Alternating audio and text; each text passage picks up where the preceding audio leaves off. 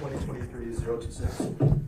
Your Honor, we had some scheduling challenges this morning. One of our witnesses flying in from out of town, her flight got delayed, so we're having to change up the schedule. Just wanted to let the court know. Yeah, thank you. I knew that. I was aware of it, but thank you anyway. I thought we'd use a little time to discuss one issue. Since we're going to wait for a witness. Are we waiting for that witness, or do you have another? No, Judge, we have another witness. We're ready to go. Okay. We do have a stipulation with respect to that witness that's coming in later this morning, and with respect to the medical examiner is coming in later as well. Do you have a stipulation for your first witness? No, that's just cross on Castaneda. We're calling Castaneda to complete the cross-examination. Okay. Well, then,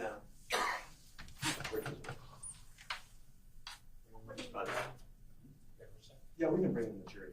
But what we'll talk about, we won't talk about it now. I thought we had time, but not a big deal. I want to find out from you, where are we on your agreed motion for the viewing of the crime scene?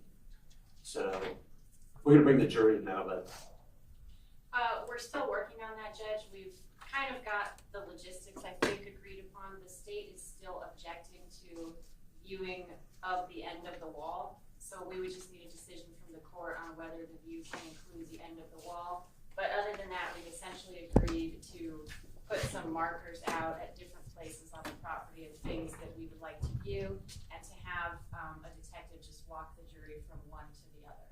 And Your Honor, we do have some concerns because I believe there's like some kind of memorial where the victim passed away. That would be completely inappropriate for the jury to see. And so I expressed some concerns about that based on photographs I saw from Dr. Martinelli. If that's not what I'm seeing in those photos, if there's not some sort of memorial on the property, then that's not an issue, but I can't tell from the photos, and we would like to go look at it before we agree to it. all right. I just want to get some read on where we were on it. Yeah, there's no memorial, and I don't know what that is. All right. So, I mean, that's going to take a little bit of planning. That's why I'm raising the issue now. But we have more time to discuss it for instance. Aaron, perhaps we could do that on Monday? Monday morning? That's what I was thinking, Judge. That way we could have it, we would know before. We want to do it before the close of the state's case, but we anticipate we may, because of delays, we're thinking probably next Tuesday or last week.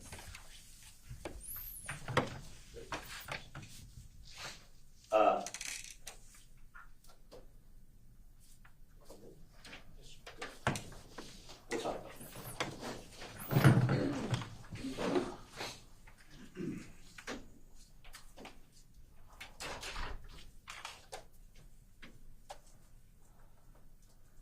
Okay, what was that? What was the noise? What was that whistle noise? One of the cables was going around. What? One of the cables on the speaker was caught up and was going around. So high pitch noise.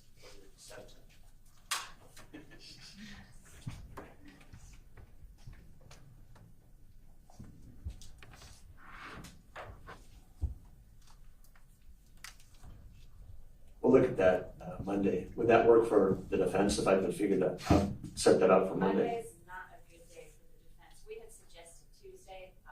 That was the viewing. What she suggested. She's talking about previewing it. Oh, I was talking about discussing it further in court. But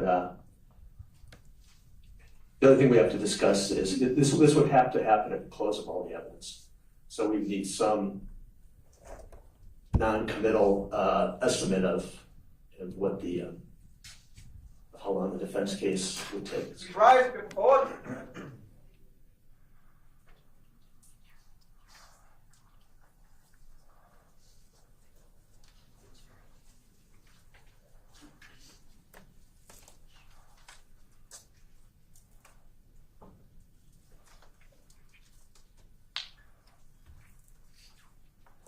Good morning, everyone. Please be seated. The record will show the presence of all the jurors, counsel, and the defendant, and we're back on the record.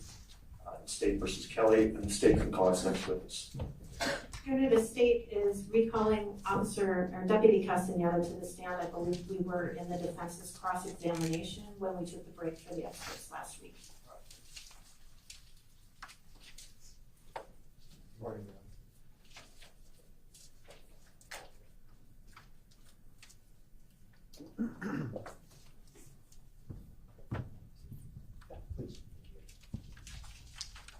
All right, I'm sure you're aware of this, but just for the record, you're still under oath. You're still under oath. Yes. Good. All right. The defense can continue with its cross-examination. So just to recap, we were talking about this last time, but you arrived at the property, Border Patrol was already there, they were doing some preliminary searching, and you and other deputies did some searching of this property, correct? Correct. Do you recall seeing Border Patrol do a perimeter search of the house? Do you remember that? I recall them being there. And you don't know where exactly they were in relation to the house when you arrived? No. Okay. So when you searched this area, describe for me why you searched the area that you searched.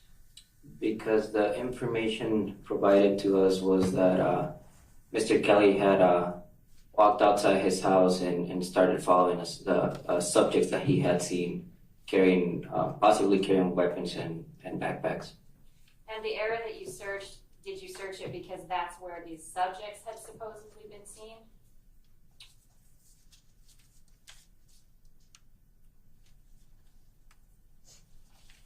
Repeat that question, Rick. Yes, the particular area that you searched with the other, it was 3 other deputies, right? Correct. Was that an area that you searched because that is where Mr. Kelly had been seen or where these subjects had been seen? I don't exactly recall why we started in the area where we started. Okay. Do you know who has that information? Which deputy? No. Okay, but one of you in that group of 4 had some information that we need to search this general area, right? Yes. And I think the state showed you a picture of a map. I'm going to show you some drone footage. Can we put this up? It's already been admitted. This is State's Exhibit 36.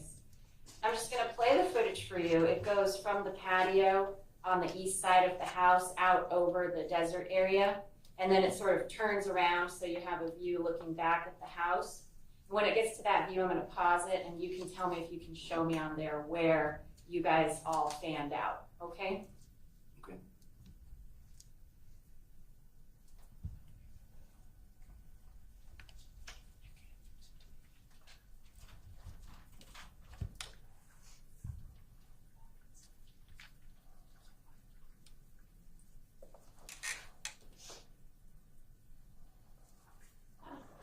Oh, I was trying to pause it.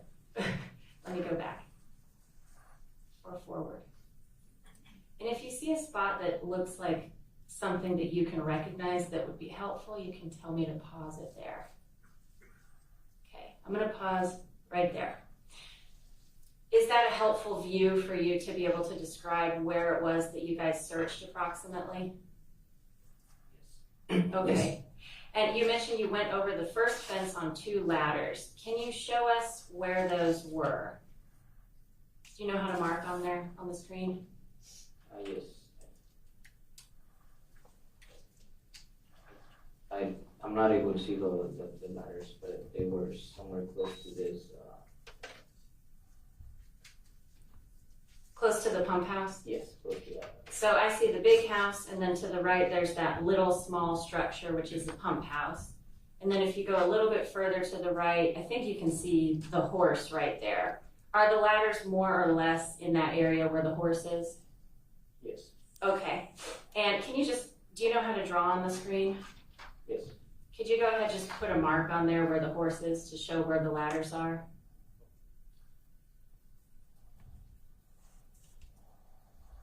I'll see if I can get rid of this thing on the bottom. I can't. Oh well. Okay. There we go. So that's where you all crossed over the first fence, right? Correct. And then I think you said you were all sort of together going through to the second fence, Correct. right? And then can you show me where it is that you fanned out, if you can? I wouldn't be able to tell you from here. Does it need to back up a little further? Probably yes. Let me see if I can move it.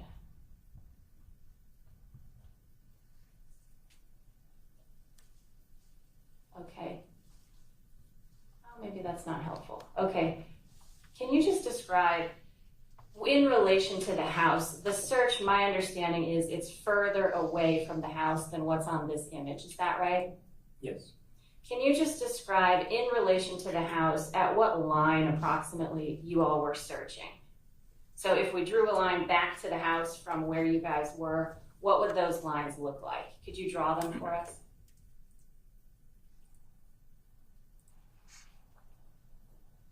So you want me to draw from how we walked out to the fence line? Is that what you? I want you to draw if you're already on the other side of the second fence, because that's when you fanned out, correct? Yes. Draw lines going back to the house from where all of you were fanning out. I know you didn't go back to the house, but I think that'll just give us an idea of how spread out you were and where you were in general. Does that make sense? It does. I'm just not really sure exactly where we started and to go towards the ladder.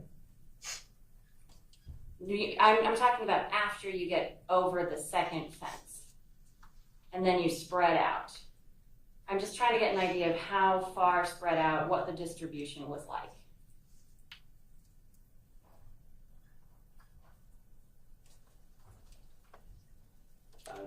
I'm not really sure how I would be able to. I don't see the second fence line here.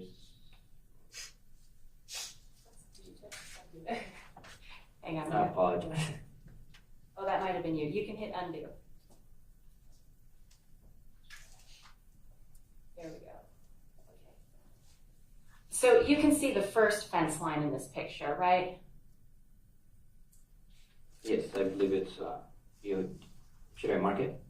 Yeah, just put a point on there so we can see where the first fence line is. I believe the first fence line is this right here.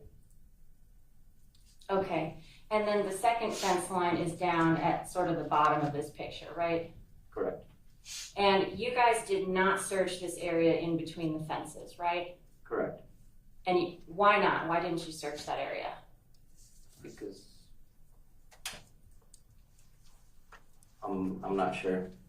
Okay, so you go over the second fence and you all spread out and search from there. Correct. How far apart were each of you when you were searching beyond the second fence? I couldn't tell you. Do you know what order you were in? Was somebody to your right and somebody to your left? Were you at the far end? How do you remember that?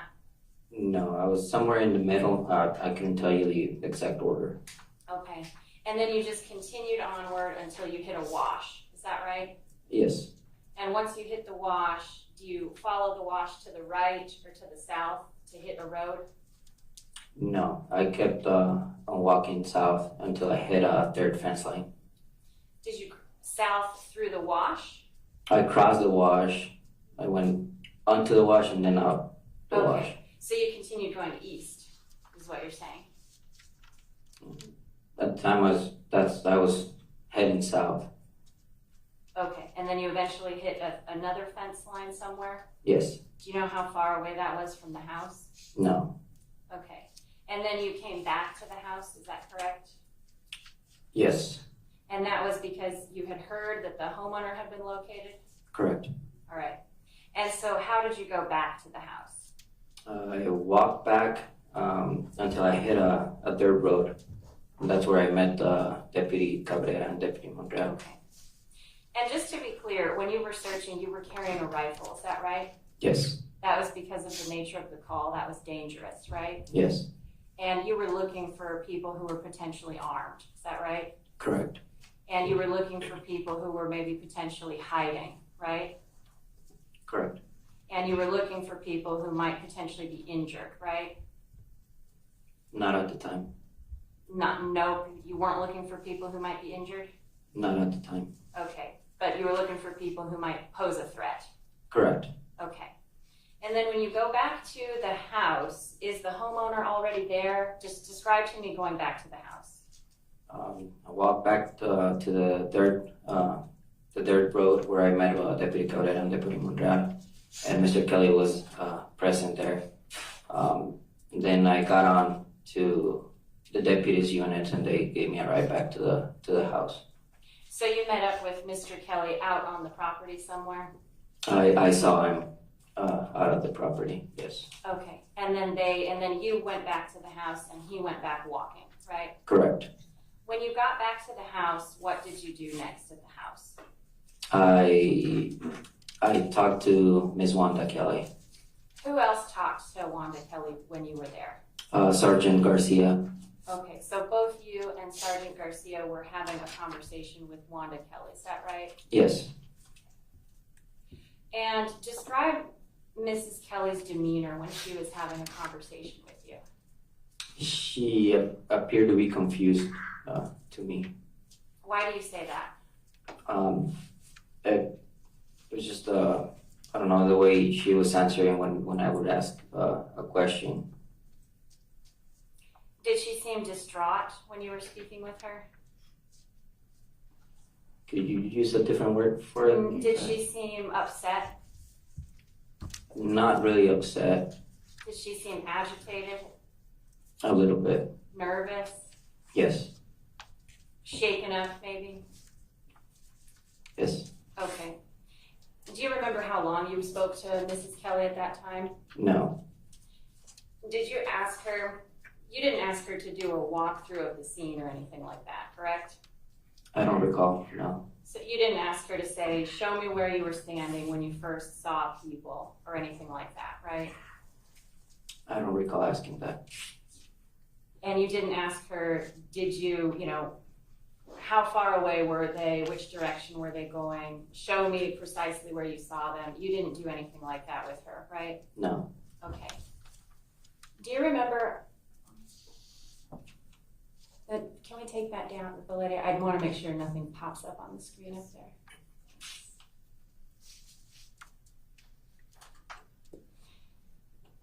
Both you and Deputy Garcia, or Sergeant Garcia, had this conversation with Mrs. Kelly, correct? yes, And you documented this conversation in your report, correct? yes, Presumably Deputy Garcia also documented this conversation in her report, right?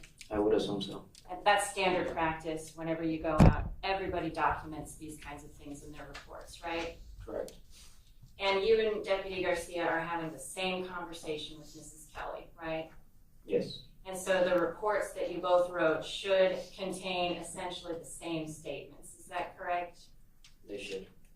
Do you recall Mrs. Kelly telling you that she heard shots? Yes, And would it surprise you to learn, well, did you document that in your report, that Mrs. Kelly stated that she heard shots? yes, And so Sergeant Garcia also should have documented that in her report, correct? she should have documented what she heard. Would it surprise you to hear that Sergeant Garcia in her report documented that Mrs. Kelly stated she did not hear any shots?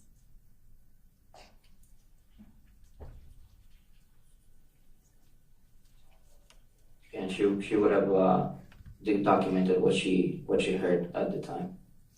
If she documented that Mrs. Kelly stated, I didn't hear any shots, Sergeant Garcia would be incorrect, is that right?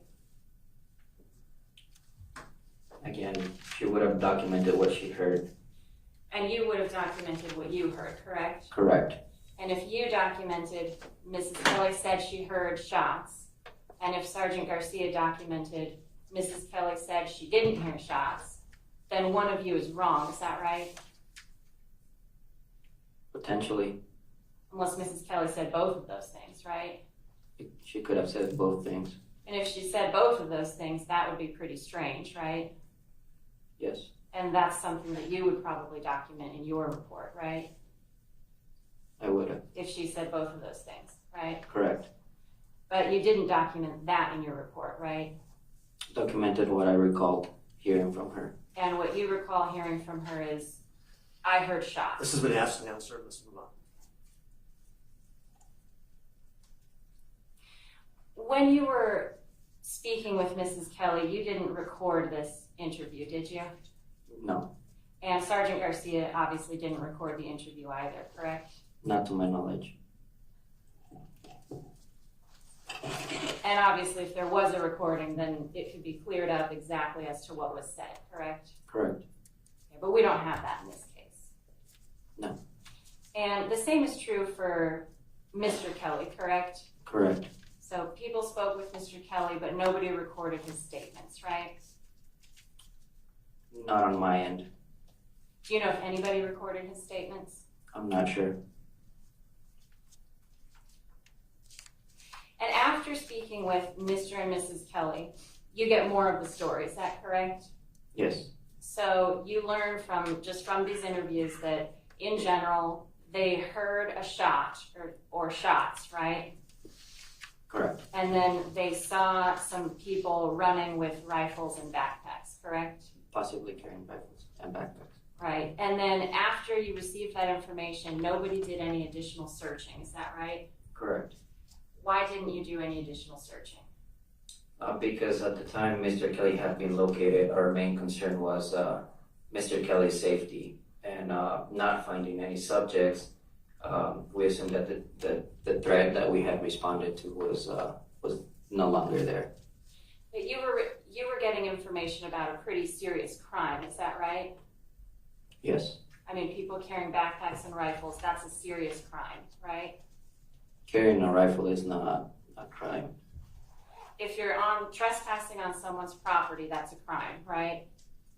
Trespassing, yes. And if you're carrying a rifle while you're trespassing on someone's property, that makes it a bit more serious, right?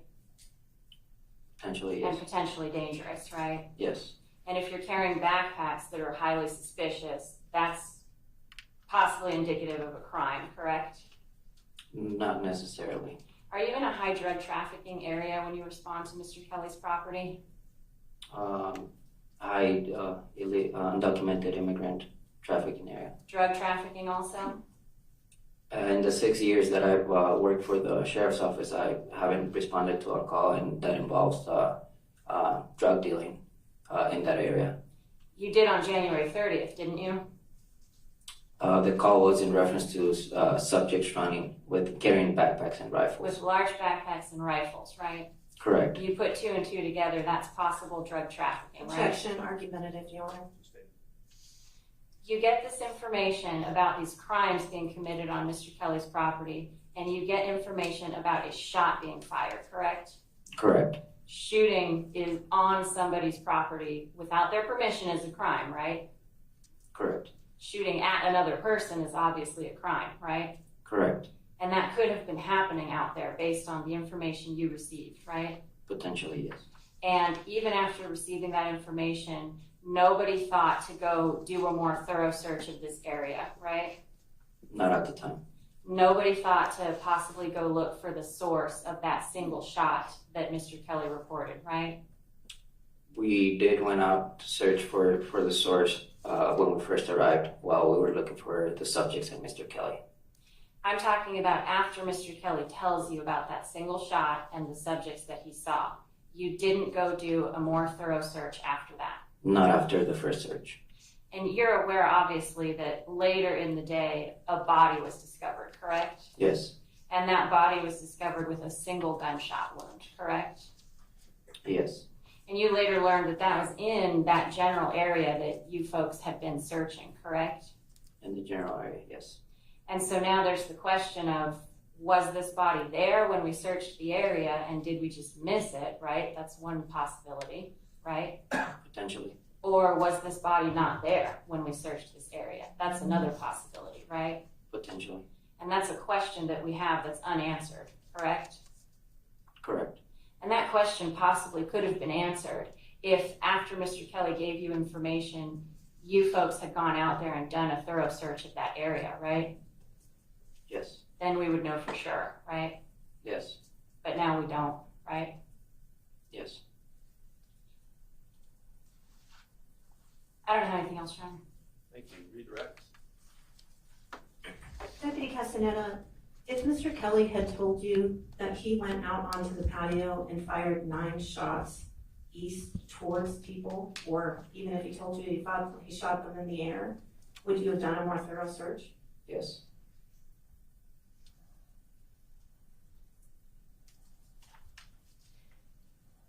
Counsel asked you about Ms. Kelly's statements to you while you were out there that day, is that right? Yes. And what specifically did Mrs. Kelly tell you about the shots that she heard? She told me that she heard shots. And what else did you document when she told you that she heard shots? Do you recall? No. If you looked at your report, would that refresh your recollection? Yes.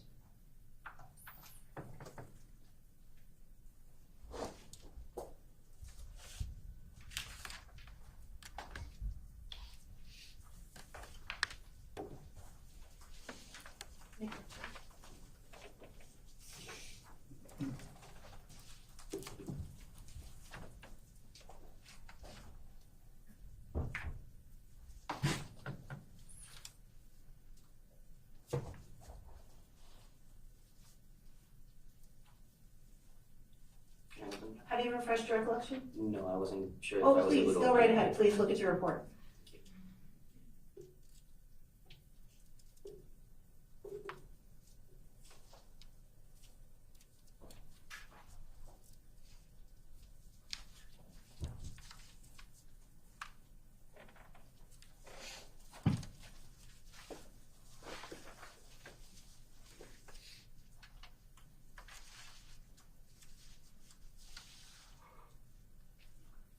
Could you repeat the question? Sure. What was it that Mrs. Kelly told you about the shots, and what did you document? That she heard shots and that she appeared to be confused at the time. And what did you say in your report that she appeared to be confused about? Could I refresh? Yes, please. I apologize.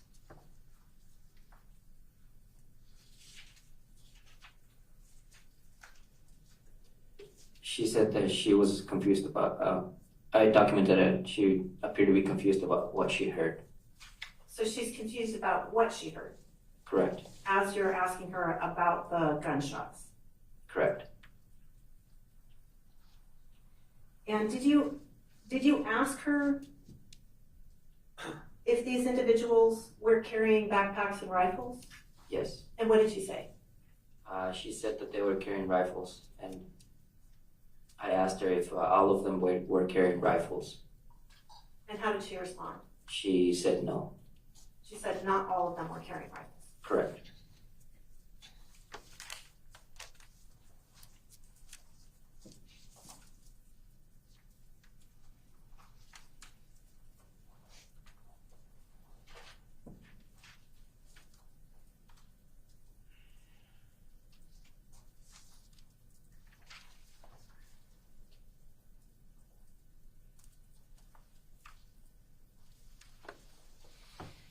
When you spoke to Mrs. Kelly, did she tell you who she heard shooting?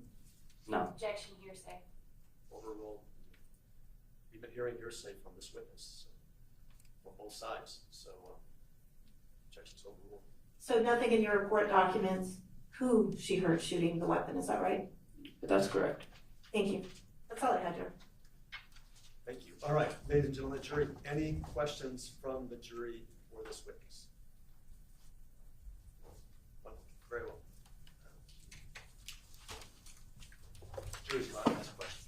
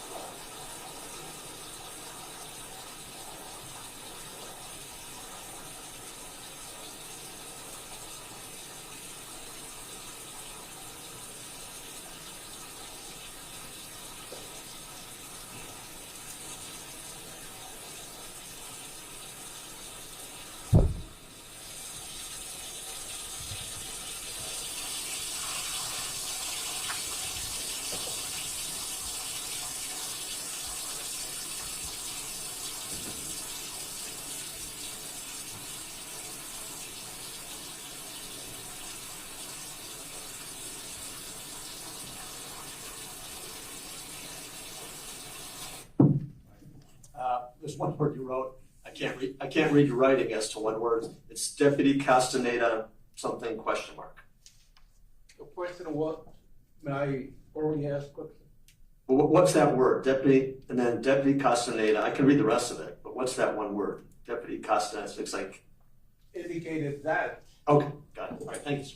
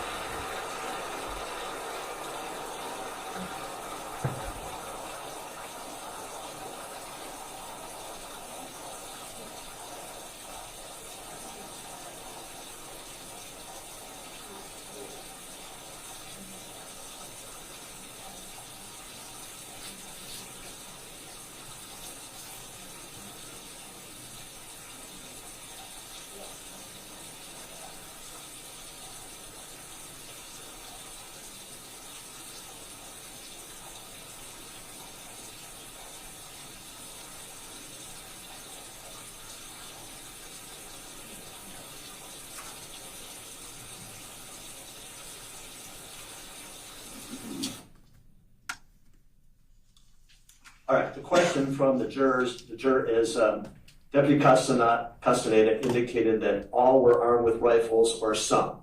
So we're going to try to clarify this and answer this question through additional questioning from the parties, of course, the state. I'll give the question to the clerk. Go ahead. First of all, Deputy, did you talk to Mr. Kelly about what he said that he observed that day? Yes. And what did Mr. Kelly tell you with respect to the subjects, the individuals that he saw, and whether or not they were carrying rifles? He advised me, or he told me that he observed them wearing backpacks and possibly carrying rifles. So his word to you was possibly? Correct. And then did you speak to Mrs. Kelly? Yes. And Mrs. Kelly also told you that she thought she observed rifles, is that right? Correct. And what did she say about when you asked her whether they were all carrying rifles? What was her response? She said no.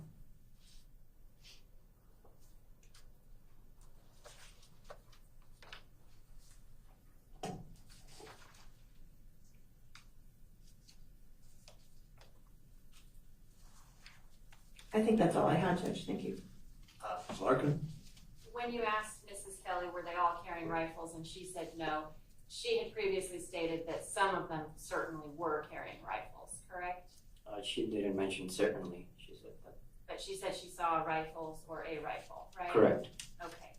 And just to be clear, neither of these conversations were recorded by anybody as far as you know, right? Correct. I don't have anything else. All right, any other questions for this witness from the jurors? Sir, did that answer your question? Usually does. Very good. All right. Thank you, Officer Sergeant. Good step down. Thank you. Thank you, Your Honor. And just, We discussed the schedule. all right.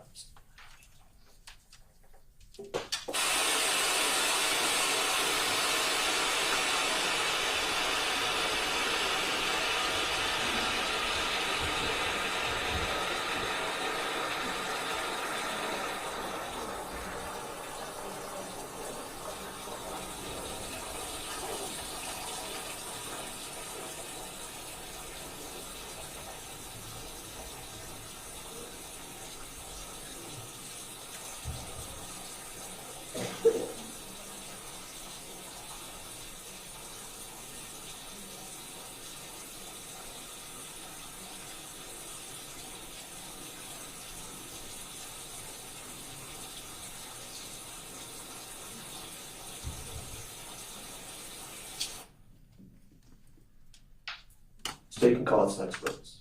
Your Honor, the state calls Deputy Lopez.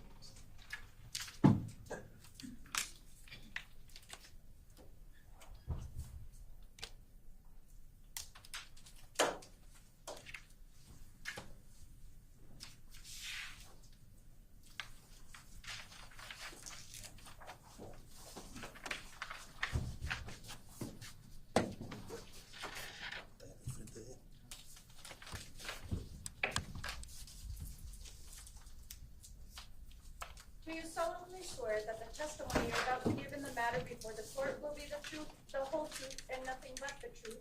So help me God. Sir. See you.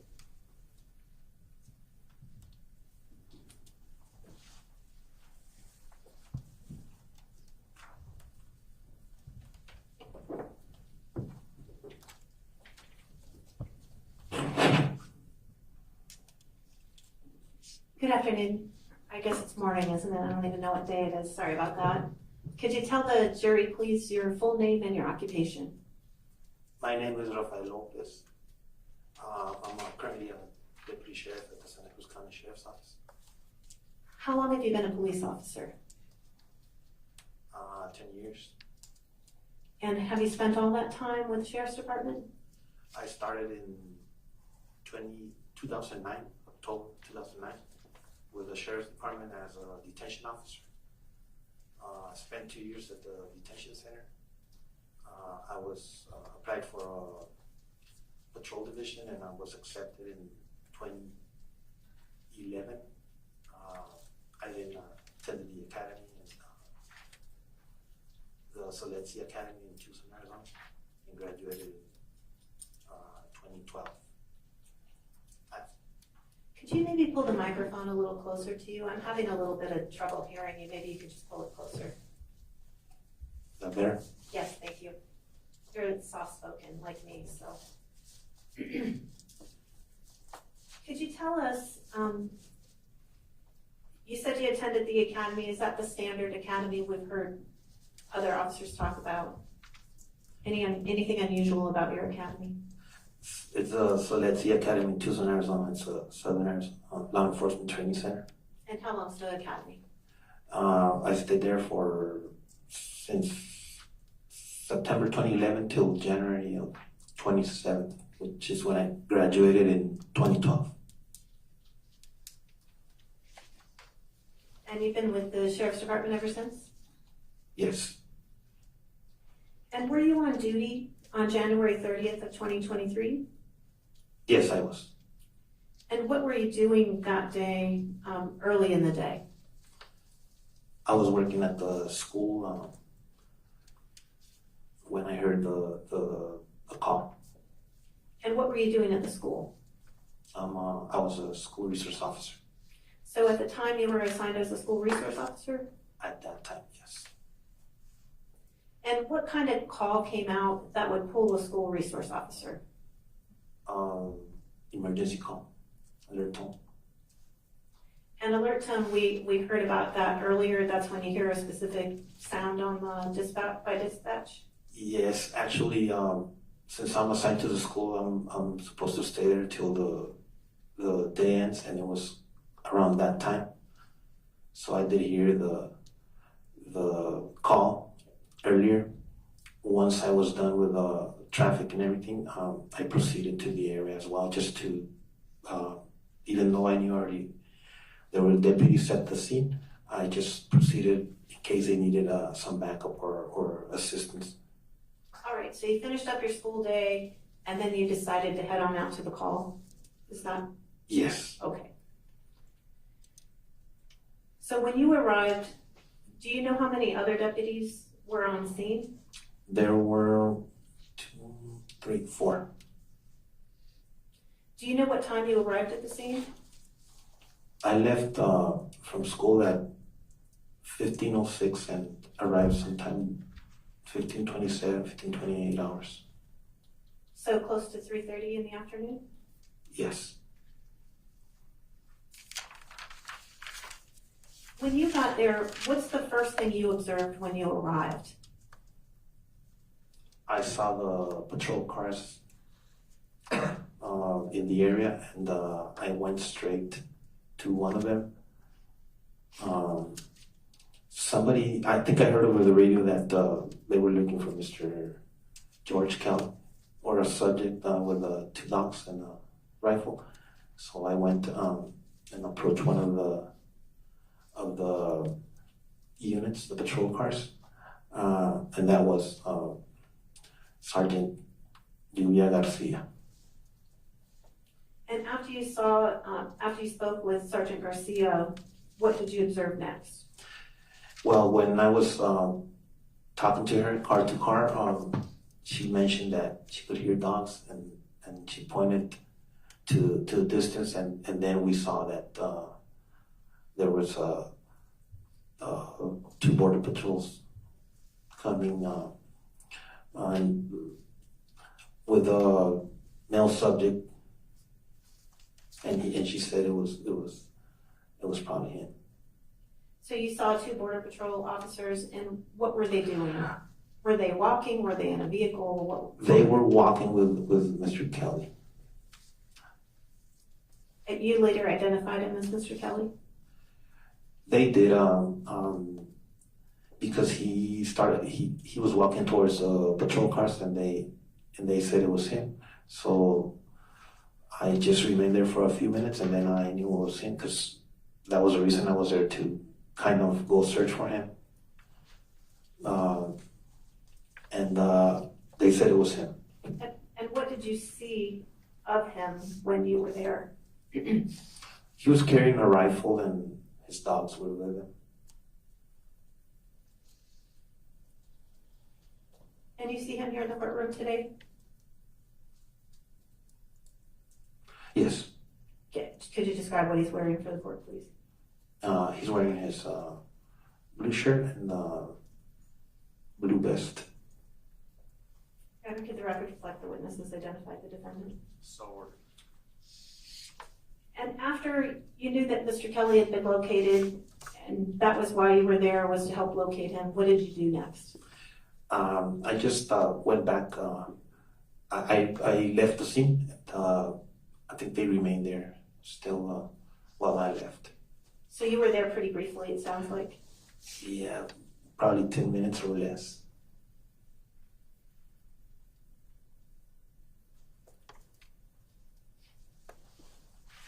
Did you have some involvement in this case later in the day? Yes, I did. And can you tell us what started that involvement later in the day? Well, I was actually working Operation Stone Garden. And could you explain what that is to the jury, please? It's a different assignment that we work ourselves at after we're done with our patrol duties. We sign up for that. It's usually overtime. It is overtime. So what happens there is that this operation, it's working alongside or in conjunction with Border Patrol to assist with any illegal narcotics or immigrants coming in through the border. What happened that day, I came in at to work Stone Garden at 4 p.m. That's why I left the scene that day, so I could be on time to start the other assignment.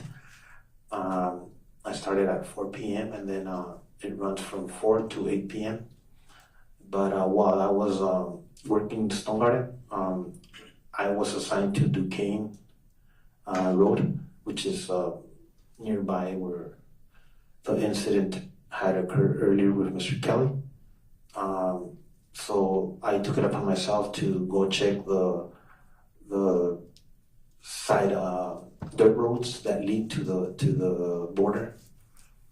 And I was, just in case I saw, because they had mentioned there were subjects running earlier, and I said, you know what, I'll check just in case there's somebody hiding or it's already past 3 hours or 2 hours since this occurred. They could now think that we're not here.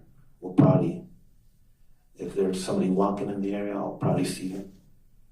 So I went to Forest Service Road, which is a side dirt road that leads to the border. And I was there when I heard another call from dispatch. Okay, so let me make sure I understand what you're telling me. You check out of the call at the Kelly residence and you check on to Stone Garden, but you decide you're gonna go ahead and search the area because you're concerned. Because they assigned me to that area, Duquesne. Okay. Duquesne, which is the road that passes through Keno Springs village in Duquesne. It leads to that area, near the ranch. And so you said you drove down a Forest Service road, and did I understand you to say the Forest Service road that goes to the border? Yeah, those Forest Service roads, technically, they're roads that interconnect and they lead to the border. Okay. If you follow them all the way, they lead to the border wall or the fence. Did you see anything while you were looking in this area? No, I was looking, and I didn't see anybody in the area. And then I think you documented in your report that you were at Duquesne in a Forest Service road. Which Forest Service road was that? 4667. Okay, and when you were at that Forest Service road in Duquesne, what's the next thing that happened? I heard over the radio that dispatch was saying that Border Patrol had called, saying that to proceed again to the same area where we had gone before, which was Mr. Kelly's place, and mentioned that he had struck something. And what time did this call come out? Around 1756, And what time is that in non-military time? like 5:56 p.m.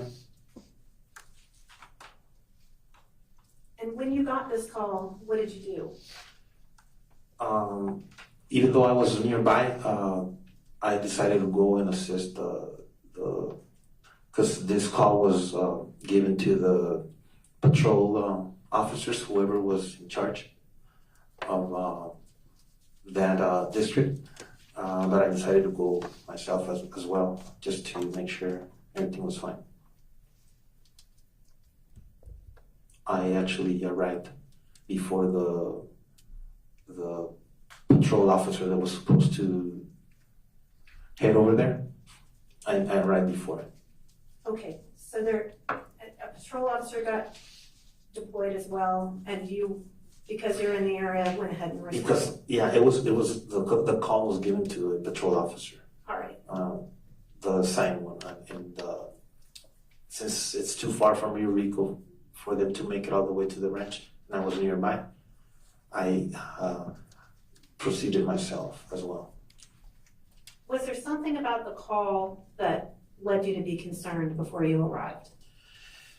Well, yes, because earlier we had heard that there were shots fired, and we didn't know if it was something was going on again. So that's why I decided to go and assist.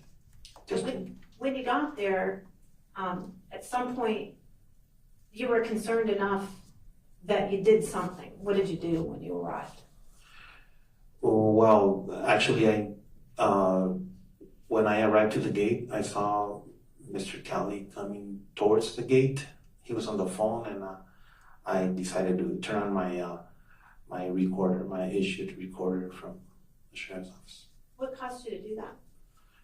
Well, the reason was that we knew that earlier the reports were that shots were fired, so I needed the information just to get it correct.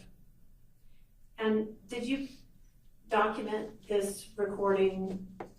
Did you put that into evidence? I did. And when you put that into evidence, what item number did you mark it with? Item number 1RL.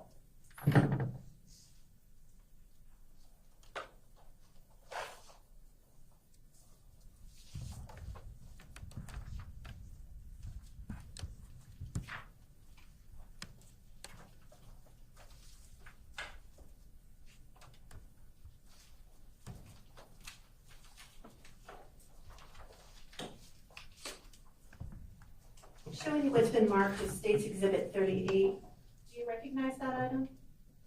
Yes, How do you recognize it? because it's a copy of the CD that I turned in for the recording that I got that day. And how do you know that it's a copy of that recording? It says here. Lopez recording of Kelly. Did you review that recording and initial and date it on the back of that envelope? That was on July 25th of 23, which was last year, when I went and reviewed it and initialed it. And is that an accurate copy of the recording you made of Mr. Kelly on January 30th of 2023? Yes. Your Honor, move for admission of State's Exhibit 38. No objection. Exhibit 38 is admitted. Your Honor, permission to publish? Permission granted. Do we need to dim the lights or? Your Honor, it's just an audio recording, but I do have a stack of transcripts to hand out for everyone that I've provided to the JAA with the court's permission. I guess for the record, I'd object on the best evidence rule. I think that just hearing the recording is better than the transcript. And Your Honor, I can lay the foundation for the transcript as well because the deputies observed that as well. Is the audio difficult to hear? It can be, Judge. It's just for everyone's convenience in following along. Some of it is kind of faded in and out, so you really have to listen. And it's all audio, it's not video. All right, you can go ahead and distribute those to the jurors. But so members of the jury, you're going to get a transcript of whatever it is you're going to hear. The evidence is the recording itself. The transcript is not evidence. The transcript is just there to, it's not being admitted, so it's not going into evidence. The transcript is there to aid you, if you want, to try to understand what's being said on the recording. But if you hear something different on the recording from what's in the transcript, the recording is the evidence, not the transcript. It's kind of like another one of those what I call demonstrative exhibits. And listen carefully, because when you go back into the jury room to deliberate the case, the evidence will be recording and you won't have the transcript. So the objection's overruled.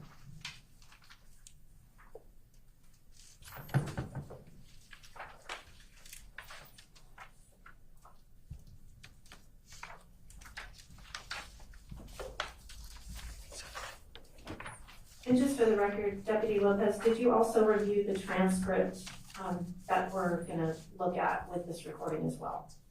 Yes. And was it accurate? Yes. I did do a correction on which is on page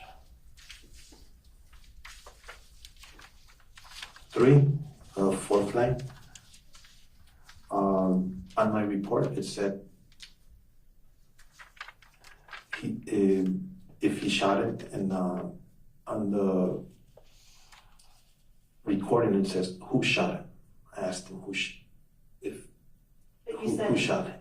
That I made that correction. Okay. He for who? It should be he shot him? No, who shot it? It should say who shot him. Yeah, it's on page 3. Okay. So the correction's been made on the transcript. The correction was actually to his report, is what I understand. Is that right? Yeah, to the supplemental report. Yeah, it's later was discovered on, and that word was changed to who shot it. Okay, so the transcript's actually accurate. Yes. I also made the correction on the first line of the supplemental report. The case number was listed as 210130-006 instead of on the report, instead of 230130-006. Okay. That was fixed, and then But that's not the transcript, right? That's an error. Both are errors in your report. yeah, no, the transcript, the only error was that the he for a who. Okay. Which the who is a correct. And could we have the?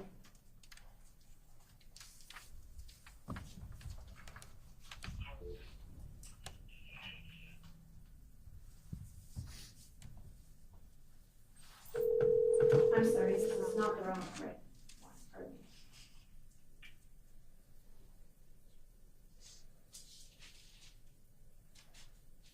Can I have a blank screen for this?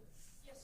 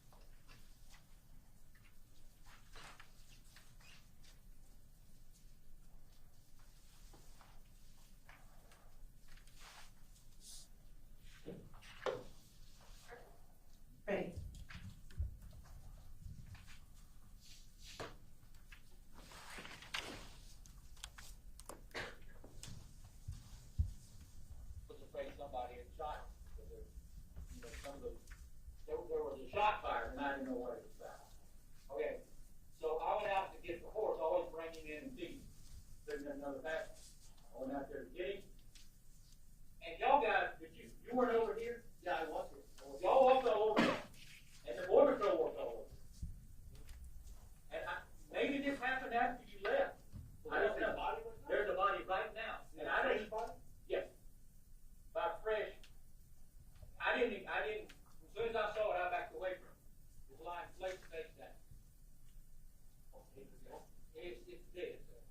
The body, the person. So when do you think I have? You don't know who it is. I have no way of seeing the judge if he was new. You know what I'm doing with it. The drug runner. He had a pack on him. A small pack on him. Now, if you remember, we saw 5 to 10 drug runners come through with large backpacks. Yeah. He did not have a large backpack on, but he has a small, and he's in tan here and camo and so as soon as I found it, came straight back to the call. I called Border Patrol because that was the first ones I called. Because I didn't really know how to call you guys. So I called Border Patrol, Jerry Morissette. He called the Border Patrol agent, and they said, and he said they're going to call the sheriff and they'll send someone out there. Then your secretary or dispatcher, I suppose, called me. I was on the phone with her when you drove up. Okay. And she said he's coming out right now. I have no idea. I have no idea. I have no idea. And you know, if you were me, you got no idea. What I'm saying? Yeah. Ready? Yeah. You can pull in there right behind my car. Okay. You go ahead. I'll walk. I'm gonna leave the gate open. Yeah. My dog's gonna bother me. 2 black ones? Huh? The 2 black ones?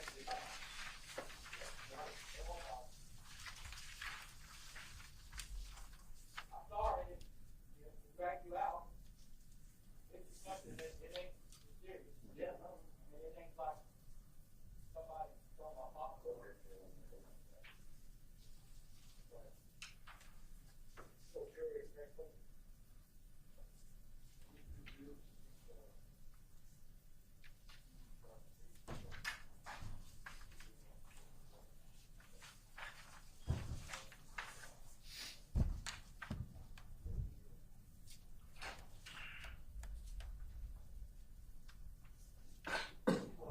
Will not be an EMT, but you will inform.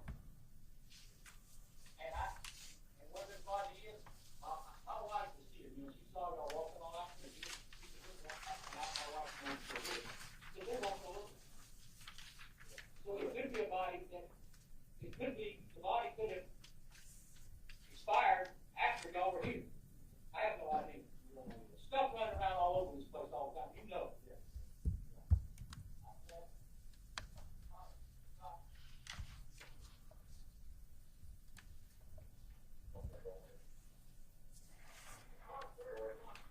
How far is it from here?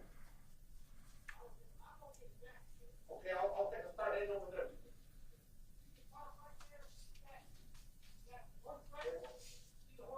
Yeah.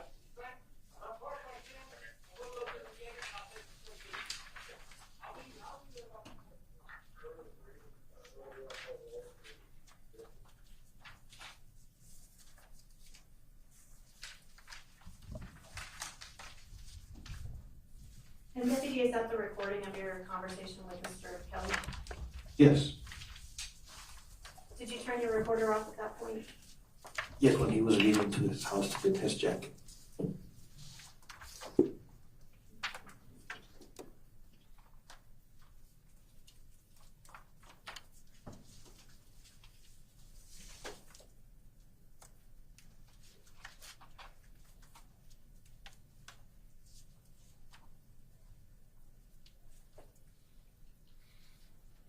Now, Deputy, I want to show you a map of the area that's been admitted as State's Exhibit 114. And can you tell me where it is that you came into the property and where you went with Mr. Kelly. And in front of you is a stylus, a pen. And if you touch in the upper right-hand corner of your screen, it'll give you a color, and you can either draw, or if you touch, it'll put an arrow.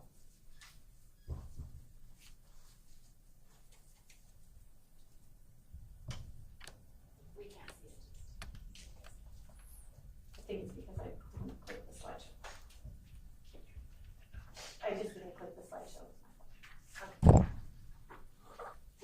Is that a map of the area? It's an aerial view, it's not. I'm sorry, an aerial view of the area. Yes, If I zoomed it in, would it be helpful for you? yes, definitely.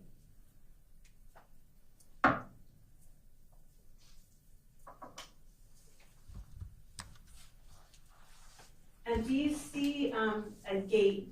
Do you see the gate where you mentioned that you met with Mr. Kelly? Can you zoom in a little bit more? I can't, actually. That's as good as it gets.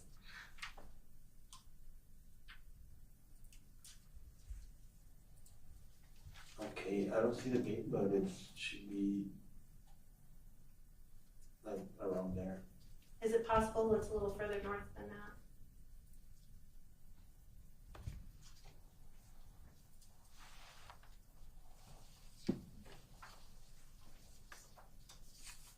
And you can move that screen a little if you need to.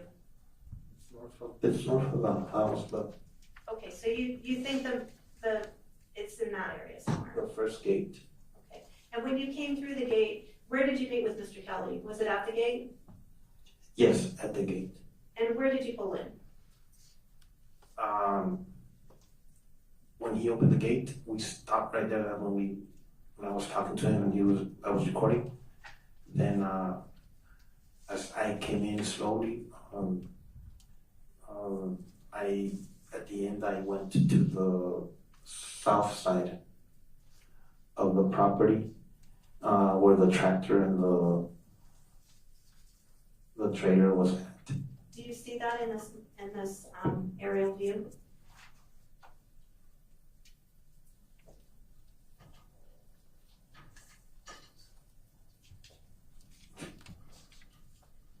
Do you have a glare on your screen, or are you having trouble seeing?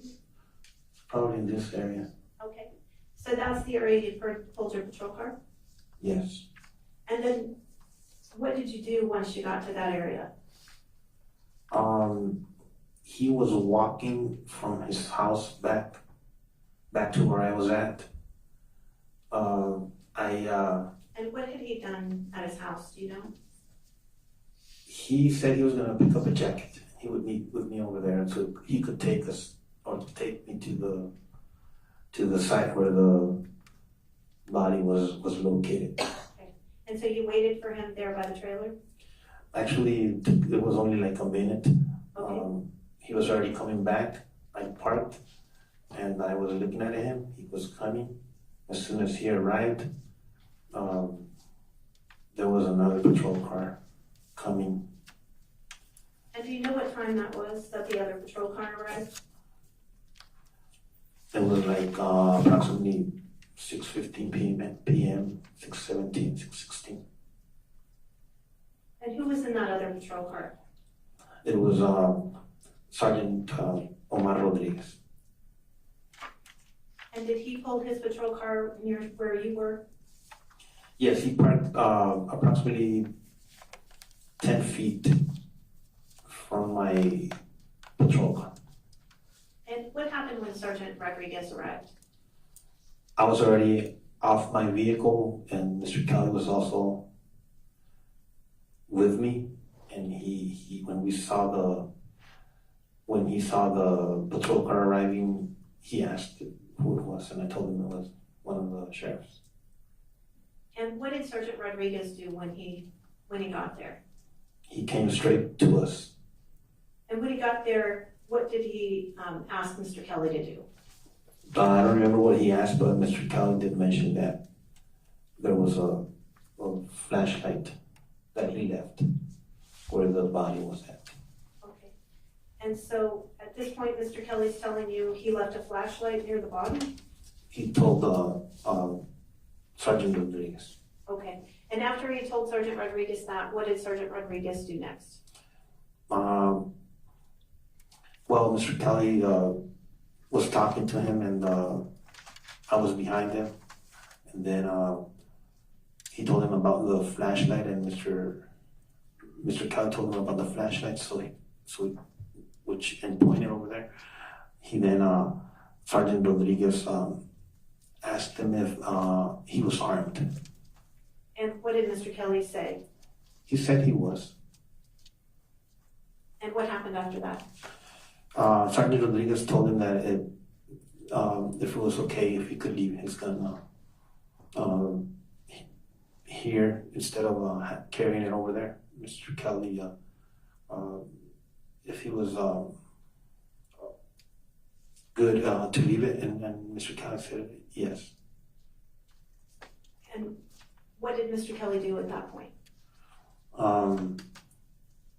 He took his gun from his waist, and I don't remember if I got it myself or he put it himself in the trailer, because the trailer was like maybe 10 feet from us, 12 feet. What kind of trailer? It's a small horse trailer. But in any event, somehow Mr. Kelly's weapon that he had on his waist was left in the trailer.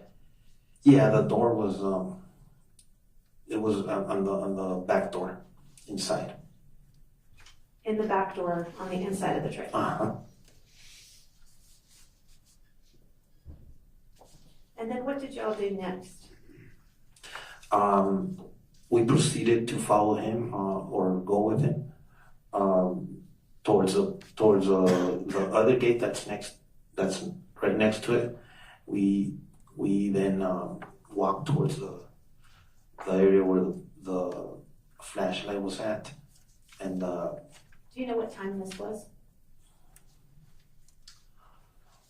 no, it was fairly quick. When Sergeant Rodriguez arrived, it was probably 4 minutes later. Okay. And so you head toward the area where the flashlight's hanging in the tree, is that right? Yes. And where was that on this map, generally, if you know? Yeah, generally it was probably somewhere in this area. Okay. And so how did you get there? Walking. Did you mark this area at all, or are you just guessing? What do you mean?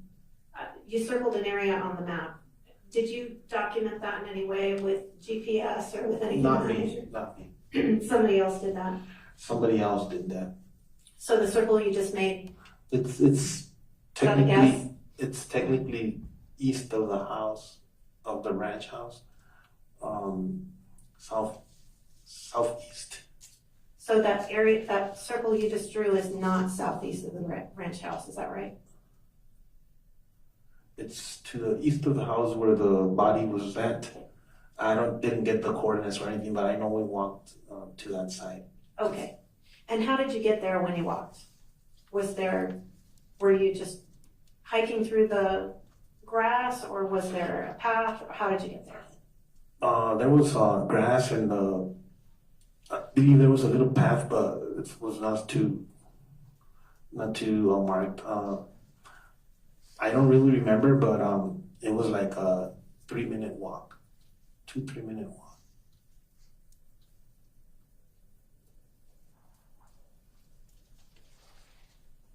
So you walked for 2 or 3 minutes, and what did you find after you walked for 2 or 3 minutes? When we got there, I could see a body, and I just stopped right there before we all stopped. Then Sergeant Rodriguez approached the body and started examining it to make sure it was, or check if the person was still alive. Did Sergeant Garcia have some conversation with Mr. Kelly at this point? It was Sergeant Rodriguez, not I'm Garcia. sorry. Did Sergeant Rodriguez have some conversation with Mr. Kelly at this point? Yeah, they did have a small talk, and and he went straight to the body. Did you document the conversation between Sergeant Rodriguez and Mr. Kelly? No, he probably documented it himself. Do you recall the conversation at all? No, I just remained there because the two dogs were also nearby. I concentrated on not disturbing or leaving any, because I know there was going to be some footprints or something. So I just stood there with Mr. Kelly, and he stayed with me as well. And while Sergeant Rodriguez examined the body. And then what's the next thing that happened? Well, I was able to see from where I was standing, probably more than 10 feet, there was a person lying face down, and he had a stain of blood on his right side. I could see that there was a black radio next to him, and then a little fanny pack on the side as well. The person had tactical boots. I don't remember what he was wearing, but soon after, Sergeant Rodriguez said the person was deceased. I'm going to show you next what's been marked as State's Exhibit 35, image number 0038. That's already been admitted.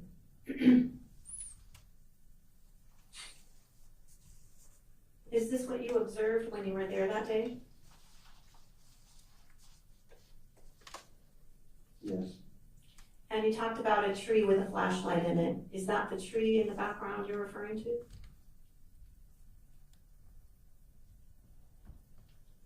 I don't see a flashlight, but yeah, it should be a tree next about 10 feet from where it was, from where the body was. Does that appear to be accurate? Fairly accurate. And I see some lights in the background. Is that the Kelly residence in the background?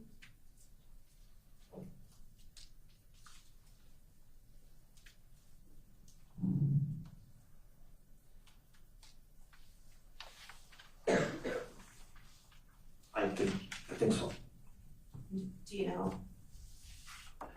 Yeah, the tree, because the tree was to this side and the house was to that side as well. So does that appear to be accurate? Yes, it would be the house, the ranch. So after you're there and Mr. Kelly and Sergeant Rodriguez have a conversation, what's the next thing that you do? Sergeant Rodriguez told me that we should go back and take the dogs to the residence. And what was the reason for taking the dogs, do you know? Because they were running around and he didn't want the scene disturbed. And so did you do that? Yes, me and Mr. Kelly, we went back and took the dogs. And when you got back, what's the next thing that happened? Well, from there we walked all the way to his house, the same route we took when we left the patrol cars. We passed through the trailer, kept going, walked all the way to the house, to the garage area, and he left his two dogs inside. After he did that, where did you and Mr. Kelly go at that point?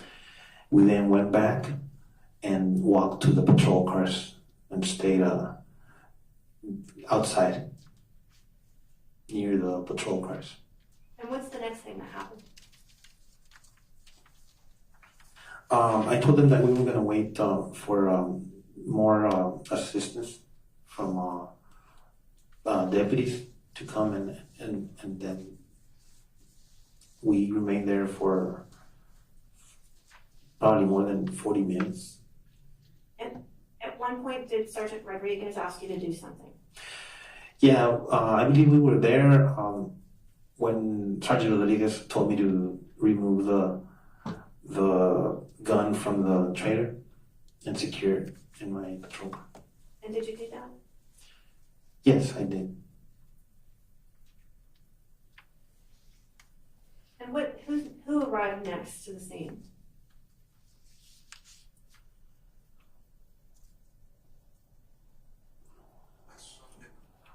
I know more deputies arrived. We were there. I believe it was.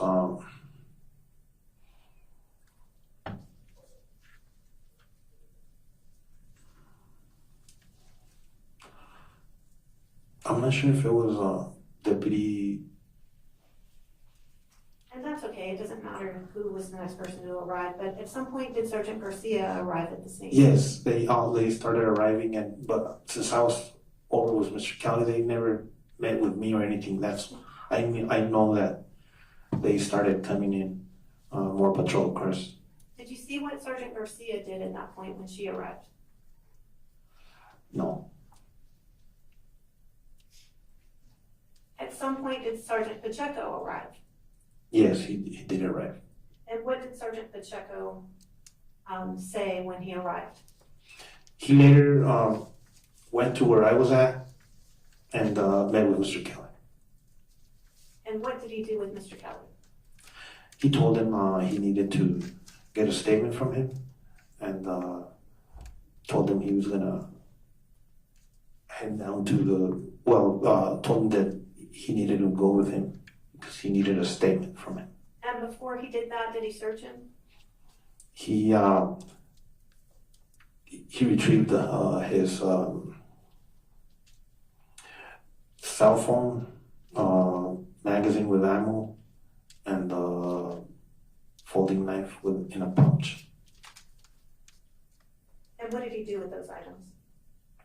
He gave them to me. And after he retrieved those items, did he place Mr. Kelly in handcuffs? Mr. Kelly was placed in handcuffs. Was there some issue about putting gloves on Mr. Kelly because it was cold as well? If you recall. I don't recall. And so after he handed those personal items over to you, what did he do next? What did he do? He left with Mr. Kelly from where we were standing. And from there, I just remained at my patrol car and secured the items inside my patrol car as well. And then Sergeant Julia Garcia came up to me shortly after and provided me with a crime scene log that she had already started and told me to stay there. I moved myself to where the other patrol cars were at, the ones that followed. And from there, I just remained there, logging in whoever came or whoever left while I was in charge of the crime scene log.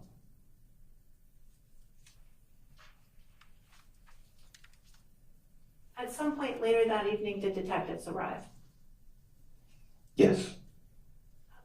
And there were detectives there earlier as well, correct? Yes, Sergeant Alfonso Flores arrived.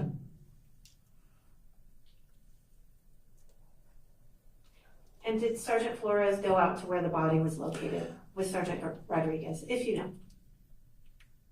I never saw him with me, so he was probably over there. Okay, he wasn't with you, so you don't know where he was. I don't know where he was.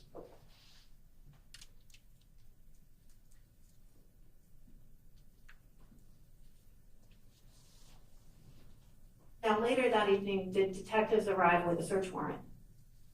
Yes. What time was that? I don't recall the time, but they began searching inside the residence. Was that before or after midnight, if you know?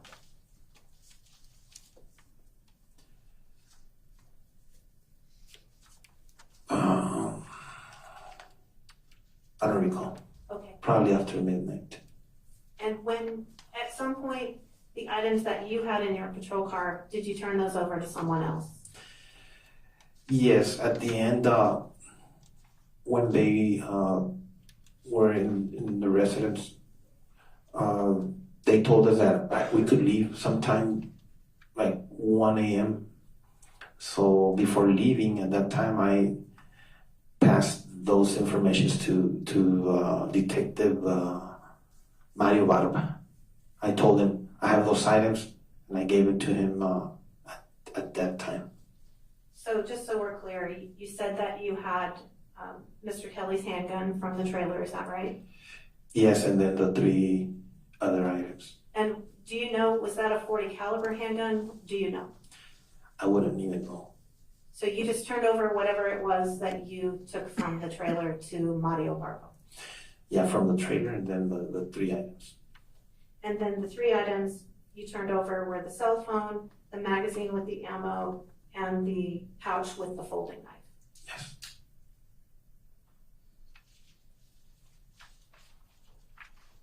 Did you do anything else at the scene? Or was that the end of your involvement? That was the end of the involvement. I mean, technically, I just stayed with Mr. Kelly all that time until Sergeant Pacheco arrived and took with him. I did speak with him as well. Okay, that's all I have, Your Honor. Thank you. All right, thank you. This is a good time to break for our mid-morning break. We'll take a 30-minute break, so we'll be back about 10:20. We'll be at recess until about 10:20. We rise, report.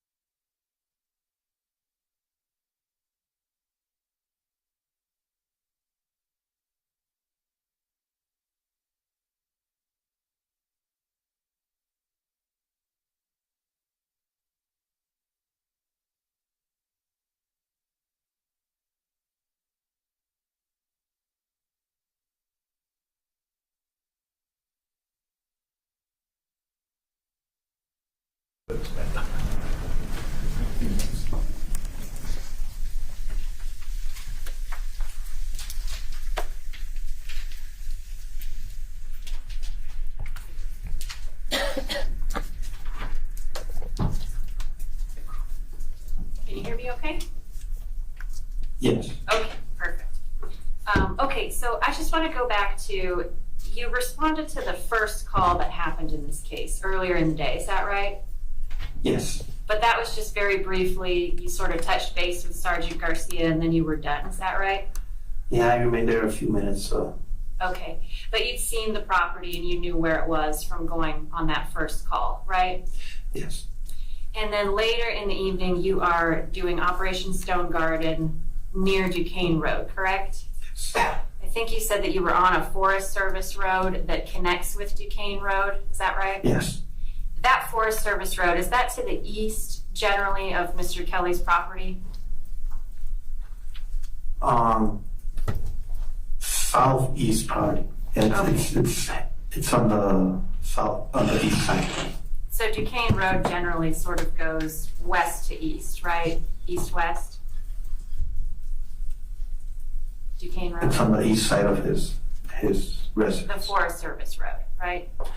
The Duquesne Road, and then Duquesne Road has several dirt roads or Forest Service roads that start from it. And those kind of connect up with each other and eventually go to the end of the wall, is that right? Some of them, the one where I was at, it's one of those that leads to that area. Okay. That's not on Mr. Kelly's property, correct? No, That's some distance away from his property, correct? it's a Forest Service road, so Do you know how far away it is from Mr. Kelly's property? no, you can't see I wasn't able to see look for the house from there. I was just on that road. Okay.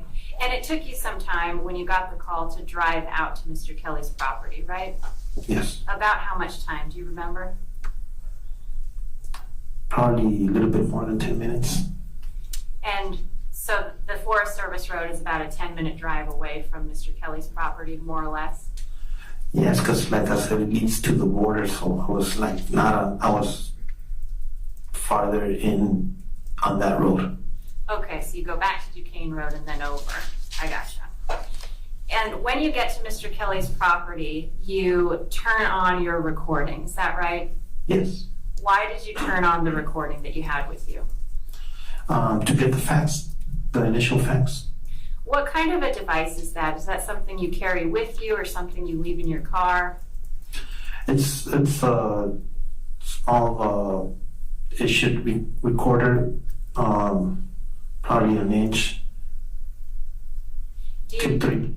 it's not a body cam, correct? No, it's not. It's not something that you wear on you when you answer calls, No. right? You carry it with you in your car, Yes. and you bring it out if you ever think, I need to record something, is that right? Yes. Do other deputies have the same recording devices in their cars, do you know? I don't know. Okay, but yours was issued to you from the sheriff's department? Yes. Okay, so you take this recording out and you begin to record when you arrive at Mr. Kelly's property, right? Yes. And that's the recording that we heard, and that's the transcript that you have in front of you, correct? Mhm. Is that a yes? Yes. Okay. And you mentioned making a correction to your police report, right? Yes. And I want to just kind of drill down on that a little bit. So you document in your police report what you believe Mr. Kelly said to you, is that correct? I document what I heard of the recording. Okay, so when you write this police report, this is January 30th, do you remember when you wrote your police report? I wrote it probably the following day, maybe 2 days later. And when you were writing that report, did you listen to the recording or were you writing this from memory? No, I listened to the recording in order to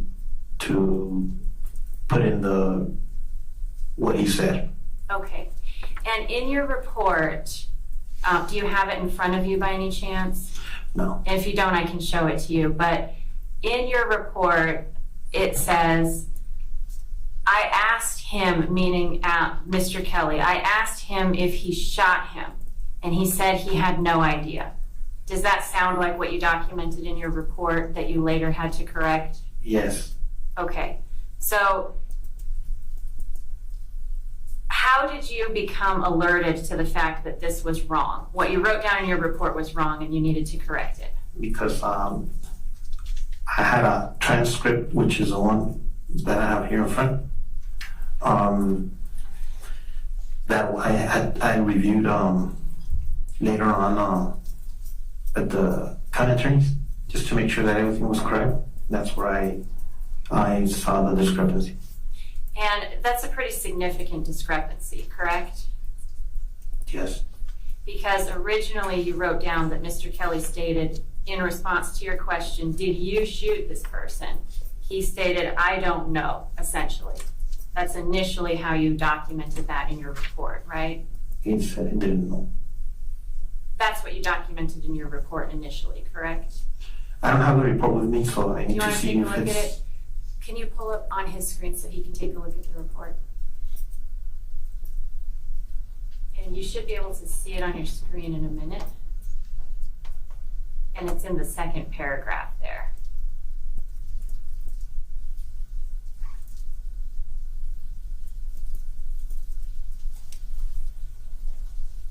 Oh yeah, I see it. You see it?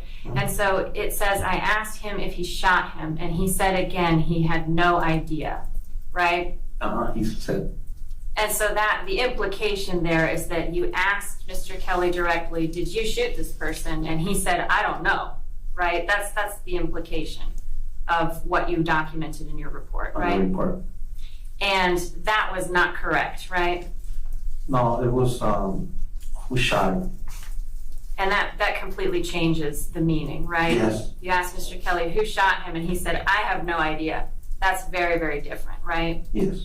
And so you obviously needed to make that correction because that was a significant error, right? And it's really a good thing that you have this recording, right?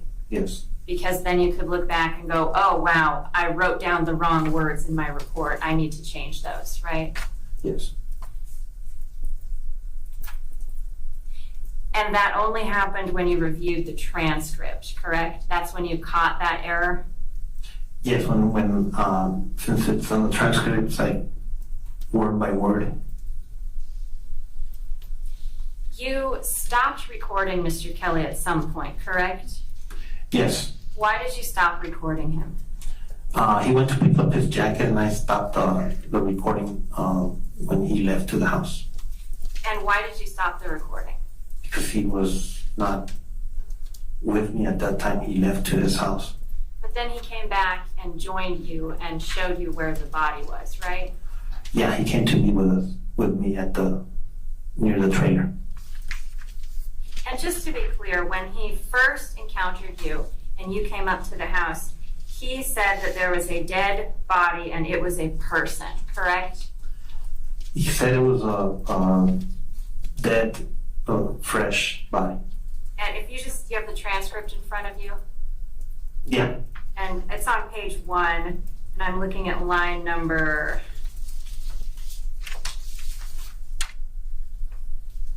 21. Do you see that?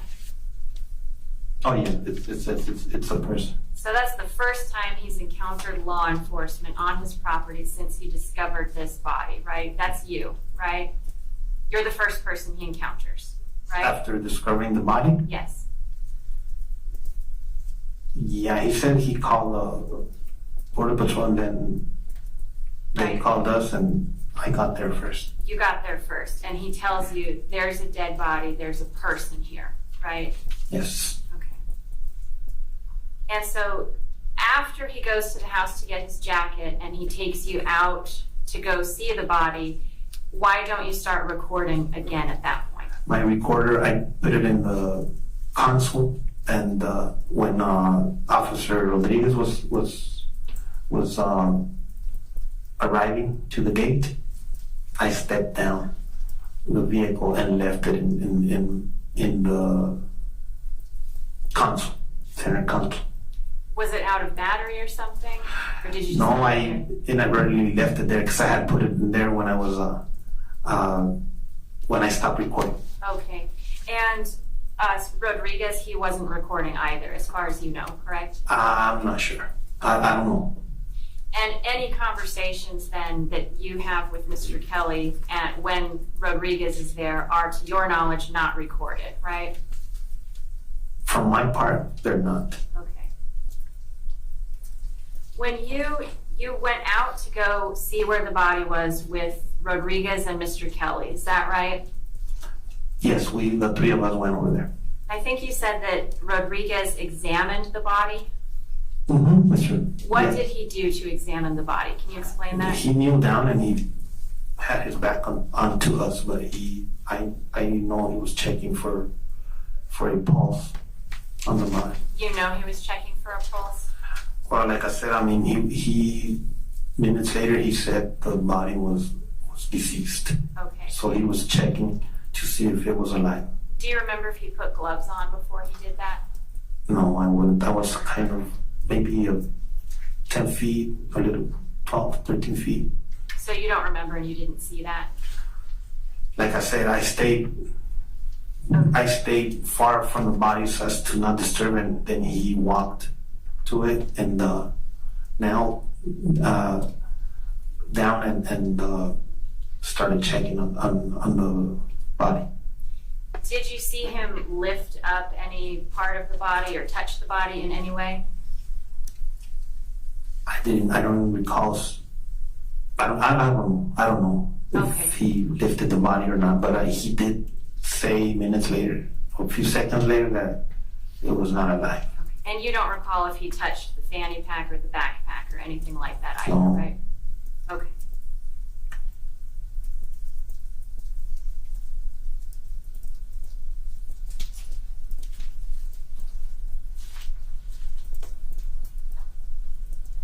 You go back, so Rodriguez tells you essentially to go back with Mr. Kelly, right? And to go wait somewhere away from the body? No, he tells me to go with him so the dogs can be secured. Okay. The dogs and you and Mr. Kelly then leave the area. Do you know if anybody, whether Rodriguez or you, did anybody look for tracks around this body? When I left with the dogs, I didn't come back to the scene. So I'm not sure who looked for tracks or if Sergeant Rodriguez did, or I don't know who. But you didn't look for any tracks? Not me. Okay. What were the dogs doing around this body? Could you observe their behavior? I do remember when we were walking towards the body the first time to see where it was, one of the dogs went to the area when we were walking and kind of sniffed around, but that's what I remember. The dogs were not sitting next to us or anything. They were there, but that's the only thing I can recall when we were heading there, that one of the dogs was in the area, kind of stopping and sniffing, but we were still walking to the body. That's what I remember. Okay. And then you wanted to move the dogs away from the body so that they wouldn't contaminate the crime scene. Is that right? Yes, Sergeant Rodriguez told me to move it, that we take him to the house. I gotcha. And then you said that you're with Mr. Kelly, and at some point, I think you said it was Pacheco comes and puts him in handcuffs and says, we need to get a statement from you. Is that right? Yeah, Sergeant Pacheco arrived later on and told him he needed a statement from him. And then put him in handcuffs and took him Yes. in. Nobody attempted to get a statement from Mr. Kelly on the scene. Is that right? No, when I walked, we just walked to his house, and Do you have any idea why nobody asked him any questions on the scene about what happened? well, from my part, when we saw the body and it was deceased, I mean, we know that we're gonna need a statement from him, but it's gotta be a formal one, so no questions were asked. And From my side, nobody asked him to demonstrate on his property, this is what I saw, this is where I was, this is what I did. Nobody asked him to do that, correct? not from my part. Okay, so they just took him in and took him without asking him anything on the scene.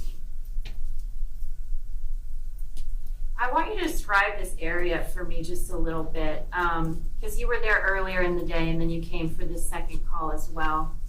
Can you see the border wall from this property? I don't recall. I know when I got there the first time, I went around and towards the south side, southwest side, and where the vehicle for Sergeant Garcia was at. She was on the road, on dirt road. So that's when I met with her. But I really don't recall viewing the wall. You can probably see it from there, but from my part, that day I didn't look for the wall. And again, we just went over there and see if we could find Mr. Kelly because of the concern that. It would be pretty far off in the distance then. Is that fair to say? Yes. So if a witness described the border wall as being just 2 football fields away from this property, that would not be accurate. Is that right? Like I said, I mean, I don't know how far the wall is from there. It's not near. If it were 2 football fields away, you would have seen it, right? I would have seen. And if a witness, you saw where the body was in relation to this house, is that right? Yes. If a witness said that this body was 10 yards away from the house, that would be incorrect, right? It was to the east and probably more than 200 feet. So 10 yards is definitely not correct. Because he's got a fence. He's got like a horse fence. And then my question is just 10 yards is definitely not correct, right?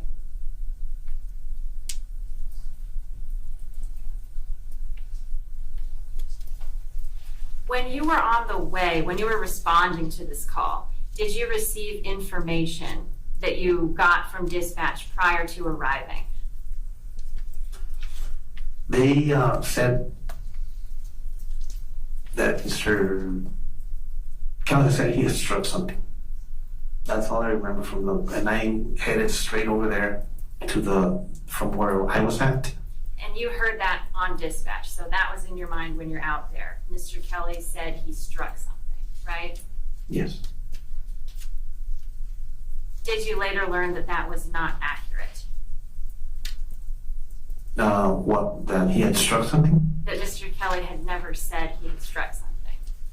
I'm not even sure. I haven't reviewed the radio logs or the recordings. But so you don't know who reported that or how it got transmitted to dispatch, right?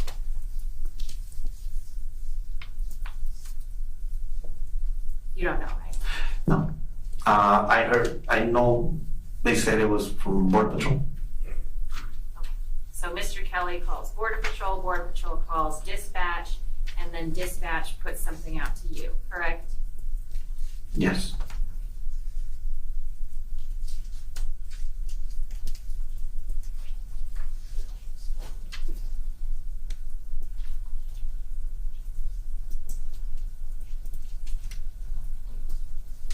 We have a moment, Your Honor.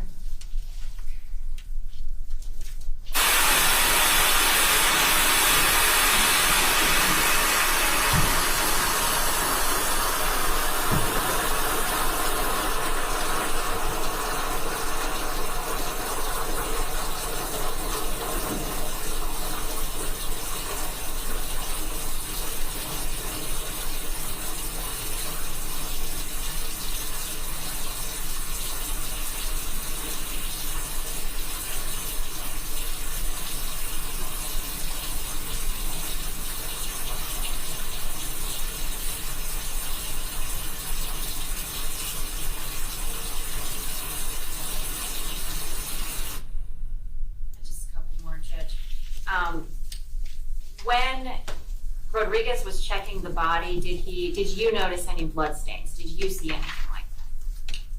I saw like this area, blood stain. Okay, and that's when you were standing further away after you Yeah, I went never out? got next to the body or anything, just from the distance that I was at. That's where I saw it. And as far as you know, other than taking the dogs away from the area where the body was located, did they do anything to protect the crime scene at that point? Did who? Did anybody that you know of do anything to protect the crime scene at that point? I left with the dogs and Sergeant Rodriguez remained there. From there on, I don't know what happened there. But he stayed there. Was it dark outside? It started getting dark. I don't have anything else, Sharon. Redirect examination. Thank you, Honor. Deputy, was there anyone around to protect this crime scene from? Yes, Sergeant Rodriguez. So, was there anyone in the area that you needed to, like, protect the crime scene from? That's the question. Is this a rural area? Yes. Is there anybody on the property other than Mr. Kelly who's with you that you're aware of? At that time, no. I know that probably his wife was in the house, but I'm not sure if she was or not. Are there crowds of people milling around that you need to make sure don't make their way to the body? No.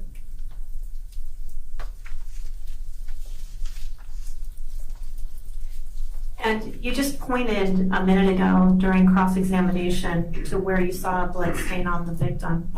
Could you point to that again? To where? Where you said you saw the blood stain on the victim. Somewhere in this area. Can you stand up and show the jury, please? Possibly this area.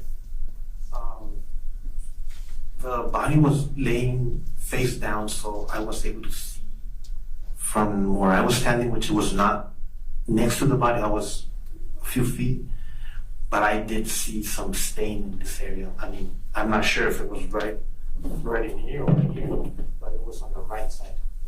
So somewhere on the right side, and tell me if I'm describing this correctly, you're describing sort of in the torso area, is that right? Either on the side or in the back? Torso area on this, like, The right side of the torso area, either on the side or in the back, is that right? yes, somewhere in there. I mean, I didn't look at I could see the stain, but I didn't exactly pinpoint it. But I did see blood. On the right side of this, On his right side, yes. and he's laying face down, so on the back. Yes.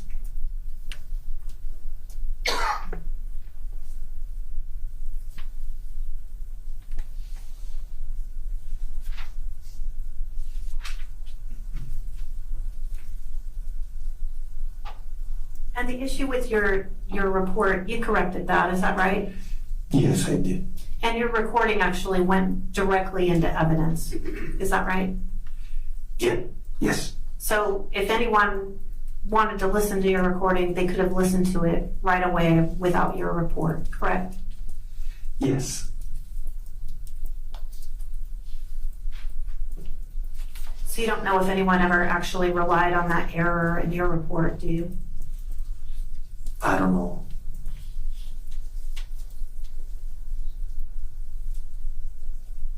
Does anyone at the Sheriff's Department have body cam? Not that I know of. And did they at this time on January 30th of 2023? No, I don't think there's anybody with cams. So the only way you can record is with those recording devices that you referred to, is that right? Yes. And defense counsel asked you about the area where you were and how long it took you to get to the Kelly residence. Could you describe how you had to drive to get there? When the call came up, Yes. so I was Second call. Second call. Yes, I was. So if you take Duquesne, it leads to to the road where I was at, which is FSR 4667. When I was in that area, we just check to see, since it's near the border, just check, drive slow and check to see if there's see any movement. So I was quite in, I don't remember how much further from Duquesne from that. When I heard the call, I was like looking out, and then I started coming back Okay. to the area. And then you have to drive Let on me ask, Duquesne, then on Keno Springs, then on Sagebrush, then towards the house. So it takes several minutes to get there. so it's kind of a roundabout way to get back to the Kelly residence. Yes. The Forest Service, or the National Forest, is that adjacent to the Kelly property? Yes. And does the Forest Service road go along the area adjacent, not exactly adjacent to the Kelly property, but near the edge of the Kelly property? Yes. It's probably south of the property or southeast, but because they turn around, they curve around, and so I don't know where his property ends. Okay. But for sure, it's his property is in the area, but I'm not in the property. I'm like heading towards the border and those sites on the Okay. those roads that there's several of them, not just one. I mean, So let's talk and they about interconnect. let's talk about the main Forest Service road. Does that go north and south? Duquesne? No, the main Forest Service road. Does that go north-south? Do you know? I don't know because Okay. It curves around at some point, right? yeah, there's curves. You gotta go and then go down a ravine or wash and then cross it and then keep going. But they're not straight roads. They're curved roads, and they interconnect with other service roads. I don't think I have any other questions, Your Honor. Thank you. Very well. Any questions? Any questions for this witness from members of the jury? Very well. I see none. Did you have a question, sir? Okay, I thought you were writing something down. Thank you. All right, sir, you can step down. And is this witness excused? Yes, Your Honor. Thank you. You're excused. Thank you. Thank you. State can call its next witness. Go to the state calls Dr. Tim.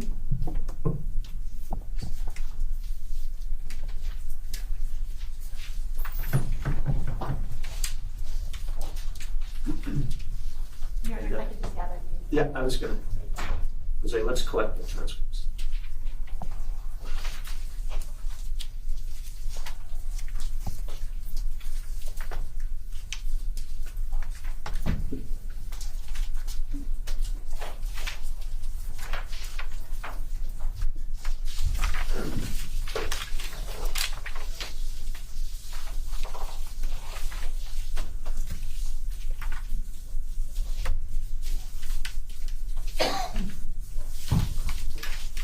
The record will show that we collected the transcripts that were distributed for demonstrative purposes.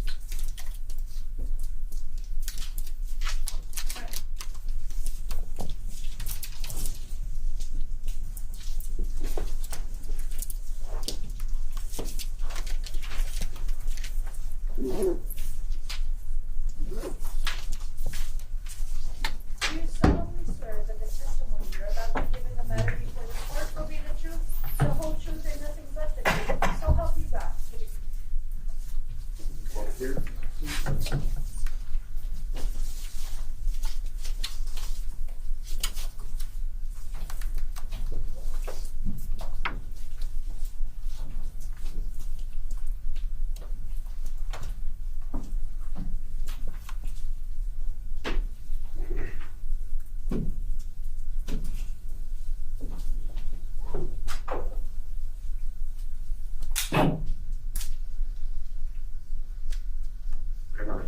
Good morning. Good morning. Can you just briefly introduce yourself to the jury? I'm Dr. Krista Tim, Timm. And where do you work? And I work at the Pima County Medical Examiner's Office. so you don't work for the county. You don't work for the sheriff's department here in Santa Cruz County. No, I do not. You don't work for sheriff. You don't work for Santa Cruz County in any capacity, right? Correct. Now, sometimes the county, like Santa Cruz, will ask for the services of Pima County to help out with cases like this, right? Yeah, we cover medical examiner office duties for Santa Cruz County and various other offices in Arizona. And how long have you been with the your department? 5 years. And let's talk about your education experience. Where'd you go to school? I graduated from medical school at the University of North Dakota School of Medicine and Health Sciences. I then did a anatomic pathology residency at the Cleveland Clinic in Cleveland, Ohio. I then did a forensic fellowship at the Cuyahoga County Coroner's Office, which is now Medical Examiner's Office, also in Cleveland, Ohio. I'm board certified in anatomic and forensic pathology. Well, how'd you get into this line of work with autopsies? Through pathology training. I guess I was initially exposed during my medical school training.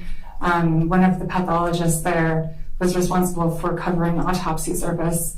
And so I was in medical school when I first saw my first autopsy and kind of just found pathology and forensic pathology through exposure. It's just a curious question of how people come into the careers they are at, so that's more of a curiosity question. How many autopsies have you done in your 5 years at Pima County? I don't have a number, but I typically am responsible for about 400 cases a year.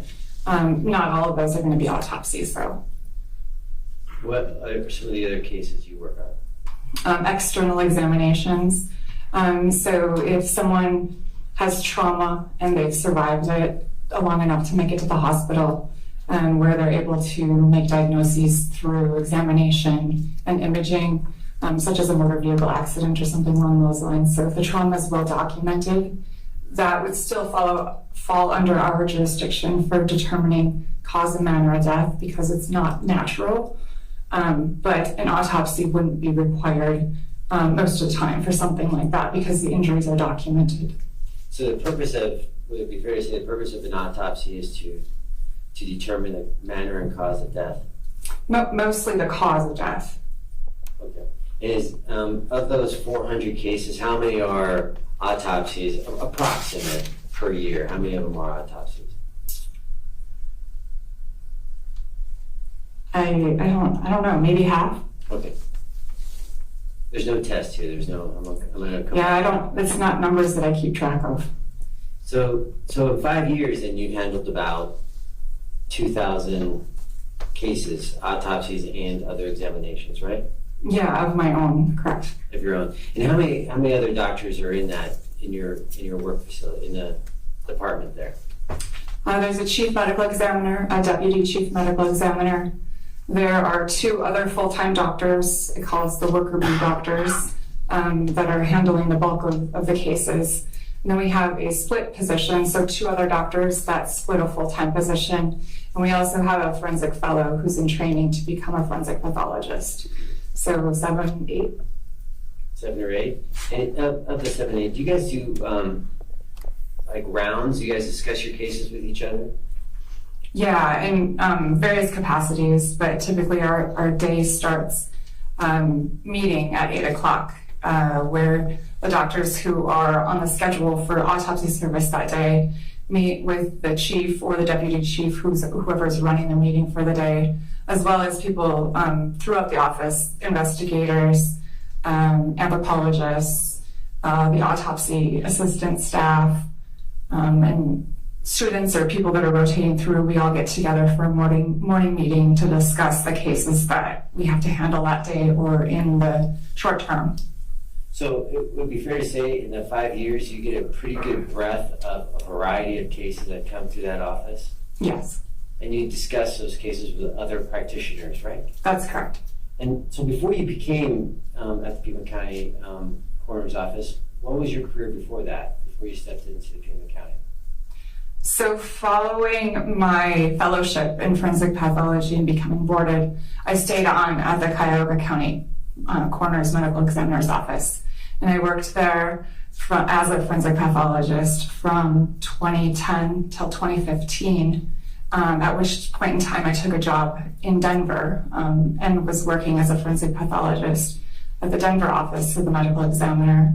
I worked there up until I was offered a position in Pima County in Tucson in 2019 when we moved here, or moved to Tucson. So I've worked as a forensic pathologist my entire career. So let's just jump to, were you involved in a case dealing with a shooting on January 30th? Yes, I was. How were you involved, and how did you get involved? I was the autopsy physician. It was a case that was assigned to me that day.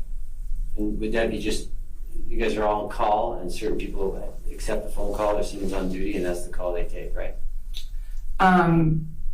The schedule is made out months in advance, and most days of the month there's going to be either what's called a D1 or a D2 doctor. So the primary doctor is the D1 doctor. They're going to be assigned the cases that come in that or are more complicated or that law enforcement is going to want to be in attendance for. And then after that, it's the D2 doctor is going to do the rest of the workload for the day, typically. Although the caseload has increased and now we have a D3 doctor a lot of days. So. And were you asked to perform an autopsy on a body that came into your facility? Yes. Do you remember what day that was? I could look at my report. Sure, if you want to refresh your recollection, you can look at your report. And just for the record, that's going to be Government Exhibit 14. On February 1st, 2023. You remember what time of day that was? The autopsy began at 8:30. 8:30 in the morning. Correct. Do you remember the individual's name that you performed the autopsy on? Gabriel Butimea. I'm going to show you, just for us, not for publication, I'm going to show you a picture from your autopsy report. Do you recall that picture? I do not. You don't recall that picture? No. Oh, okay.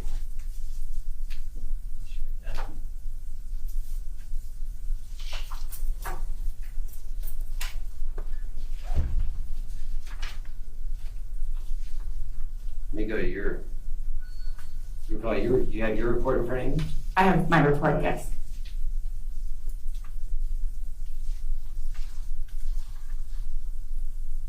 Who was in attendance with you during the autopsy?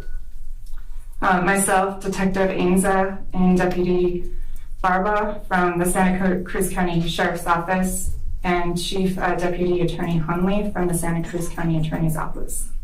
And is witnessed by. And during your autopsy, walk the jury through what you do in an autopsy. So an autopsy is a medical procedure, typically for understanding the physiological or anatomic derangements that occur as to why a death comes about. It starts with an external examination in which we look at the outside of the body. We're looking for any areas of trauma, any evidence of therapeutic intervention, any scarring. We document basic body habitus, meaning the body length and the weight, looking at the hair, the dentition, fingernails, just an overall appearance of the body is documented through the external examination. During that process, we take pictures or allow for people in attendance to take pictures, documenting all the things that we see. And then we will move on to the internal portion of the examination, in which we're looking at documenting the same things, right? So we're looking for trauma, we're looking for evidence of therapy, we're looking for evidence of previous surgeries, really to gain an understanding as to why this person died. During that process, we also can collect fluids from the body, blood for toxicology testing, vitreous fluid, the fluid from the eyes for toxicology or electrolyte testing, urine, anything else that might be pertinent to the case that we're working on. And then the body organs are removed from the body, and we take weights of all the organs, and then we section the organs with a knife to look for evidence of natural disease or documenting trauma. So each organ is processed in a similar fashion. We collect small samples that will be put in a fixative.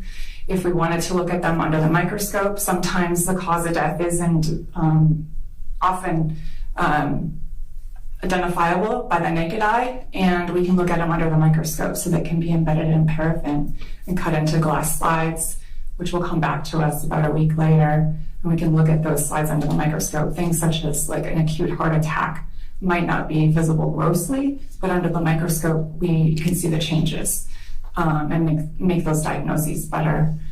And then pictures can be taken along the way, and then the organs are all returned into the body cavity. The body is sewn and released to the funeral home or wherever the family chooses to have the remains taken after we're finished. At that point in time, I will dictate my findings to a transcription company, who then generates a report and sends it back to me. And then I wait for the toxicology test to come back, the results from that, slides if they've been processed, and take time and review all of that at the time when I'm ready to sign the report out. So do you recall, and you recall this case, right? You recall this victim in this case, right? Yes. Do you recall how the body came to you, came to the morgue? Came to the coroner's office, I mean. Do you recall what condition? Was it in a bag? Do you recall that? Yeah, it was in a body bag. In a body bag. And Detective Ienza was there. Do you see him at the council table? Yes. And he was there? Yes. Was he in custody of the body? Do you know? I do not know. Okay. And then was there an unwrapping of the body? Unzipping of the bag? Correct. Okay. And who did that? Did you do that, or did Detective Ienza? Typically, that's what I would do. I look at the body bag and document whether there's a seal on the bag. So if the zipper has a seal around it, and take a picture, and then I usually cut the seal and unzip the bag. I also usually have autopsy assistants that are helping with that process, but in cases in which there's suspected trauma or inflicted trauma, usually I'm the person who will remove that seal and open the body bag to expose the body and take pictures as to how the body is received in our office. Do you recall if you did that in this case? Most likely, yes. That's your habit? Yes. Okay. And did you take photos, or did Detective Ienza take photos? I took photos, and Detective Ienza did. We both did. I'm going to show you one of your photos in Government Exhibit 14. This is your report. Do you recall that photo? Yes. And is that the person that you received for the autopsy? Correct. You're going to move to admit, and we'll call that 14, Government Exhibit 14A as an apple. No objection, Your Honor. Thank you. 14A is admitted. Move to publisher. Hold on a second. So, you know what you're gonna see. Your Honor, just for the record, I'm going to keep it very sanitized. I just want to give them a heads up, so they know what they're seeing. Permission. And who's that? Do you recall? That's the decedent, Gabriel Butimea.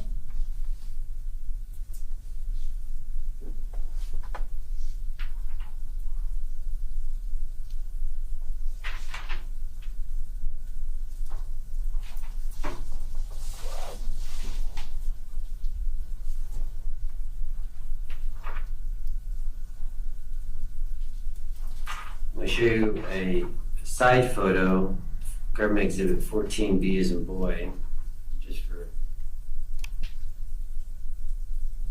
Recall that photo? Yes.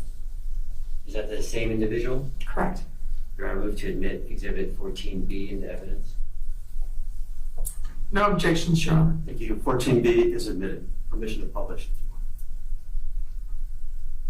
That's a side angle of the victim, the person you saw that day, right? Correct.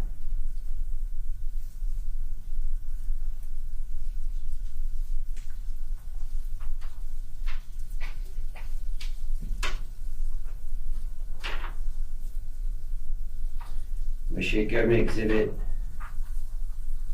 14C, as in Charlie. Do you recognize that photograph? Yes. We're going to move to admit 14C. No objections, Your Honor. 14C is admitted. Permission to publish. Let's walk through that. What do we see? What does the jury see in this photograph? At the top of the screen is the top of the decedent's, is the head and face. From the left lateral view, the neck and left shoulder, there's a tattoo on the upper outer left arm, as well as kind of in the midline, just under the neck, the notch of the sternum is the exit gunshot wound. That's the exit wound? That's correct. I'm going to show you a different angle. 14. Do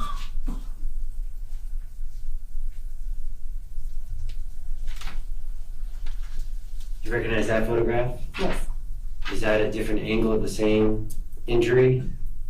Correct. Same exit wound? Yes. Move to admit 14D as in dog.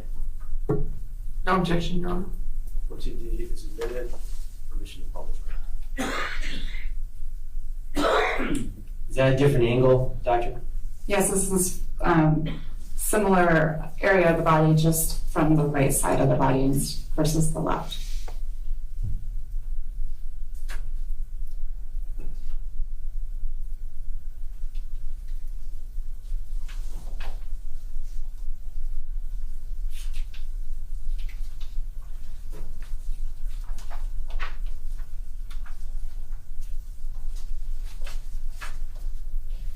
I'm going to show you 14E as in echo.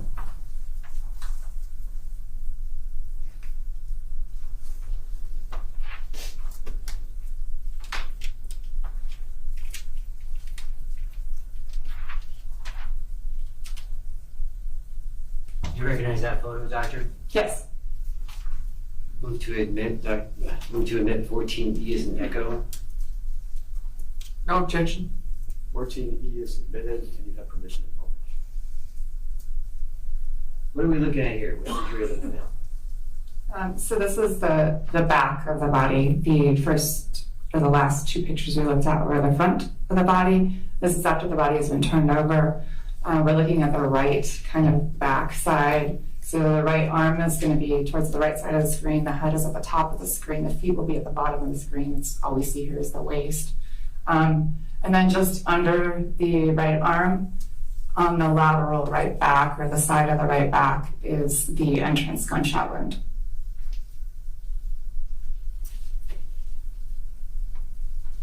That's the entrance, That's correct. the entry wound.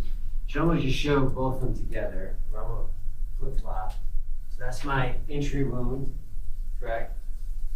Correct. That's 14E as in echo. And I'll show you 14C as in Charlie, and that's the exit wound, right? Correct. So can you explain how that works? What's the bullet doing with the body, the entry and exit wound? So typically, in general terms, entrance gunshot wounds are generally going to be more round and regular, have smoother margins. They will typically have an associated marginal abrasion that's usually smooth and rounded as well. As the bullet pushes through the skin, it creates that abraded margin. It's hot and it's moving fast. And as it pushes through the skin, it also pushes through whatever is underlying that skin. If it's bone, especially if it's flat bone, it can create a characteristic fracture pattern to that bone. So specifically the skull or flat bone being the sternum, sometimes ribs are also flat bones, in which as the bullet pushes through it, it causes what is called beveling, in which an entrance gunshot wound will have internal beveling, meaning that there's a punched out margin on the inside of that bone, versus an exit gunshot wound will have external beveling. So as the bullet is leaving the body, pushes through that bone, it breaks outwardly. So internal beveling, entrance, external beveling, exit. For flat bones, tubular bones, which are the bones of the extremities, are not typically you're not going to have those features associated with them. So it's something that we see most commonly with the skull, but we look for it in other areas of the flat bones as well. So you can determine based upon the injury, entry and exit. Correct. And just so the jury knows, 14E is an echo, that is an entry wound in your opinion. Correct. That's the right flank side of the victim. The lateral right back. And 14C is in Charlie. You can tell, in your opinion, that's an exit wound. That's correct. And so can you tell the jury the trajectory of the bullet that's going through? I mean, is it easy for you to describe and show how that bullet is traveling? Sure. It's going from the right to the left, and it's going from the back to the front and upward in the body. That's the trajectory of the bullet in the body. And what, in your autopsy finding, what does it, when that bullet enters the victim's body, what is it going through? What organs and bones and tissue does it go through? Can I refer to my record? Sure. After perforating the skin and soft tissues of the right lateral back, it goes through the posterolateral right 6th, 7th, and 8th ribs, all of them. Intercostal soft tissues, so that's like the muscles and arteries and veins between the ribs is the intercostal soft tissues. There's associated internal beveling of the ribs that are fractured. It then passes through the right lung with injuries of the lower, middle, and upper lobes of the right lung. The pericardial sac, which is the fibrous lining around the sac of the heart, around the heart. The ascending aorta, so the aorta is the major artery that leaves the heart that supplies oxygenated blood to your whole body. The ascending part of it is the very first part after it leaves the heart.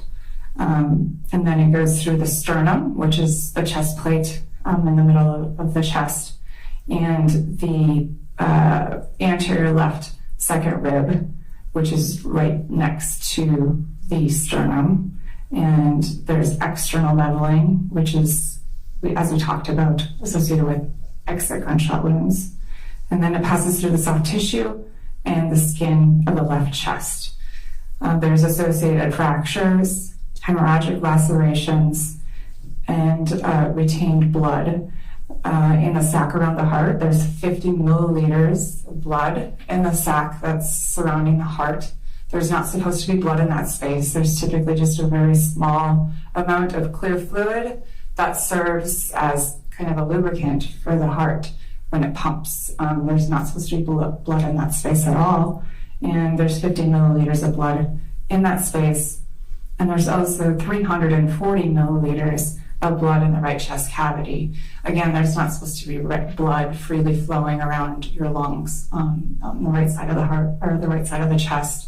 And there's 340 milliliters in the right chest cavity.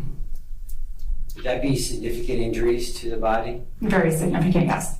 And when you say there's blood flowing in the body, would that be like consistent with internal bleeding? Correct. This is the blood that is still within the body cavities that I'm able to measure at the time of autopsy.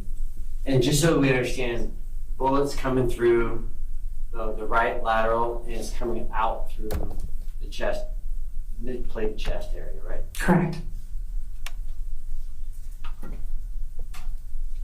I'm going to show you Government Exhibit 14F.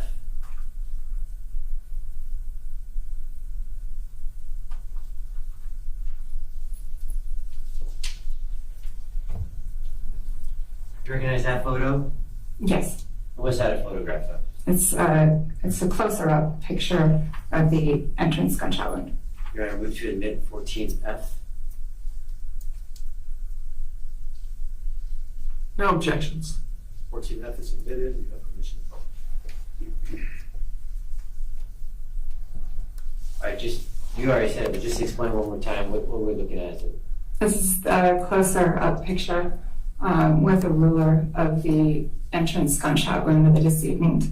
You can see the central defect and as well as the marginal abrasion. That pink area around it is where that superficial layer of skin gets rubbed off as the bullet pushes through the body, the skin.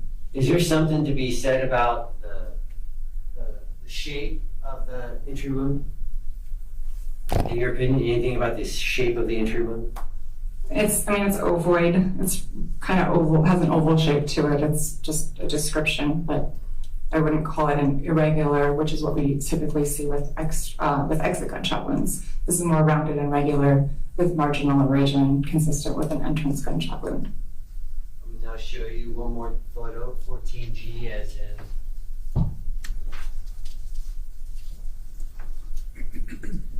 giraffe. You recognize that photograph? Yes.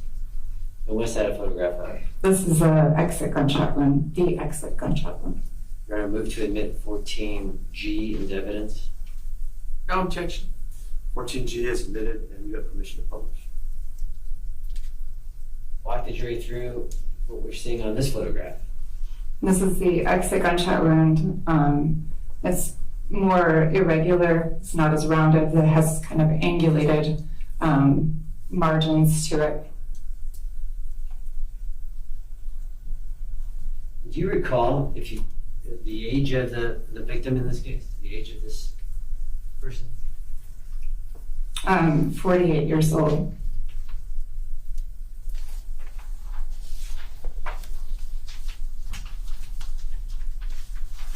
And did you have a conclusion to what had happened to him? A finding?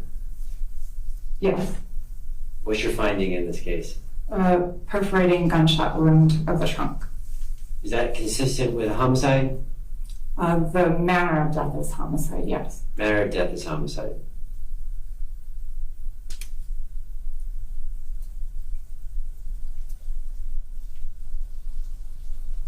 And you said some of the blood, you took out the organs and some blood, and you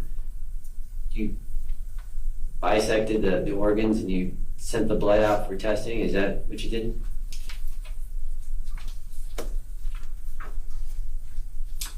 Yes, the organs were examined after they were removed from the body, and blood was collected at the time of examination, in addition to the fluid from the eyes and urine, and they were sent to the toxicology lab for a toxicology screening.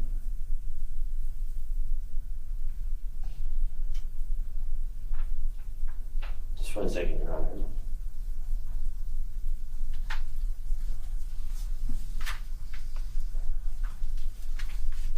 As I'm looking, when you conclude your autopsy, what's the standard protocol what you do with the victim's body? The organs go back in, and the body is sutured, and I release the body after I've finished with everything. We've gotten everything we need. The body will be released to, typically it's a funeral home that the family has made arrangements with. Do you recall taking like nail clippings and hair and other items from the victim's body? In cases such as this, that's typically a routine. It is done at the request of the investigative agency, and it's usually not done by myself. It's done by the people that are assisting me. Yeah, I'm going to show you. This is the only one, Your Honor, I'm going to show, but I want to show you a picture of the injury, well, parts of the injury inside the body. All right, I'm going to show you what's been marked as 14H. You recognize that photograph? I do. And what's that a photograph of?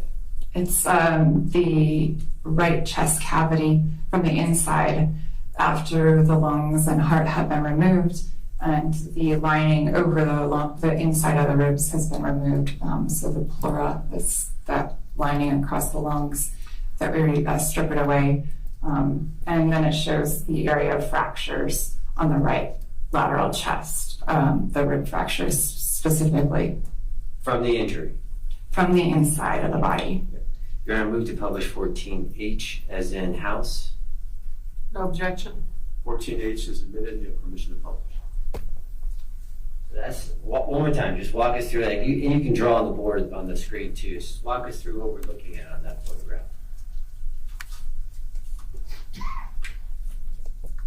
Can you draw it? Maybe. No. I haven't tried. There you go. Okay, so this is the vertebral column here from the inside of the body. So your spine, his spine. These little yellow white areas are going to be the ribs. And the pink between them is that intercostal soft tissue, mostly muscles, nerves, arteries, veins. And so the lungs and heart have been removed. This is the area of injury. So on the outside, we saw the skin, entrance gunshot wound. This is looking at the inside of the wound. And here you see these irregular areas. These are all fractures of those ribs on the right, as well as it shows the external beveling on the ribs that were injured by the gunshot wound, the bullet. Did you find in your autopsy, did you find any fragmentation of any bullet inside the body? No. Do you find any, you know what the difference between a full metal jacket and a hollow point is, for example? If you don't worry about it. I'm not a ballistics expert. I have a general idea, but it's not my area of expertise. But there was no bullet fragments found in the victim's body, was there? That's correct. And you're familiar with gunshot wounds? Yes. Of the 5 years you were with Pima County, how many gunshot wound autopsies do you estimate, how many you've worked on and been consulted on? Too many. Too many. In your opinion, have you seen the difference between, say, a handgun injury versus a long rifle or longer type gun? Yeah, I mean, I've seen shotgun wounds, I've seen rifle wounds, I've seen a lot of handgun wounds. But yeah, I mean, probably 100, just homicides. Most of those are going to be gunshot wounds. And that doesn't even include the suicide gunshot wounds that I see, which are many more than the homicides.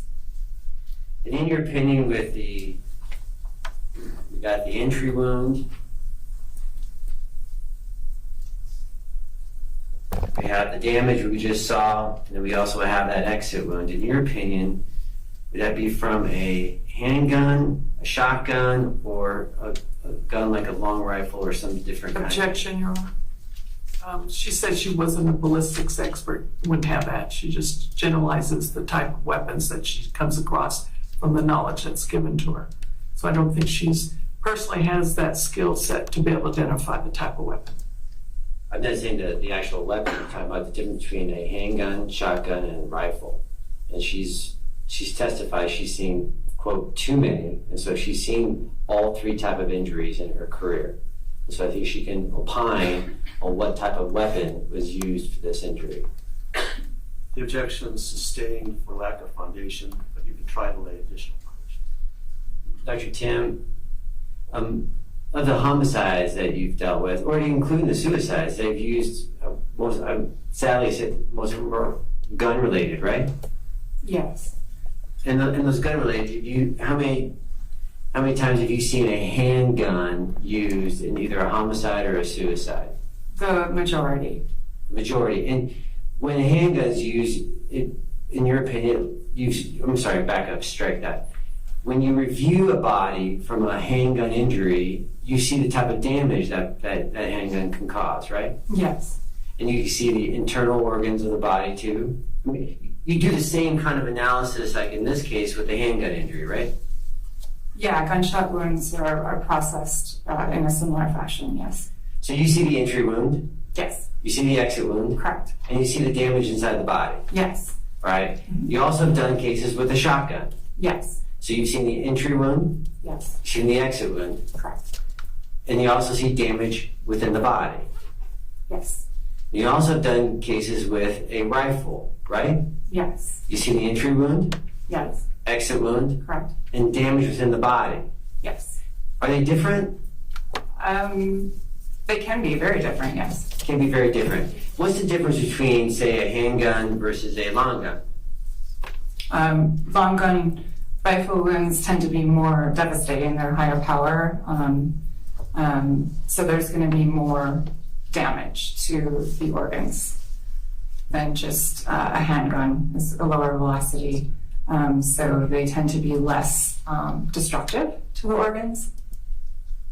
And are you able to give a determination in this case by looking at with your experience? Don't give me the determination yet, but are you able to give a determination on what type of weapon was used which caused the entry, exit, and damage within the body? The findings at autopsy are most consistent with a rifle. Sure. I didn't ask that, but I think I laid the foundation for the answer, Judge. May I take the witness on board, Ira?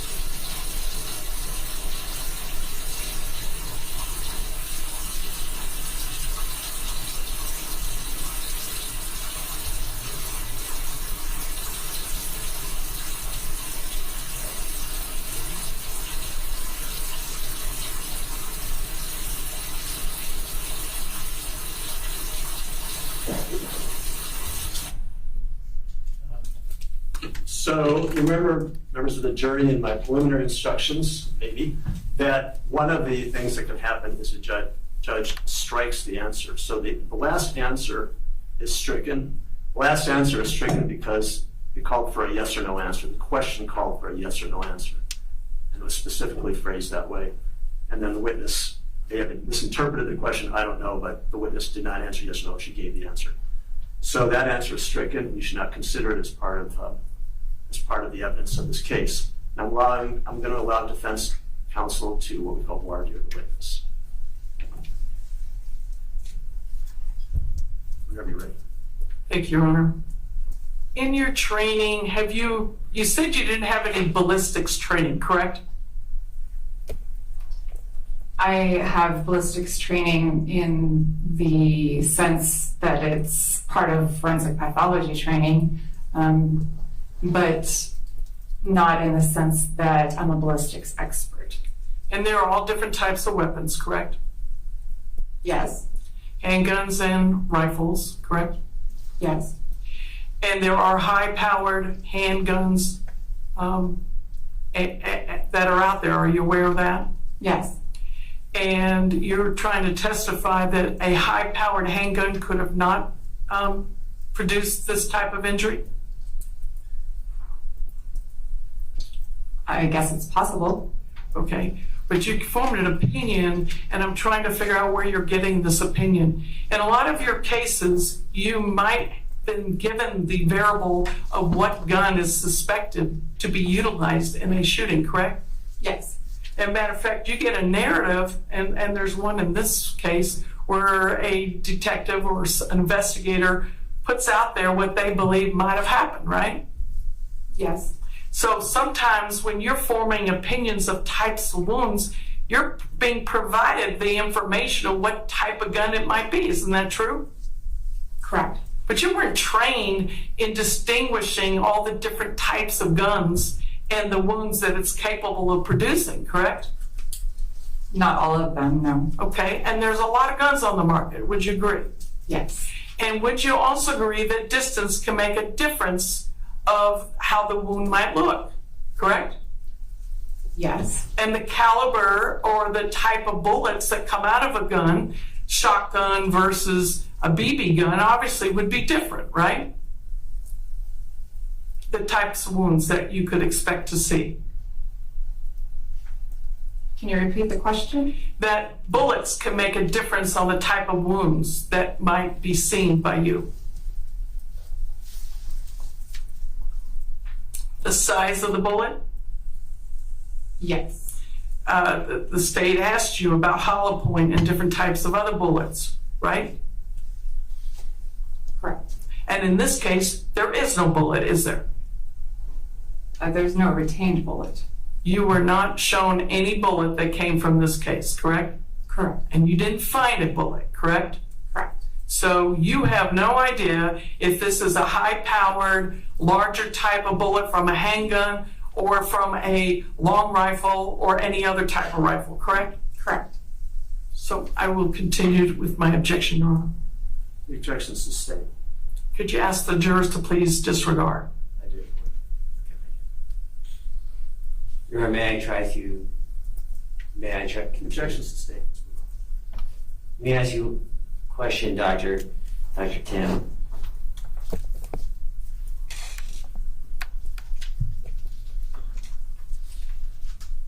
Would this injury be consistent with a weapon, a gun? Can we just agree to that? Would this be consistent with a weapon, a gun? Yes, this is a gunshot wound. The cause of death is a gunshot wound. And did you find in your analysis of the skin or clothing any kind of residue around the injury or entry and exit or clothing that you may or may not have used? Did you find any gun residue? I did not notice any fouling or stippling on the surface of the skin at the time of examination, which is burnt and unburnt gunpowder. Typically seen in intermediate range gunshot wounds. So a gunshot wound in which there is a muzzle to target distance. I'm going to object. I believe that was the question, and she's going into her own narrative. I'll sustain it, but you can ask another question. So wait, explain to it, once again, explain what stippling is, real quick, for the jury. Stippling is small punctate abrasions on the surface of the skin around an entrance gunshot wound in which it's an intermediate range, meaning the distance from muzzle to target is a few inches up to approximately 1.5 feet for most weapons. And there's no such stippling in this case? That's correct. And how about gunpowder residue or any of that, anything like that in this case? No. And what would that be indicative of if there was gunpowder residue on the skin? They're both seen in intermediate range gunshot wounds.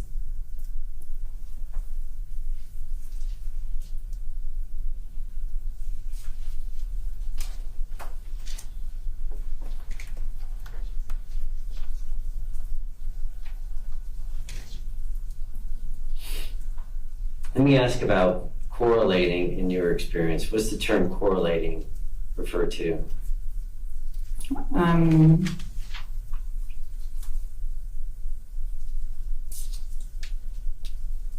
Bringing together information, seeing if it relates. And that's So in this case, what kind of correlation do we do in this case when you look at an autopsy like this? What do you do?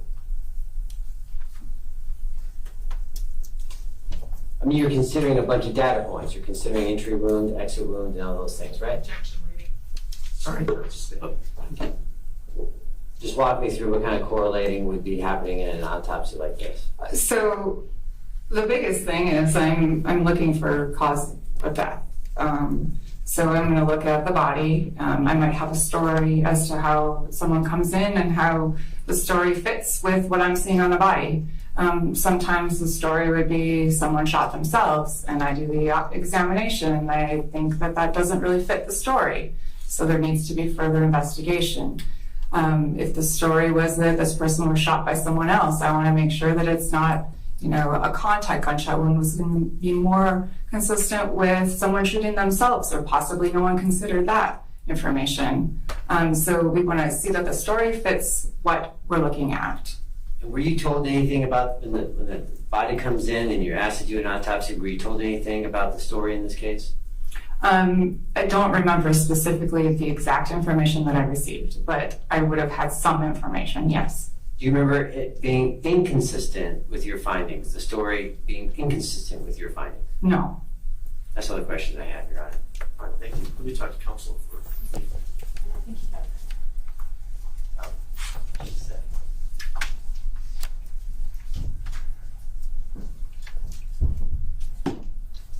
sorry. You're right.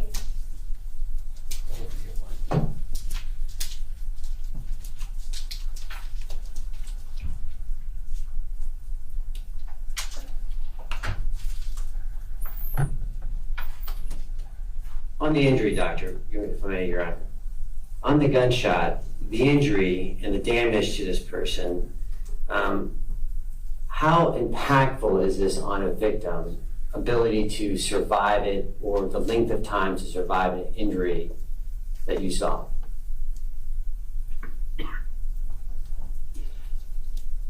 So there's injury to the major artery, right, the aorta, which is the vessel that carries oxygenated blood to the heart muscle itself, to the brain, to the muscles, to all the vital organs.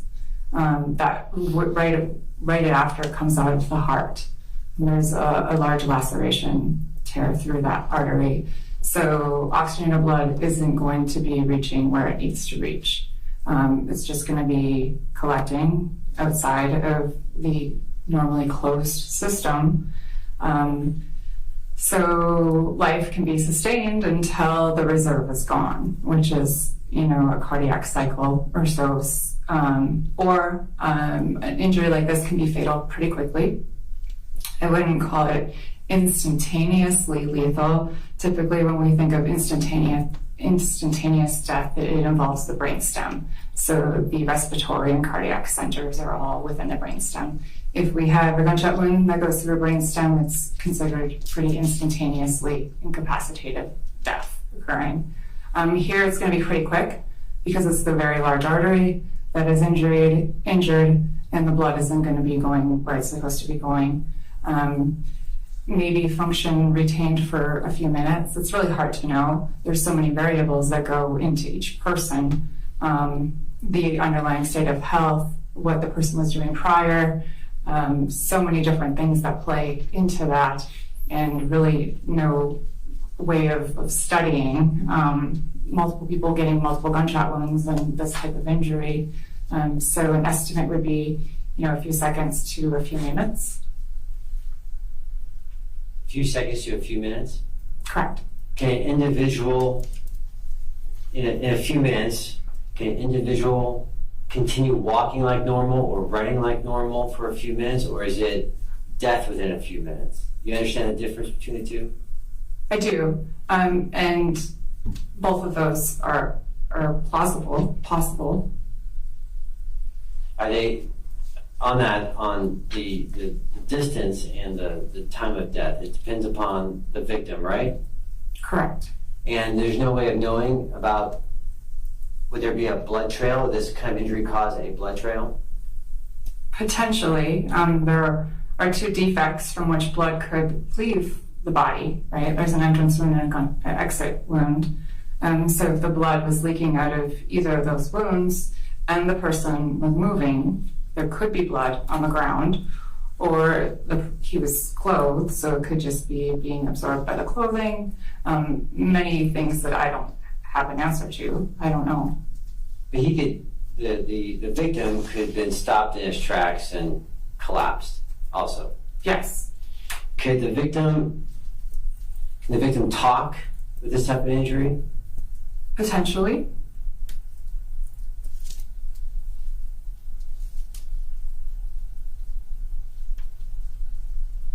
That's how you're on. Thank you. Let me talk to counsel, please.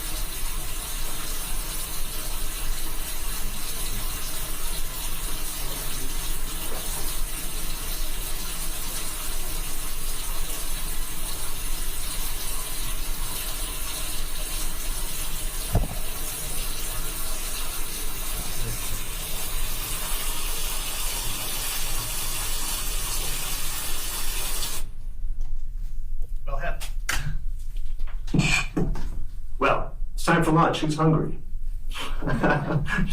Good. Healthy appetites. All right. We're breaking a little early. Another judge has scheduled a hearing at 1 o'clock, and it requires the court reporter. So we're going to break a little bit early to give the court reporter a little extra time for rest. But we will recommence at 1:30. Please be in the jury room at that time. I'll excuse the jury, and I'll stay here with counsel. Have a good lunch. Right of your court.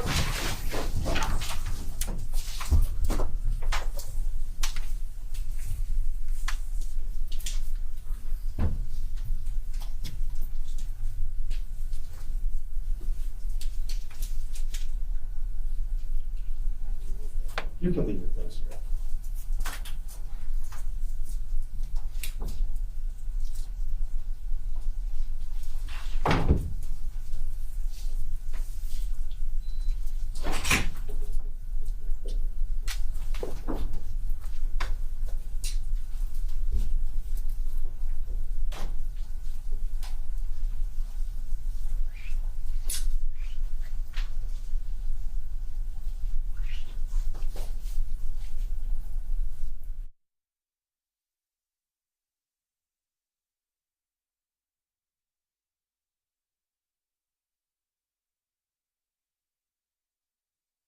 Doctor, I'm sorry.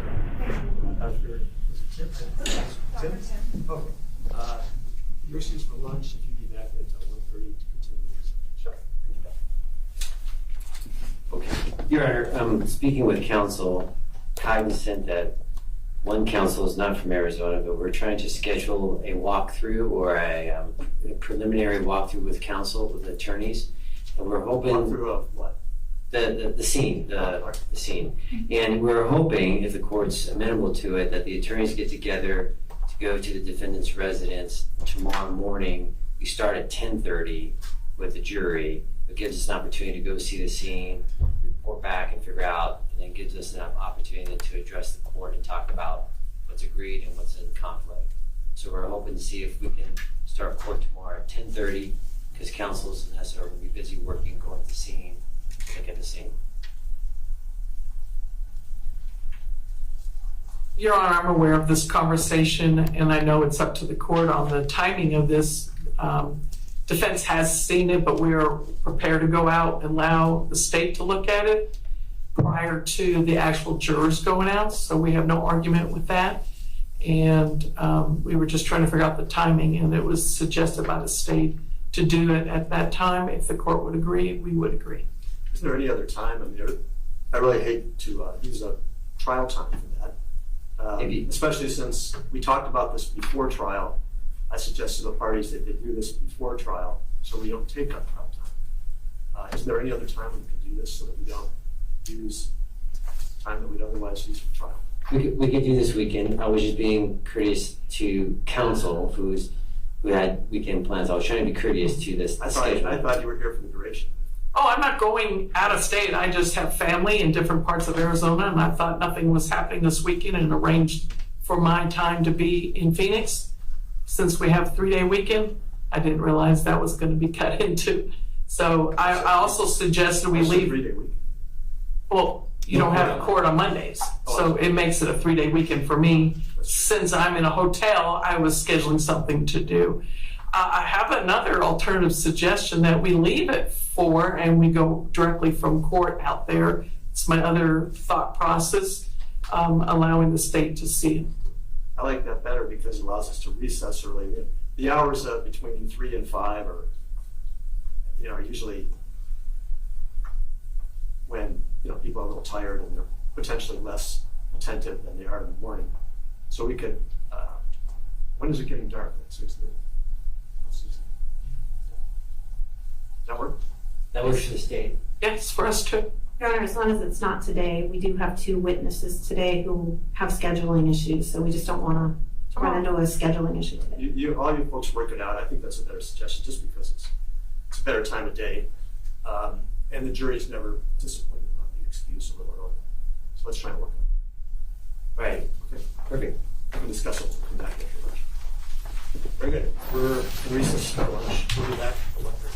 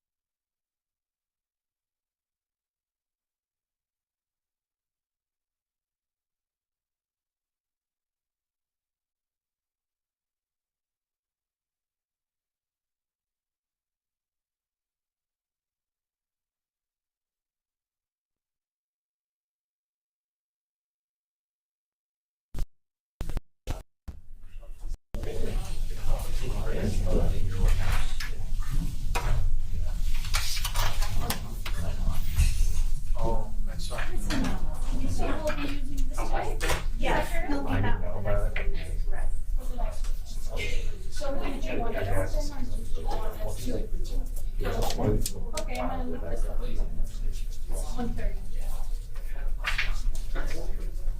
And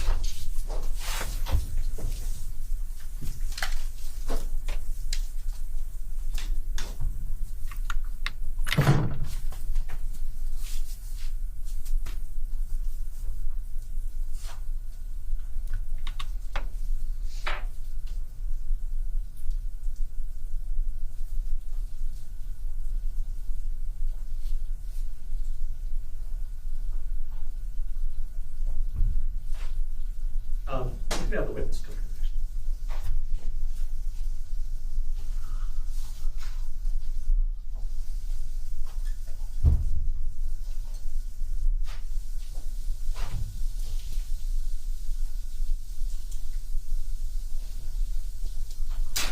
Please rise.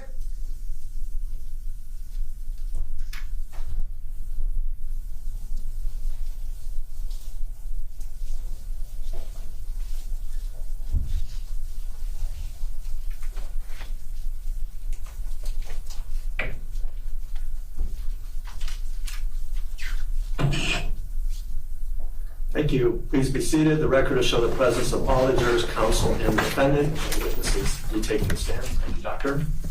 And as soon as the witness is ready and the defense is ready, you can cross-examine.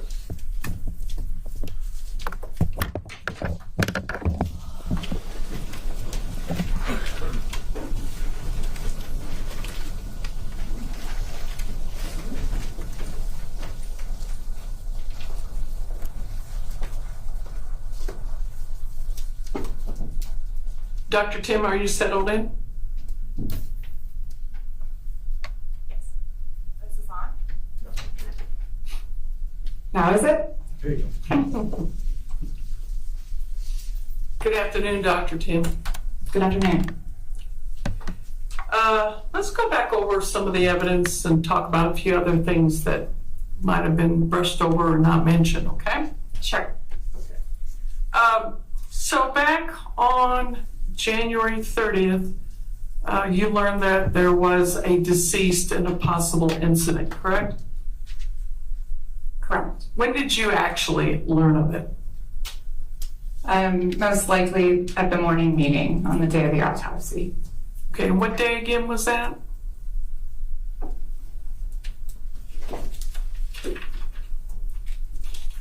February 1st, 2023.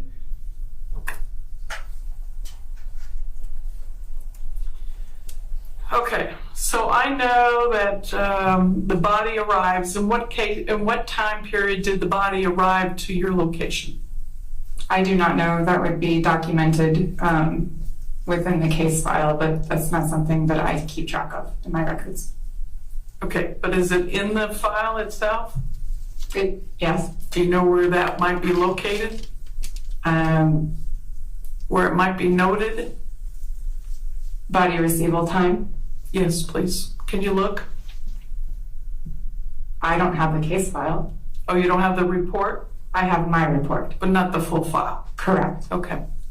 Now, can you just raise up so I can see the report, the size of the report that you're looking at? It's pretty thin.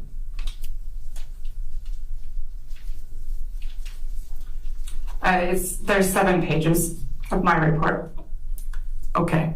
So at this time, Your Honor, I'd like to approach the witness. I have on exhibit, defense exhibit AAA. I just want to show it to her.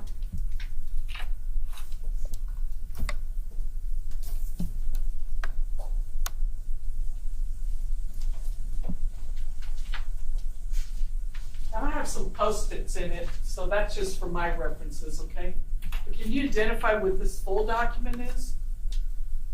Just look through it, peruse it, and then tell me if you know what it is.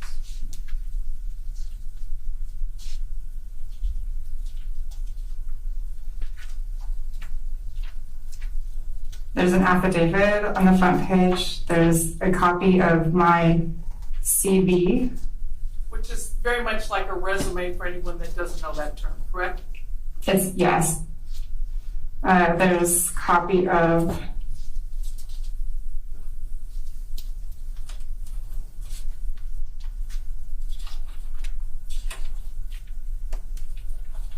autopsy report for the decedent.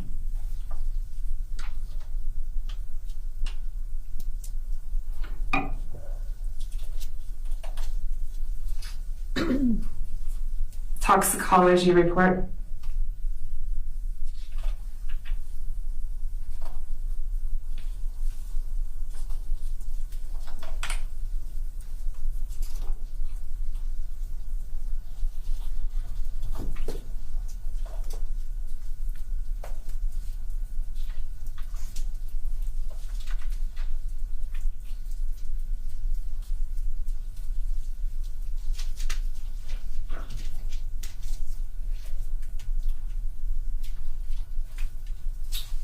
Looks like the contents of the case file, probably.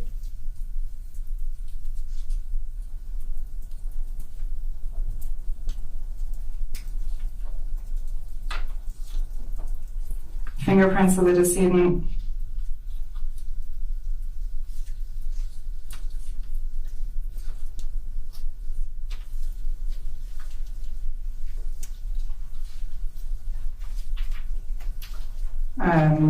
Identification card, copy of.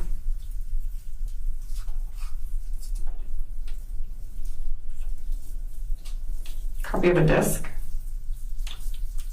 And some photographs. Do those photographs look familiar?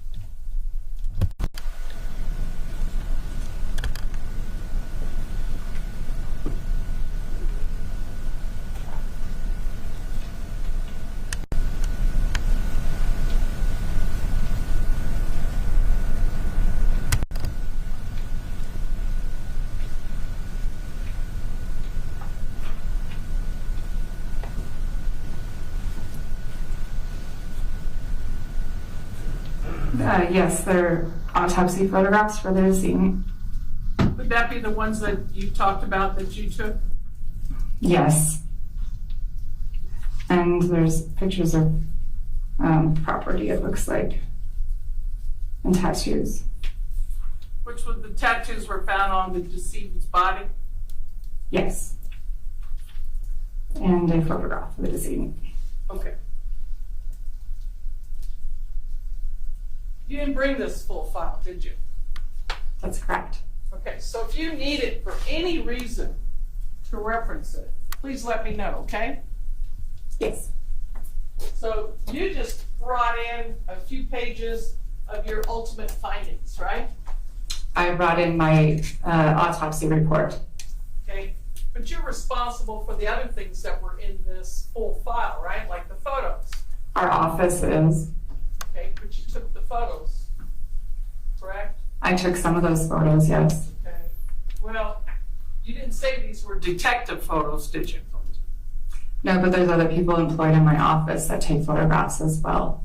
But you are the lead in this medical examination of this deceased, correct? I'm the physician who performed the autopsy. Okay. And so you also helped with collecting any stuff like blood or other fluids of the body, right? I collected blood for toxicology testing and vitreous fluid and urine for toxicology testing at the time of autopsy. And the lab came back and gets put into the file, correct? The results of the testing are put into a toxicology report that is returned to us and becomes part of the file. And it was in here, wasn't it? Yes. And I'm referencing again, AAA, Defense AAA. So a file is created upon receiving a person for a possible autopsy, and then the different areas come together, work together, and create this file, basically. Would that be a simplistic way of saying it? Yes. Okay. Now, and I do like to keep it somewhat simplistic because, you know a lot, you're a doctor, you have a lot of education, don't you? I'm a physician. Okay, a medical doctor, is that the same thing? Sure. Okay. And you've never talked to me before, have you? No. Okay, and you're not angry at me for any reason, are you? Nope. Okay, thank you. Now, let me understand something. You did your work, started conducting your work, you said on February 1st, is that correct? That's correct. Okay. And yet, the deceased was probably transferred upon death and brought to your department, your office. Would that be fair to say? Can you repeat the question, please? If police department, law enforcement suspect some foul play or something and want to get an autopsy, they're going to probably bring it directly to your organization? Yes. Okay. And so January 30th, a body was discovered, and then somewhere within hours or whatever happened, the medical examiner's office would receive it either later on January 30th or very early on January 31st, correct? Yes. And I'm going to assume that a body is placed in a cooler of some sort, correct? Typically, yes. Okay. And it's an individual cooler. I've never been to your establishment, but where the body is laying on a table and slides into this cooler? It's not an individual cooler. It's a large walk-in cooler. Okay. How do you keep bodies separated? They're in body bags on individual tables. Okay. And they all are ID'd, I would assume, correct? No. We have a lot of unidentified individuals. Do you give it a number? Yes. Okay, so it is ID'd in some format, whether you know who they are before or something that you do internally, correct? They're given an identification number, yes. Okay, I didn't say name, ma'am, I said ID'd. All right, so identification, ID is short for identification, correct? Yes. Okay. And so that's so you don't mix up bodies and get the wrong results, correct? Yes. I mean, that wouldn't be very good if you had results of someone else's autopsy for this body. That wouldn't be very good, would it? No. So there are internal controls to prevent that. Is that right? Correct. Okay, thank you. Now, does the fact that, and I don't know, I'm going to rely on your expertise here. Does the fact that a body that's placed in some form of cooler, does that change the timeline of things that one would expect to see as you go through the breakdown of decomposing upon death? What was the question? Does the refrigeration, the cooler, help change or alter or prevent anything about the decomposing of a body after, passing on? Bodies are cooled to slow the decomposition process. Thank you. Okay, so isn't it true, though, that there are a process of decomposing that happens upon death of each of us? Decomposition occurs after death. And that is a changing process? It's a process of decomposition. And does it stay the same or does it change? In comparison to what? Well, how about overall appearance, overall temperature, all the things that you think about when it comes to rigor, stuff like that?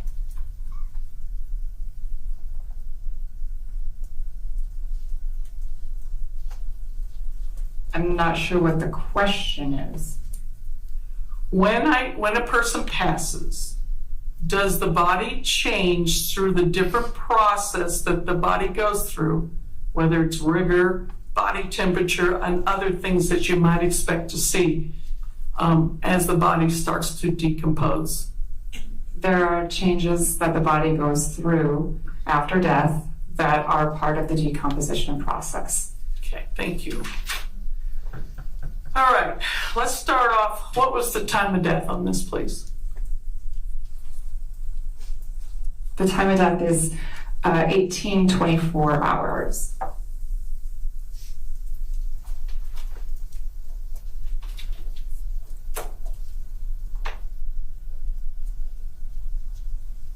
Okay, so you in this report notes that it's 1824 exact, correct? That's the time of death. Okay.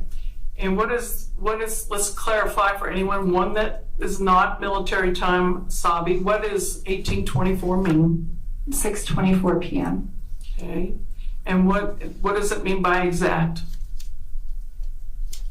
That's the time the body was pronounced dead. Okay. And 1824 is 6:24 p.m., not a.m., correct? p.m. And do you know where that comes from? The pronouncement time Yes, please. is when someone has notified the overseeing agency that has someone that pronounces them dead. Okay. I'm not sure what happens in Santa Cruz County, who pronounces death here. Okay. Now, you testified that you gather information, and the state asked you some questions about it. Hold on 1 second. And then you try to basically, take this information that you gather and then determine how it fits with what your findings are, right? Generally speaking, yes. Correlating was the word that the state used. You remember that? Yes. And you defined it? Yes. Okay. And when you saw, I'm gonna call him Gabriel because I think it's easier for you to say it too. The deceased named Gabriel. Were you able to determine when you looked at the body, how long has the body been dead? I mean, are you able to assess if that's an accurate time? That's the time of pronouncement. Okay. What did you find? I documented the post-mortem findings in that the body was cold, that rigor mortis was fully fixed in the muscles of the jaw and extremities, and there was faint fixed pink livor mortis over the posterior surface of the body, except in areas exposed to pressure. And what does that tell you? So those are the postmortem changes that are examined on the decedents that come into our office. Upon death, people cool to ambient temperature. So if you're in a warmer environment, your body is going to eventually cool to the temperature of that environment. The muscles become fixed after people die. And that's the rigor mortis. They become fixed up into a point in which they reach their maximum fixed. And when I say fixed, it means that if you try to manipulate the body, you won't be able to, or you'll have to use great force to counteract the fixation of those muscles in that position. So there's a certain point where it's going to reach its maximum, and then it's going to start to fade away again. And then the third is the lividity or livor mortis, which is the pooling of the blood after death. It is the discoloration that you see, can be misinterpreted for bruising, but it's really just like a purplish pink color of the blood pooling on the dependent surfaces. So gravity plays a role there in which you see that discoloration, but blood cannot pool in areas that are up against something firm. So you'll see areas of pallor or paleness that are up against a firm surface, so the blood can't come there. Up until about 12 hours, when you push on it, it will push away, and so it blanches. After around 12 hours, after you push on it, it won't go away. So these are all things that we examine to help understand how long someone may have been dead, with the caveat that they are all variable from individual to individual, and they're influenced by environmental factors. They're influenced by why the person is dead. So someone who is... Okay, let me ask you another question. That was very thorough, thank you. But let's break that down a little bit. That's a lot of information for people that don't understand the science like you know it. So the question was going back to when you get to see the body, when you started to perform your autopsy, which of those levels or timelines was this body at that point in time when you started? Well, we know that the body was pronounced dead at 6:30, 6:24 the night prior. I did the autopsy at 8:30 a.m. And the body had been in a cooler, and I documented the body was cold. Makes sense. So does that not make it difficult to know about the hour timeline that has taken place? Let me give you an example. Maybe this will be more clear for you to understand me. My understanding is if the body's warm and stiff, that may represent a certain amount of hours, say 3 to 8 hours. Don't know if I'm exact, correct me if I'm not right. So the fact that the body's been in the cooler, how would you know if it's been within 3 to 8 hours, if that was true? Typically, if that's a concern, that's something that should be assessed at the scene. If there is a concern as to the time of the injury versus the time of death, that would be something that would be assessed at the scene. Because so let me ask you about that, because that's a good point. If time was an issue, okay, could someone get to you being the medical examiner, okay?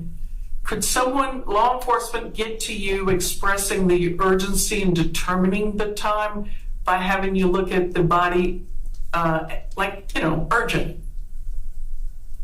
we employ a team of investigators, medical legal death investigators, that respond to scenes where there's people that are deceased, that will examine the postmortem changes and document that. That's in Pima County.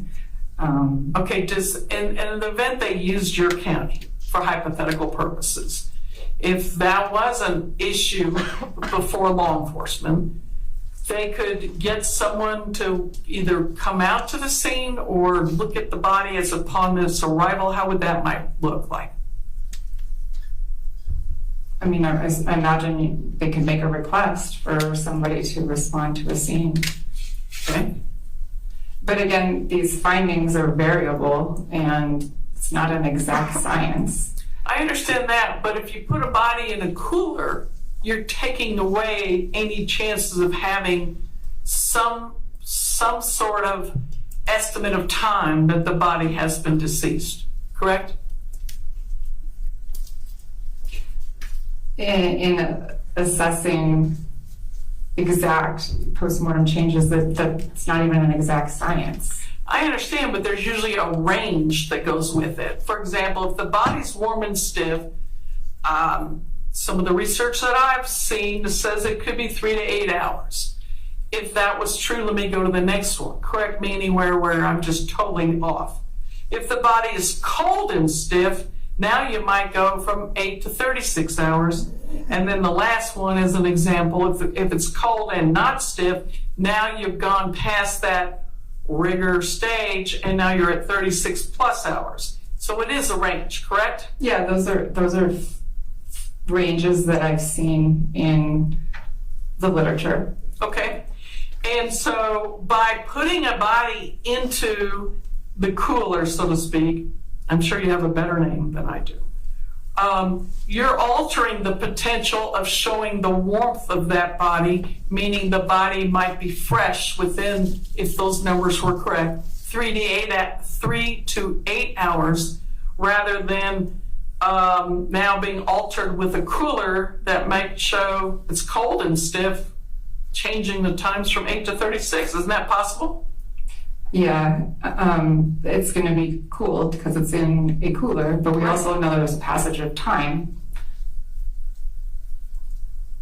So when someone just gets put into the medical examiner's, placed into the cooler until the time of the autopsy is performed, we're losing potential information of biological indicators of time of death. It's possible, right? It's being slowed, yeah. Okay, it's being slowed by the cooler, but now we have altered what's natural. Correct. Okay, thank you.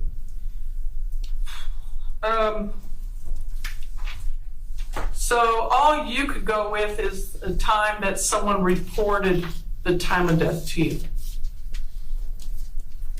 Correct? The time of death is the time of pronouncement, yes. Okay. And so just to conclude this area of topic, you have pronouncement, but you can't tell me the approximate time of death of the deceased Gabriel in this case, right? Not exactly, no.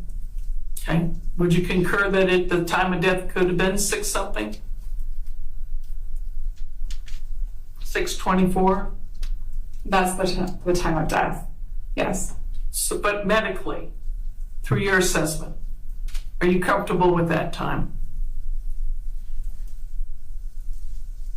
That's the time that he was pronounced dead, so yes. I'm asking medical inquiry to the time of death through your evaluation. Does it seem, you said that you go through this process of evaluating what you learn and what you observe. I'm asking, what did you observe? Does that seem reasonable? Yes. It doesn't seem like he was been dead for 4 days. Okay, but 6:24 is a reasonable time, that's all I'm asking. Yes. Thank you.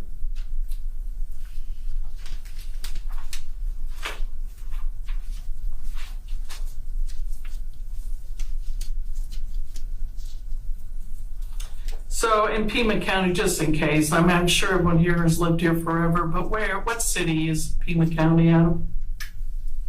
Tucson is in Pima County. Okay, and is that where the office is located?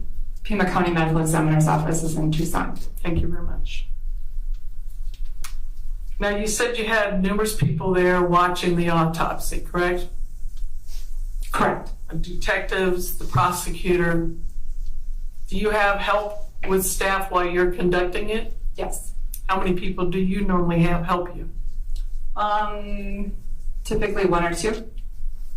Okay. And just basically, what's their role? Doing the paperwork, printing off labels, putting labels on body fluids that I collect, helping with collection of evidence, doing the evidentiary form, releasing the evidence to the investigating agency, maybe helping with photographs if their gloves are clean and mine are dirty, and helping with the evisceration process and the returning of the organs to the body and sewing the body up, transporting the body to and from the cooler, and helping with anything else that I might need along the way. Okay. So it's sort of like if you were a surgeon and you would have physician assistants or nursing that would be assisting in you overseeing and doing your medical procedures, correct? Yes. Now, on your findings, you list 2 points. Can you revisit those 2? What are they? A perforating gunshot wound of trunk with skeletal, soft tissue, vascular, and visceral injuries. And Roman numeral 2 is cutaneous abrasions and contusions. Okay, I think we talked a little bit about the first finding. What is the second finding about? There were other injuries that I noted and documented on the skin. And you explained in the process that you go through an autopsy that the first thing you do is like an assessment of the outer parts of the body, correct? Correct. And I would assume that's when you noted some abrasions. Correct.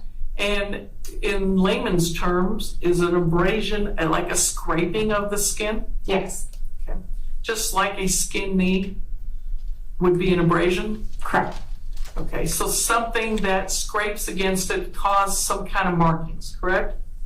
Or it scrapes against something. Yes. One or the other contacts each other, but it causes the scraping. Correct. Right? And so, let's see here.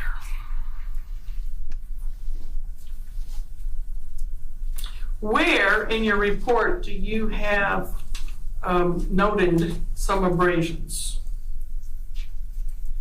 Under evidence of injury section, Okay, on page 4. On page 4, can you please tell us out loud what are those locations? The bridge of the nose, the right forearm, the left knee, and the front of the left leg.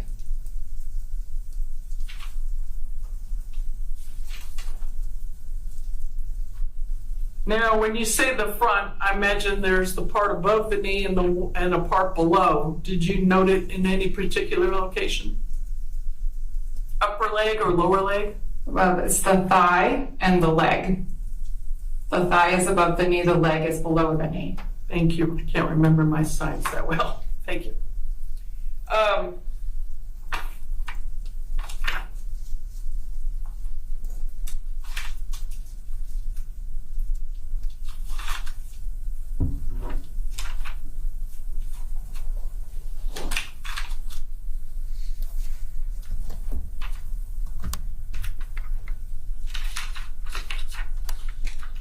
I'd like to approach this witness, Your Honor, with defense PP, Paul.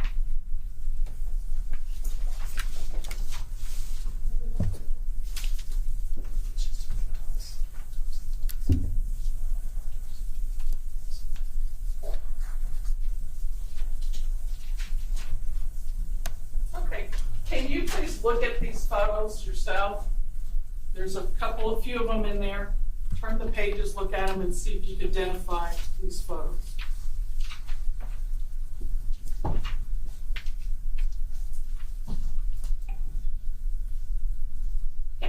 Okay, and what are they? What do they depict? Pictures from the autopsy. From the what, ma'am? The autopsy, Okay. And does it reflect the locations of these abrasions that you were noting? the first picture corresponds to the second injury on the right forearm. The second picture corresponds to the fourth and fifth injuries on the left knee and leg. The third picture corresponds to the first injury on the nasal bridge, as does the fourth picture. Okay, so these photos accurately depict the photos that you or someone in your team took of these abrasions, correct? And contusion. And contusion. Okay, at this time, Your Honor, I'd like to enter into evidence PP, defense PP. No objection. PP is submitted. Permission to publish.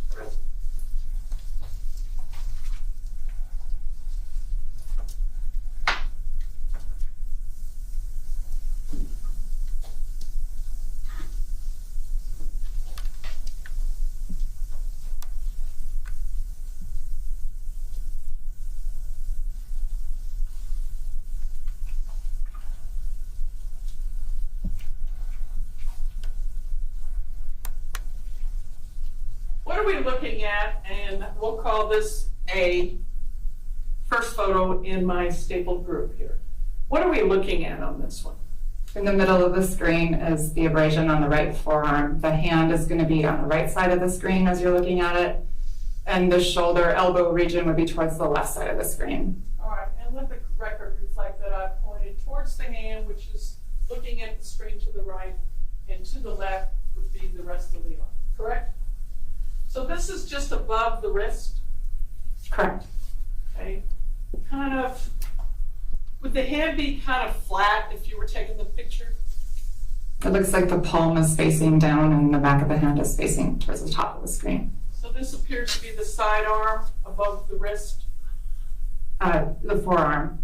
The forearm, thank you. Side of the arm above the wrist, the forearm. Side of the forearm. Thank you.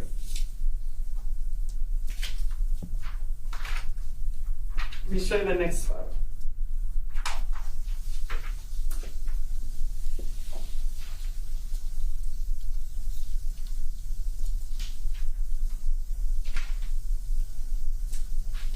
Okay. What are we looking at here?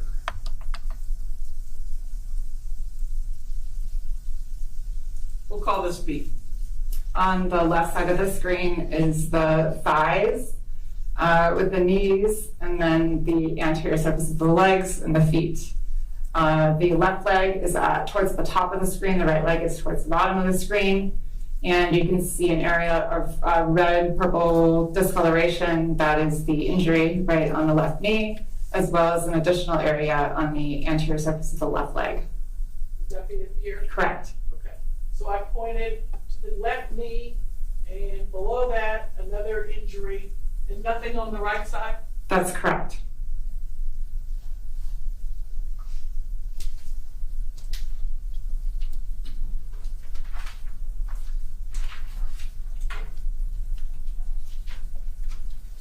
Now, we've seen this with the state's exhibit, but since it's in my packet, I'm going to show it again, and we'll move to C. What are we looking at here that you've seen before? This is a front picture of the decedent's face, and you can see the area of injury on the bridge of the nose. All right, blew up the picture, or zoomed it in. And am I pointing in the right direction on the bridge of the nose? Yes. Thank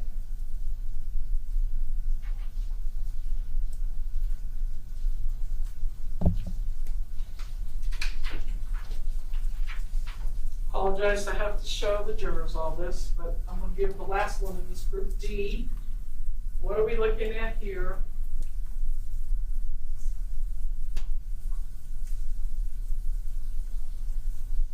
This is a right lateral picture of the face. Okay. And does it also show and reflect the nose? Yes.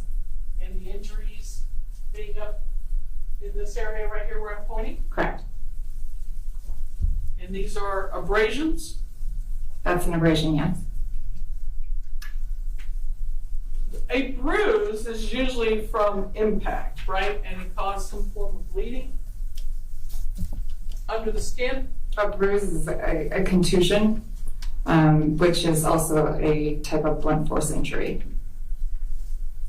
So a contusion is bleeding underneath the skin that rises and allows us to see off-colored.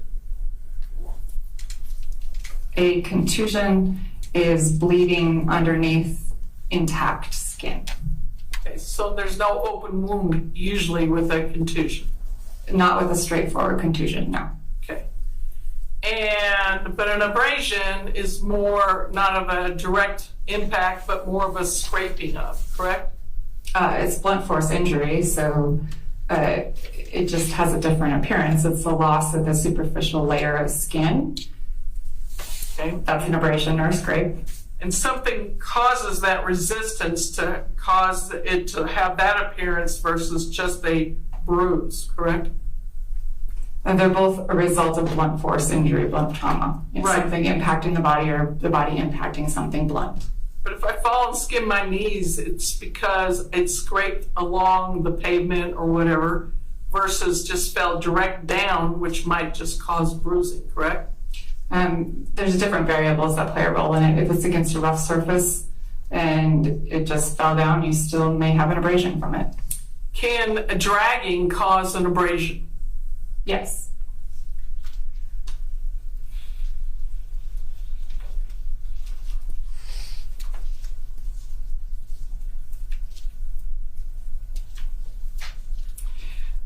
When the body comes in, is the body naked or do you have clothing on it as it was, when it arrives? It depends on where the body comes from.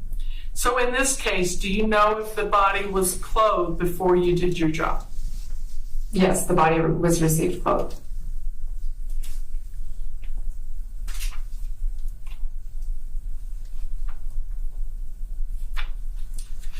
So if there was a photo that showed tears in the clothing and underneath it an abrasion, does that support the fact that there could have been like skinning the knee, that type of injury? Yes. In other words, if there's a tear above the abrasion that supports that something came in contact with resistance to that area, correct? Yes. Thank you. Did you note any of that in your observations, or was that not your job to do that? I don't look at clothing. Okay.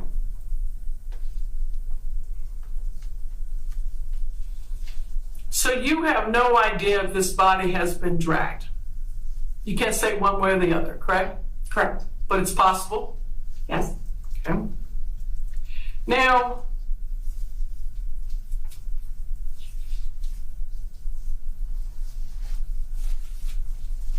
but did you testify about clothing and the bullet defect and the regular defect? Did you have some testimony about that? Not that I recall. Okay.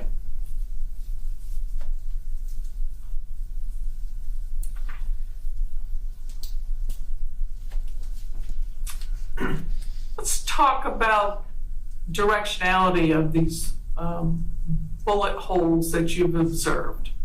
You don't know which way the subject would have been standing or sitting or doing whatever. You're not here to testify you have any knowledge of that, correct? Correct. Okay. What about the angle of this wound? Are you here? You do know there was an angle from the entrance to the exit, correct? That's correct. Okay. Your Honor, may I do a demonstrative thing with the court? With what? My new friend. We're going to bring out. Any objection from the state? No, Your Honor. May I approach the witness? Let's put this center of the room.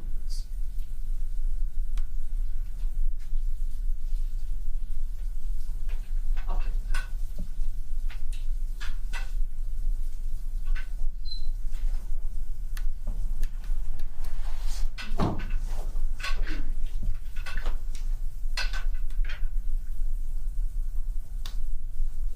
Now, this is not a real human being, right? You don't know. I doubt it. I'm not sure though. But it is anatomically correct from what you can see, correct? The skeletal system, yes. So I'm a visual person. I know jurors can be too. So what I'd like to ask if you would step down from your seat and help demonstrate this, okay? Sure. Line up. Together.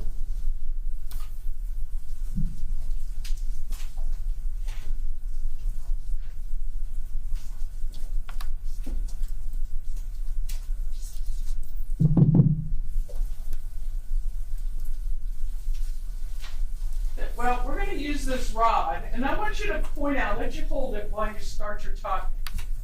You talked about some damages or beveling of the ribs. Let's back up a little bit. Explain beveling one more time. The beveling is a fracture pattern seen on flat bones. And what does that mean? Why does it do that? Why do you have that pattern? It's the way the bullet passes through the flat bones and pushes the surface of the bone with it. Okay, sometimes beveling is almost like a polishing type thing that it does to it. Is that similar or something different? I'm not familiar with that. Okay. Is it a direct impact or a skimming of that location to cause beveling? It can be both. Okay. Now, when you talk about rib numbers, how do you count ribs to know which rib we're talking about? From the top down. Okay. And you said there was an entrance wound where? Rib number, and if you need to look at your report, we can get that for you. Yeah, I don't have it memorized. Posterolateral right.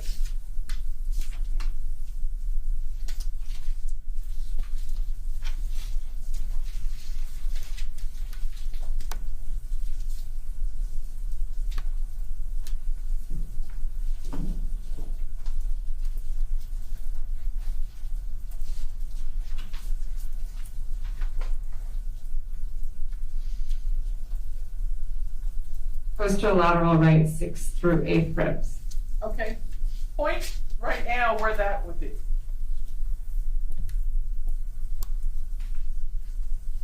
These 3 ribs here, 6, 7, and 8. This is kind of the posterolateral region. These ribs. Okay. Still kind of high up, depending on the size of the person, right? I don't have an opinion to that. Okay. Now, where is the exit wound?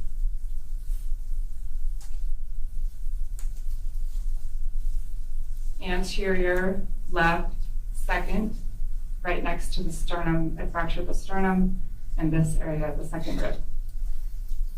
Can you put this rod through the location of the entrance as close as you can and show where it would look like if it where the bullet exited, please? Hold your report.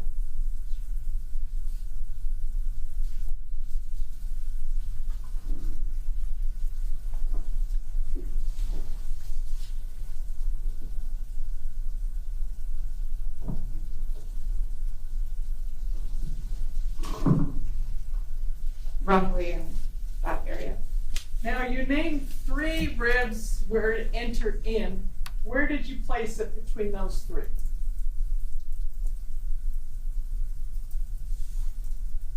Below the 7th.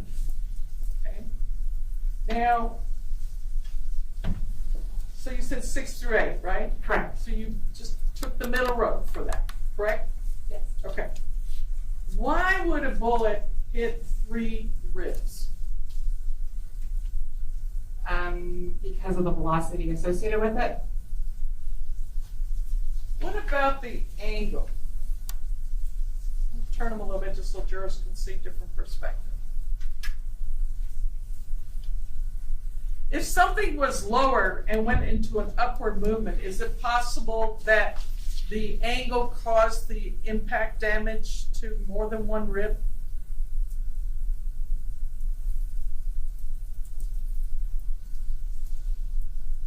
I'm not sure what that question is asking.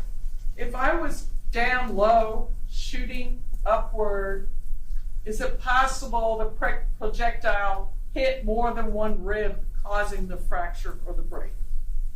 You would expect a more direct or upward trajectory for that to happen. It would have come this way, not crossed the midline. Do the ribs and all the bones affect the possibility of a change in the direction? Is that possible? Fractures and going through bone are going to change the projectile. Will? Yes. Okay. So once the bullet comes through and hits the body, going past the skin and hitting, say, a rib or a bone, could that alter the change to some degree? Is that what you're saying yes to? Well, it altered the trajectory from when it was outside the body to when it was inside the body. It now has its own trajectory because of what it's impacted. Right.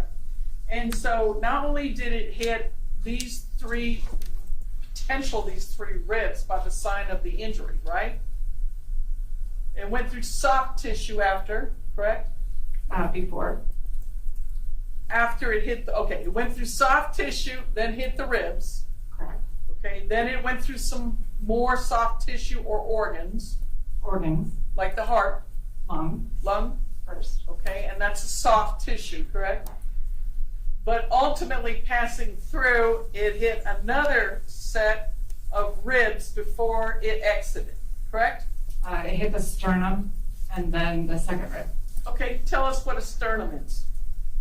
It's a flat bone, like a breastbone. Here is the sternum. Okay, so let me look and see what you're pointing at. So it's the center bone that kind of connects the ribs and joins them together? Yeah. Okay, so if I point to my front right here, what am I likely to be near my sternum? Yes. Okay, and I'm illustrating center mass of my chest. Okay, and so it hits that bone, and then where on this was there another possible fracture or broken bone? The second rib is broke, so it comes through here. And what part of the bone did you notice that injury to? The anterior, right, peristernal. Close to the sternum. Yes. Versus where on the back, let me flip our guy around. Becomes easy. Where on this ribs did you notice the injury? Like inner, closer to the spine, outer? Give me an idea there. Right where I have it, posterolateral. Okay, that was an easy one for you to put through. Because that's where you saw it, right? Correct? Okay. We got a question answer. All right, you can sit down. Thank you.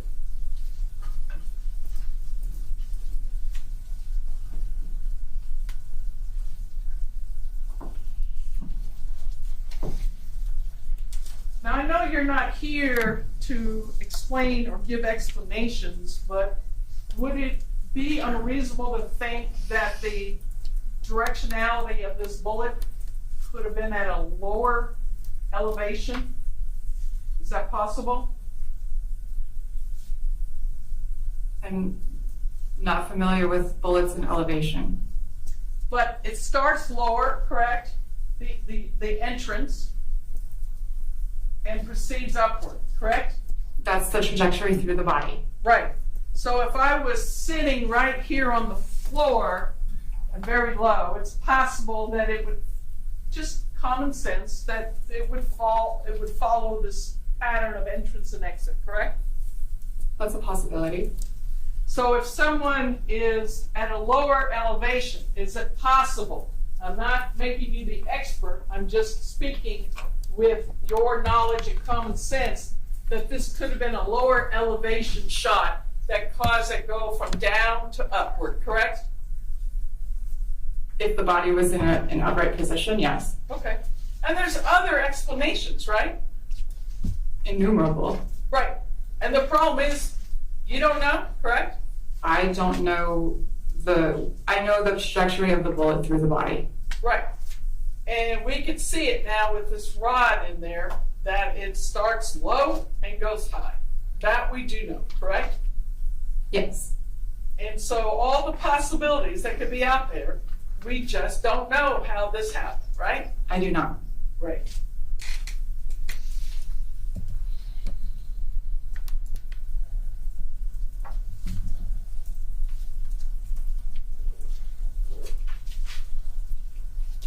Now, you told us and testified about the amount of blood that was retained in this body upon your autopsy, correct? Correct. You also talked about a couple of different ways that one might pass. One, you mentioned, like say they're shot in their head. What does that do as far as longevity of that person? It's highly variable. People can survive gunshot wounds to the head. Depends where it is. Yes. If a bullet affects the central nervous system, would they be able to abstain for any length of time? Yes. How long? Well, they can live. They can survive gunshot wounds to the brain. Is it possible that that body would drop immediately? That's possible, yes. Okay. And what about if someone is just kind of bleeding out? Just got internal organs, soft tissue organs, and causes a bleeding out. Could that be more of a longevity as far as how long someone can function?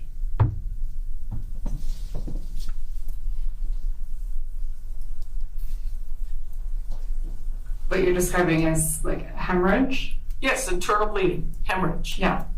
Okay. So people can die pretty rapidly from that. It all just depends on whether aid is rendered and the underlying health conditions that the person has. And there's many variables that affect. One person might die from hemorrhage pretty quickly, and another person might live long enough to have aid rendered and survive it. Well, I'm not talking about death as much as functioning upon receiving the injury. Okay, with internal bleeding, isn't it possible that a person can continue to walk for some time?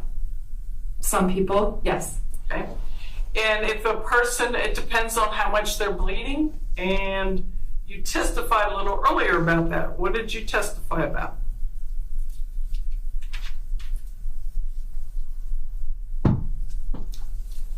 You talked about it earlier. About what? About when someone is bleeding and how long they can last. It depends on the person and what they're bleeding from.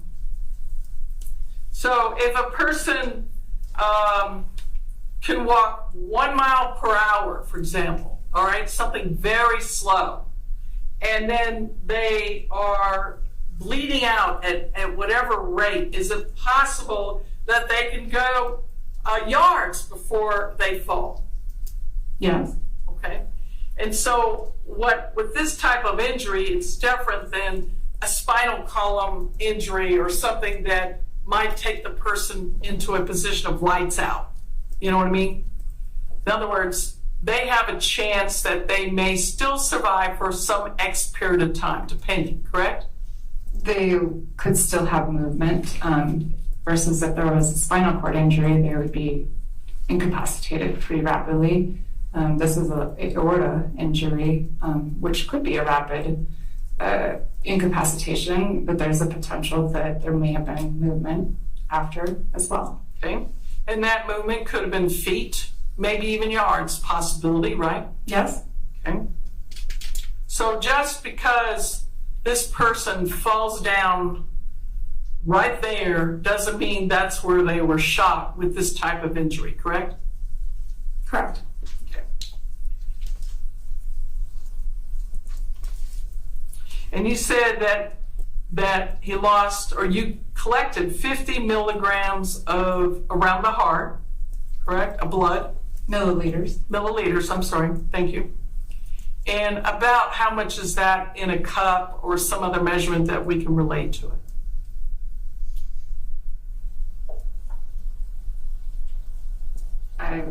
Probably a couple of these. Okay, can you hold that up for everyone to see? And have raised from your table little like Dixie cup type things that are there for you to have water, right? So you're saying about 2 of those. Yeah, approximately. I don't know how many ounces these are, but. Okay, and this is around the heart, and then you also testified that in the chest cavity, you also were able to collect 340 milliliters, correct? Correct. And give me how many cups of those would that be? Well, 6 times, 7 times. Okay. Now, the clothing can act like a sponge that's around it, absorbing the blood from the location of a bullet hole, right? Yes. And the clothing in this case had some blood on it, right? I don't recall. Okay. And have you seen any photos of blood on the ground? I have not, no. Would it be surprising to you, based on knowing how this bleeding out is taking place, that there was very little blood on the ground? I mean, there could be blood on the ground. There could be a small amount, a large amount. I don't know. And is it possible that the bleeding that you would think you would see could have been all maintained internally in this body? Yes. Okay. And that accounts for the large amount of blood that you're seeing in areas that are normally not with that type of amount of blood, right? Correct.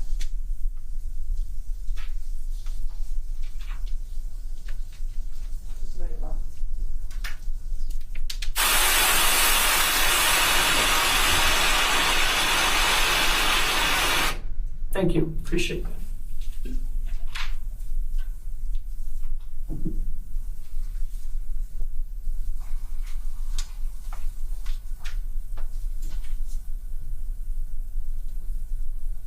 Now, do you remember, when you analyze the outer parts of the body upon the start of your examination, do you look for things and objects that normally would not be normally found there? Yes. And did you notice in this case there was lots of debris on or around the body?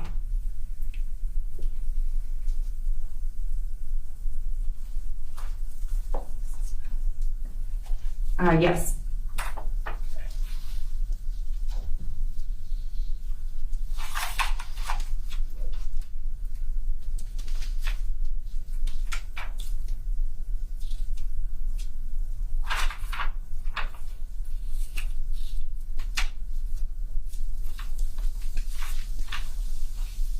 Okay. Cross witness. Let me show you.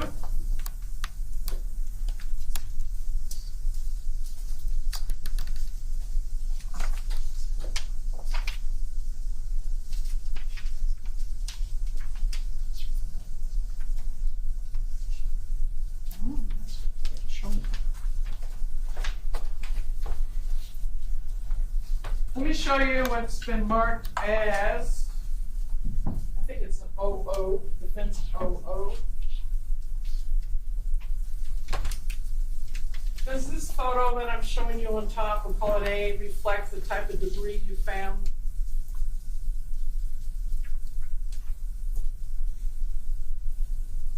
I describe it as particulate debris.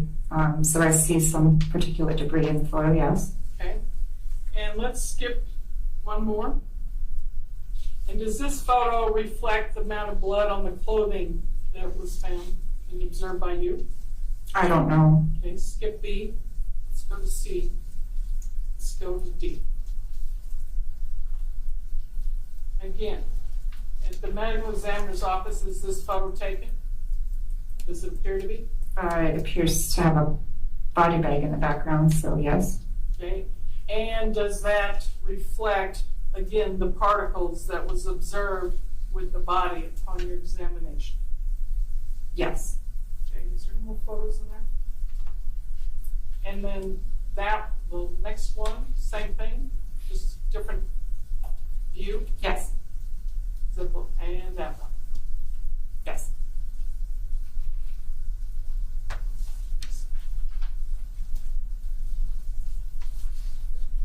I need to talk to counsel for a second. Talk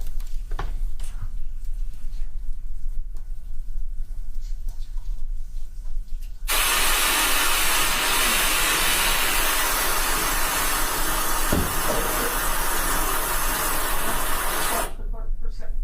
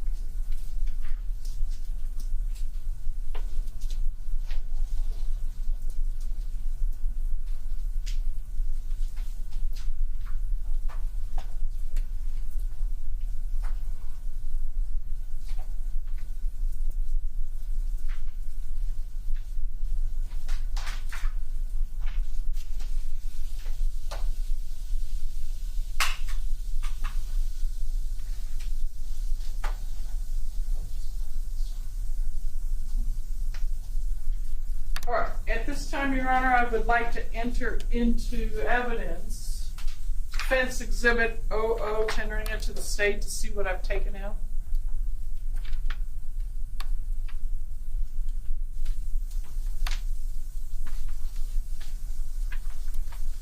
No objection, Your Honor. Oh, was it good? Thank you, Judge. May I publish? Yes. Thank you, Judge.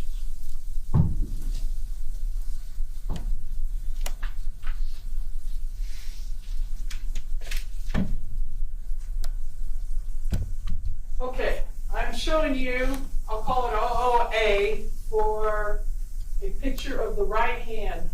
Were you aware that the right hand was under the body? Because it was also probably still had, which, you know, the stiffness of that body, right? Did you observe the body being bent, the arm being bent? No. So you had no knowledge that this right arm was under the body upon observation of it? That's correct. Okay.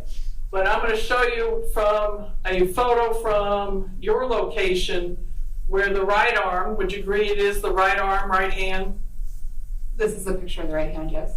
Okay. And the debris that the hand is holding, correct? That's on the hand, yes. Okay. Which appears to be some kind of straw-like, long, grass-like material, correct? Some of it, yes. What else is there? More granular. Maybe sand or dirt. Okay. So let's point that out. So These right on the top, right there, all over. all over. Could this, thank you for drawing. Okay. Are you familiar that the terrain was in an environment like that? Did you have any knowledge of that? Yeah, I mean, most of our cases come from the desert. Okay. So this reflects that type of environment, correct? Right. Now, there is all kinds of particles kind of stuck to this hand. And there are things in his hand. And that includes this straw-like grass material, correct? Yes. And the hand is somewhat closed or clenching in some form, right? That's how the photo was, right? There's some flexion of the fingers in the picture, yes. Okay. When a person dies, and as the body stiffens, does it stiffen in the position it was last in? Typically, yes. In other words, the hand doesn't move while you're dead, right? Not unless someone moves it. Okay. And so this could reflect someone, I don't know, being dragged or grabbing onto the environment, correct? Could be. I don't know how the body had been manipulated after it was found. I mean, there's many variables that affect. But in my hypothetical, it's reasonable, correct? It's possible. If the body had laid there for enough time to pass so that rigor mortis had started, then yes. Okay. But if someone's being dragged and grabs onto things and then passes, the results of it could still remain in the hand, correct? Yes. Okay. And I understand, that's one hypothetical. Let me show you the next photo. So we'll call this B.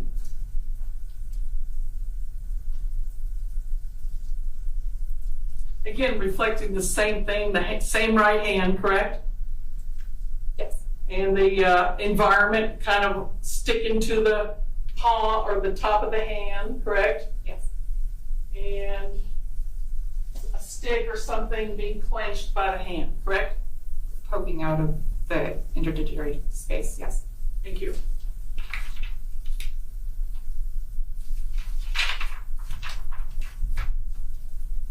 A little bit different angle, but same shot. My last one, we'll call it C. Any idea?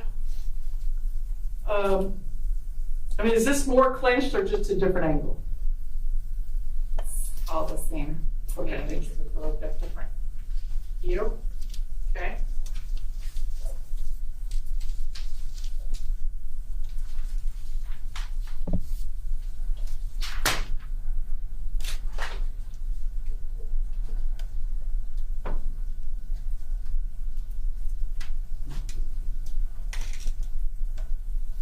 Now, you mentioned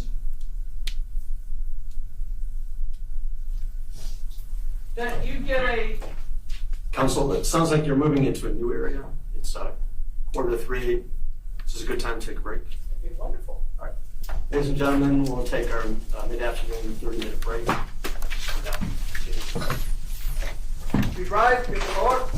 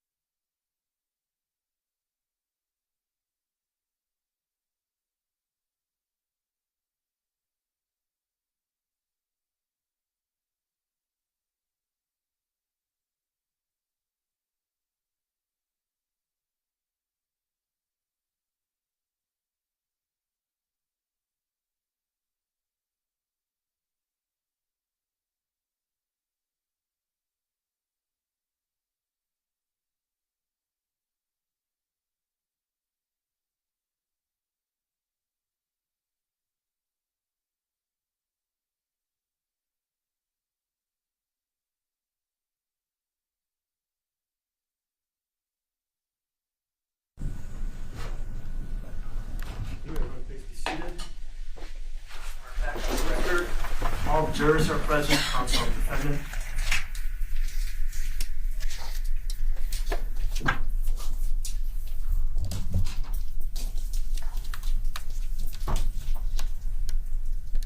Good? Yes. All right. And you can continue with your cross-examination. Thank you, Your Honor. Do you remember we talked about something called stippling? Yes. Okay, let's slow that down a little bit and go back over that. What is it? Stippling is a pattern of injury seen on the skin that's caused by unburnt gunpowder impacting the skin and leaving small punctate red-purple abrasions. So if I was suicidal and and if you look my way for 1 second, and put a gun to my head, you would suspect in that scenario that you would see stippling on my scalp somewhere here, right? No, No? I Why would be not? concerned if I saw stippling. Okay, tell me why. Stippling is seen in intermediate range gunshot wounds, not contact gunshot wounds. Okay, would anything else be left there if it was contact, like I illustrated? Typically, we would expect to see a muzzle stamp or a muzzle imprint. Okay, so you kept using the word intermediate range. Could you define that range again, please? It's highly variable depending on the ammunition and the weapon. And the only way to know exactly distance from muzzle to target is to have the same ammunition and the same weapon and do repeated test firings. Okay, So when I'm giving numbers, it's general speaking, a couple of inches to typically 1.5 feet. Sometimes you'll see a little bit further.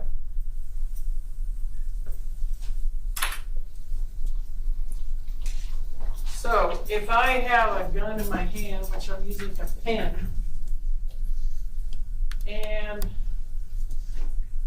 I am standing back 3 feet and point a gun at this person, is it possible that you might not see this evidence of stippling?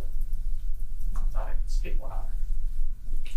Typically, you would not expect to see stippling at that range of muzzle to body. Because why? Because gravity would pull the burnt and unburnt gunpowder off prior to it impacting the body. Okay. So you can't testify that someone wasn't standing in my proximity to the subject. This is the deceased here. You can't testify if me having a very high caliber, let's say some sort of big handgun, pointed at the person, like I'm robbing them, okay? It's possible that could have happened too, correct? Can you repeat or rephrase the question? Is there any evidence that would dispute that I'm standing here a few feet back from the subject, the deceased, having a handgun, pointing it at him, like as if I was robbing him? Is there anything that would dispute that happening based on your autopsy? He was clothed. Pardon? He was clothed, so I wouldn't expect to see stippling on a clothed body anyhow, because the clothing is going to absorb the burnt and unburned gunpowder. Okay, that was actually my next question. Thank you. Now let's go back to my question, but that was on my list. I'm going to creep up another small amount of space, okay? I'm holding a pen like it's a gun. I'm saying this for the court reporter. I know you can see what I'm doing. Or can you? Is that better? Sure. Okay, thank you. And is there anything about your medical examiner report that would dispute the fact that I had a gun? As if I'm using maybe I'm robbing the guy or whatever, that would contradict it. Assuming this is a pretty powerful handgun, is there anything that would dispute it that you see in your report? That the distance of the gun from the body is within where you had it. Yes. Is that the question? Yes. No, that's possible. Okay.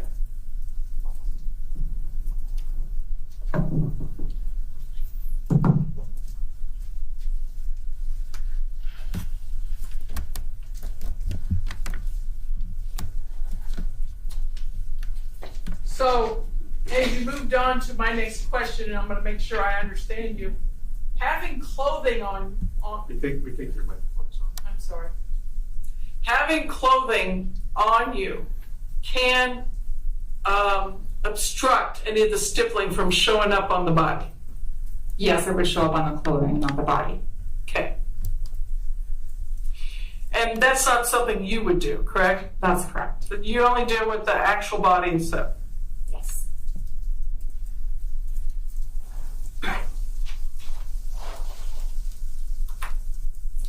All right, now I'm going to go back to, well, actually, let me do this.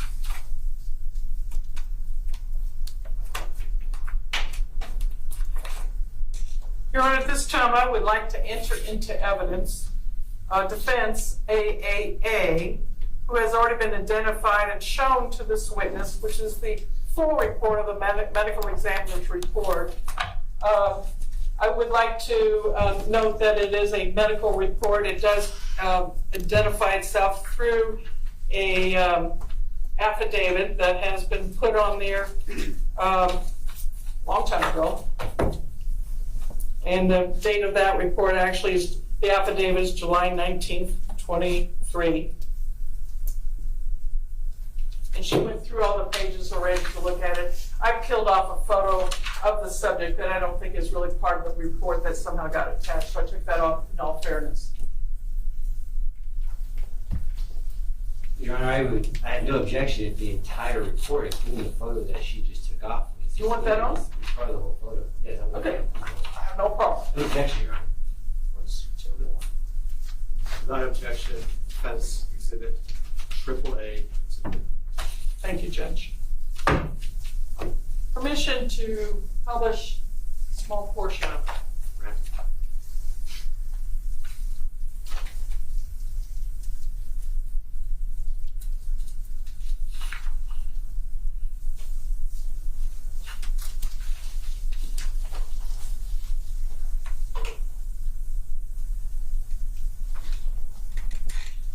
Investigator narrative. You did talk about earlier about getting information from law enforcement so that you could look at that information and then correlate with what you see in your examination, correct? Yes. And you said you did do it in this case, correct? Yes, probably. Okay. And that has come in this report under the form of investigator narrative, because you didn't author that, right? Correct. That's what you relied on to get you started, correct? Yeah, I don't know exactly what it says. Some of it could be prior to the examination. Sometimes information comes in after. Okay, so you could fall back on it if you need to based on your evaluation, or you could use it to get started. Correct. Thank you. All right, I'm going to read it. It's very fine print. Put my flashlight on. This is January 30th, 23. An unidentified male was reportedly with a group of foreign nationals that were observed by a homeowner on his property. Yes, it's 2 of 5, about 17 down approximately. The homeowner indicated that the group was running parallel to the property and had long rifles on their possession.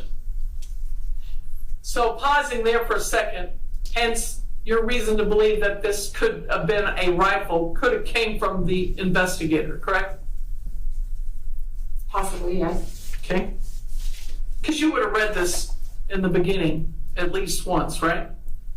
Prior to signing my report, if it was authored on the 30th, yes. Thank you. He then allegedly pursued the group and engaged them, firing one shot from his AK-47 rifle. Now you've been identified a type of rifle, right? Yes. But only one shot is noted. And you have one shot, right? Correct. But you didn't hear about the 8, 9 other shots in this case, did you? I I don't know the details. Okay, let's keep going. 911 was contacted at 17:56 hours, and the decedent was located by deputies with Santa Cruz County Sheriff's Office at 18:23.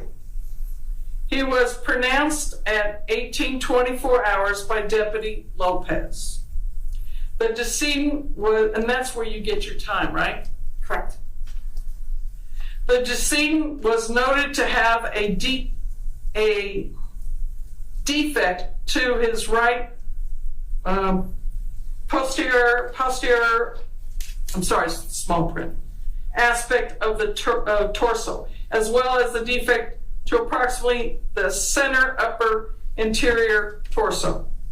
No other defects were observed by the time the cause was reported, or the case was reported. Excuse me. 2 PCOME.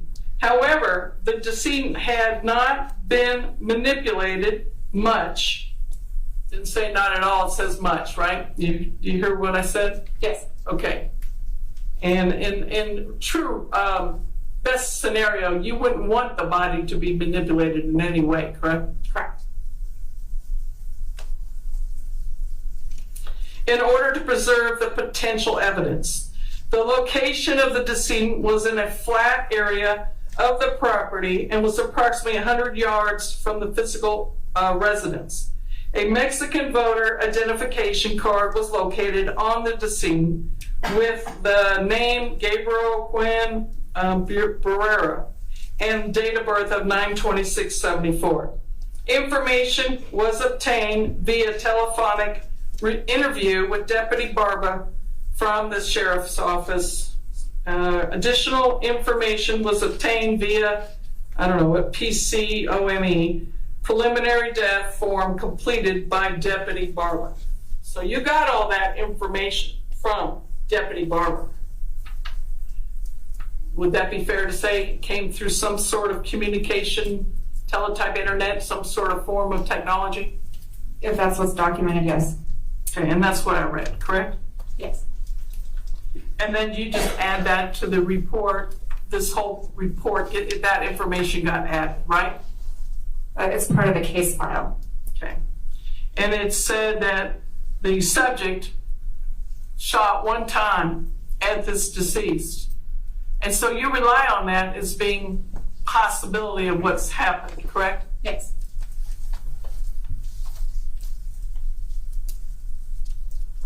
Chance to look at my notes for a second, Judge.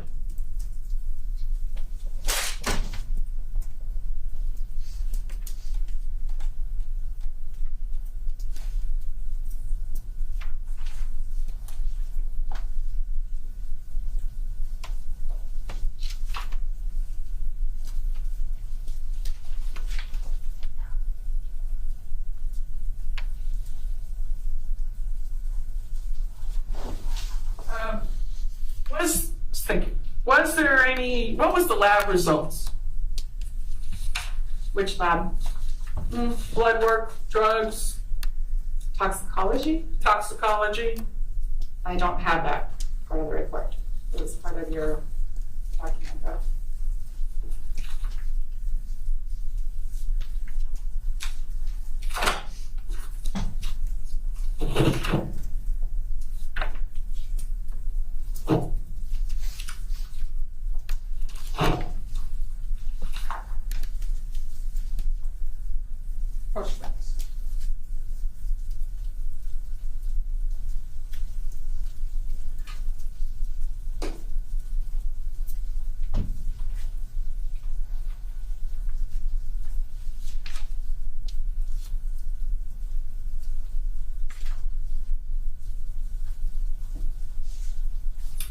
The toxicology screening positive findings included delta-9 THC at the level of 2.0 nanograms per milliliter from the femoral blood sample that was submitted to NMS labs. What does that mean in English for someone that doesn't know lab work? It's a metabolite of marijuana. What does that mean, metabolite? a breakdown product. Okay, so there are signs of use of marijuana in his system. Correct. And is that a large amount, small amount, or does it matter? The reporting limit is 1.0. It's double that. As far as amounts, I don't have an opinion as to numbers. It's not something I typically. There's another page. Is that there's nothing else further? Is that all that was found? That's the only positive finding, correct?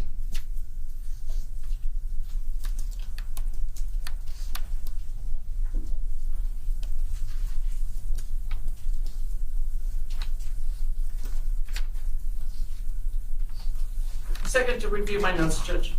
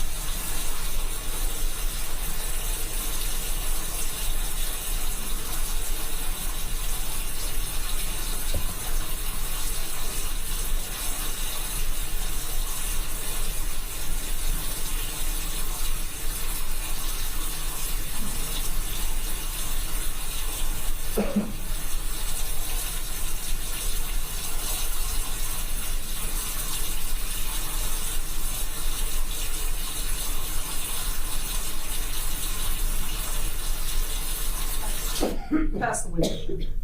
Good representation.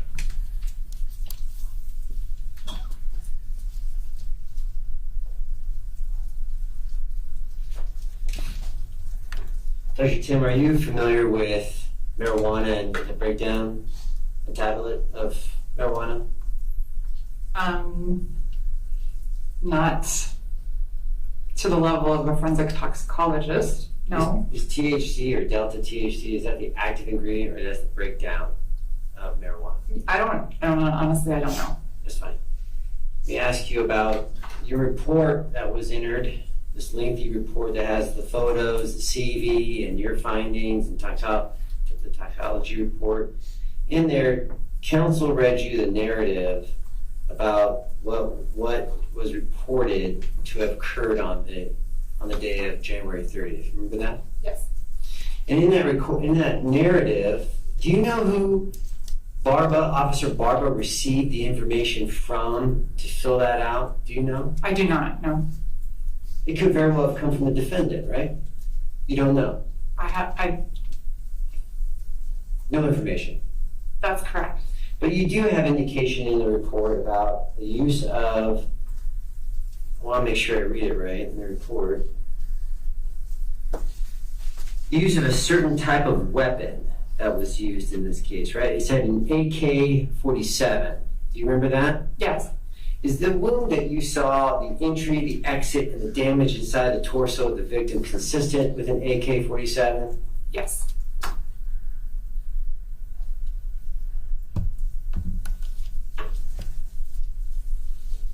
I'm going to go into the skeleton real quick.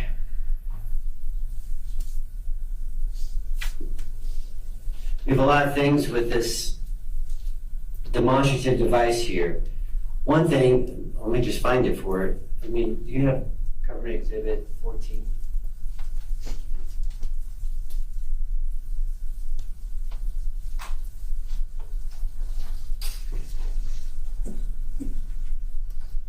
I'm going to show you. Sorry, been a minute. 14H.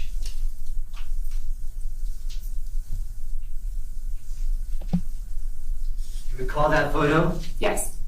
And just remind the jury what that photo is again. It's the inside of the right chest cavity, the area underlying the entrance wound, and it's showing the multiple rib fractures with the associated hemorrhage and the large defect in the chest wall. Permission to what's that? Move around the permission. Oh, yeah, sure.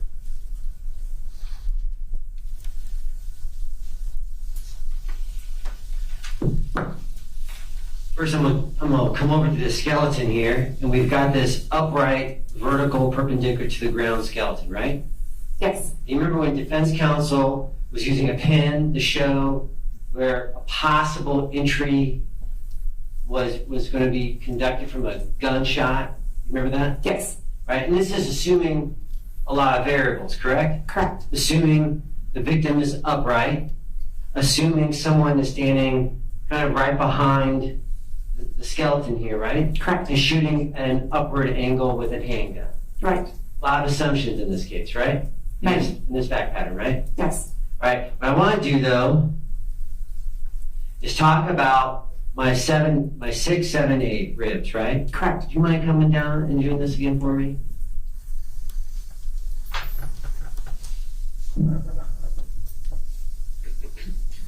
Looking at that photo, 14H. I have another.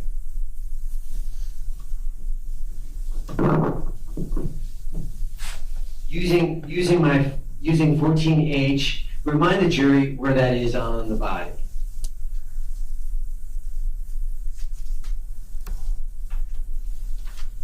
So starting below the scapula, is that the scapula? That's the scapula. I know some anatomy.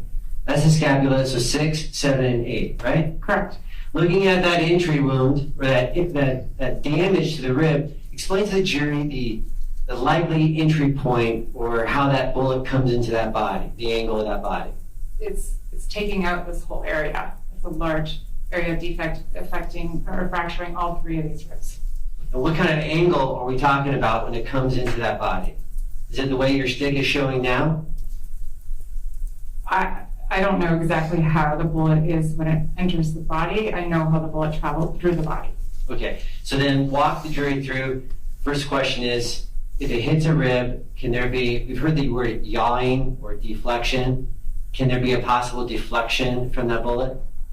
Yes, ribs are hard materials, and so once it impacts a rib or 3 ribs, its trajectory is going to be altered in some way, shape, or form. It's not going to be continuing along that same trajectory as it had before it fractures those 3 ribs. So it's possible, doctor, that a shot from this angle to the victim can hit this rib cage at kind of a level line and deflect upward out through the chest plate. Yes, That's a possibility, right? it is. Right, you can give me the stick. You can sit down too. Let me take that.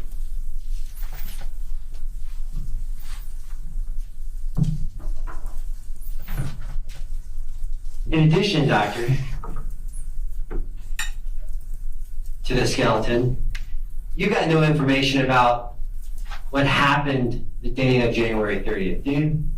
No, You don't know how many shots were fired, what the victim, there's another victim in the case, what they testified to. You got no information. no. So hypothetically, I'm gonna give you a hypothetical, right? When most people hear a gunshot, what's the common reaction by most people when they hear a gunshot? To duck. To duck. So hypothetically, if someone hears 3 gunshots, their reaction would be To get low. to get low, right? And so it's not uncommon for, I'm not sure this is going to be working, it's not uncommon for this person to be ducking out of the way, Take cover, yes. to take cover. And you got no information about the number of rounds fired or which round hit this person, do you? I do not know. That's not an uncommon reaction when you hear 3 rounds fired, then to duck or cover, right? Objection, asked and answered. Stay.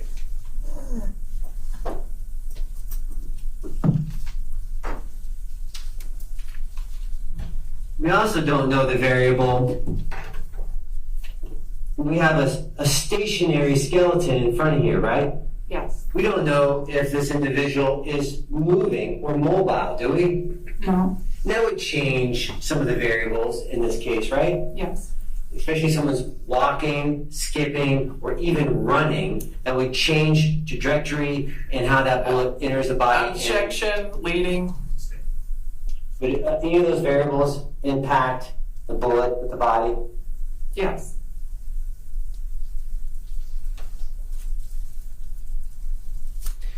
We talked about on cross-examination about abrasions. Do you remember those questions? You saw some photographs. Yes. And you don't have any information from any other witness about what they observed the day of with this victim. Objection, leading. It's just a yes or no. You have no information. That's leading. I do not. Is it yes or no? First of all, there's objection. Please hold off on the answer until I'm the end of the rule. It's a leading question. A leading question is a question that suggests the answer. Do you have any information of what was testified about what happened to this victim on the day of January 30th? No.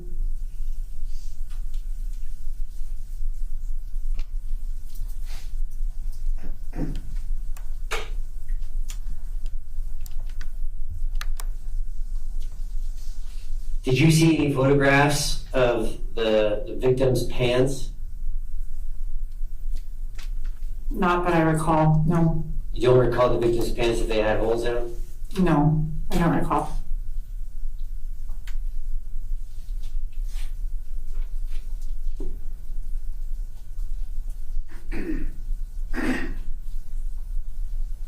Just 1 second, Your Honor.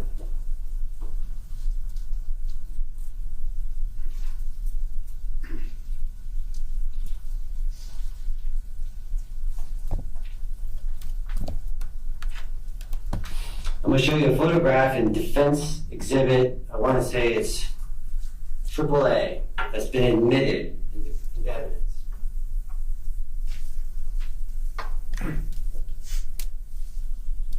You see that photograph? I do.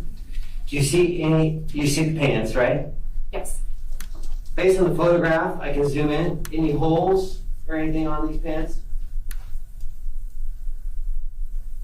Kind of grainy. Check out this. It's hard to see, but nothing obvious. Glaring. The jury's going to have the photograph in evidence.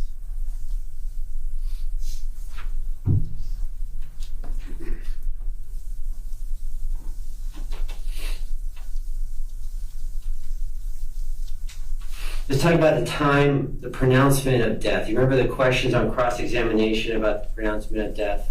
Yes. And pronouncement of death is, I think you tested. Explain again what the pronouncement of death is. It's when someone is examined and determined to be dead, and that is when the time of death. It's for the state of Arizona, that's the accepted, agreed upon time of death. Is that necessarily the time of the actual victim's death? No, rarely. Only in a hospital situation that the death is witnessed. Is it going to be the exact time of death? And you examined the body in this case, right? I did. On February 1st? Yes. And if the time of death is 6:30 on January 30th, if the victim was killed 4 hours earlier, would your analysis of the body be consistent with a 4-hour earlier death? Objection, speculation. She said she couldn't tell because of the length of time and the refrigeration that she didn't have that type of testing. It's sustained, but you can try to lay additional information. We talked about the cooling, putting bodies in coolers and things like that, right? Correct. We talked about the decompensation and rigor mortis and the time setting of that, right? Yes. Right, and I know you're not CSI here. We're not watching a 30-minute show here, so the answer is... Objection to sidebar. What's that? Objection to sidebar. I'm sorry, I would... No, it's my I objection. understand the objection. You're requesting a sidebar. No, it's to me, Your Honor, my narration. It's my narration. I strike that. So let me go to the question about decompensation and rigor and so forth, right? When someone's shot and killed and say they died, not the pronouncement, they died, what's the timeline for the jury about what's going on with the human body? So the three things that we talked about is algo mortis, the cooling of the body after death. That's going to happen right away, instantly, until the body reaches ambient temperature, meaning room temperature, the temperature of the air around it. So typically the body is warm to touch. Most people are warm. And then over a period of time, it's going to get cool. Well, that's dependent on the environment that the body is in, underlying reason for the death. Those sorts of things all impact the algo mortis.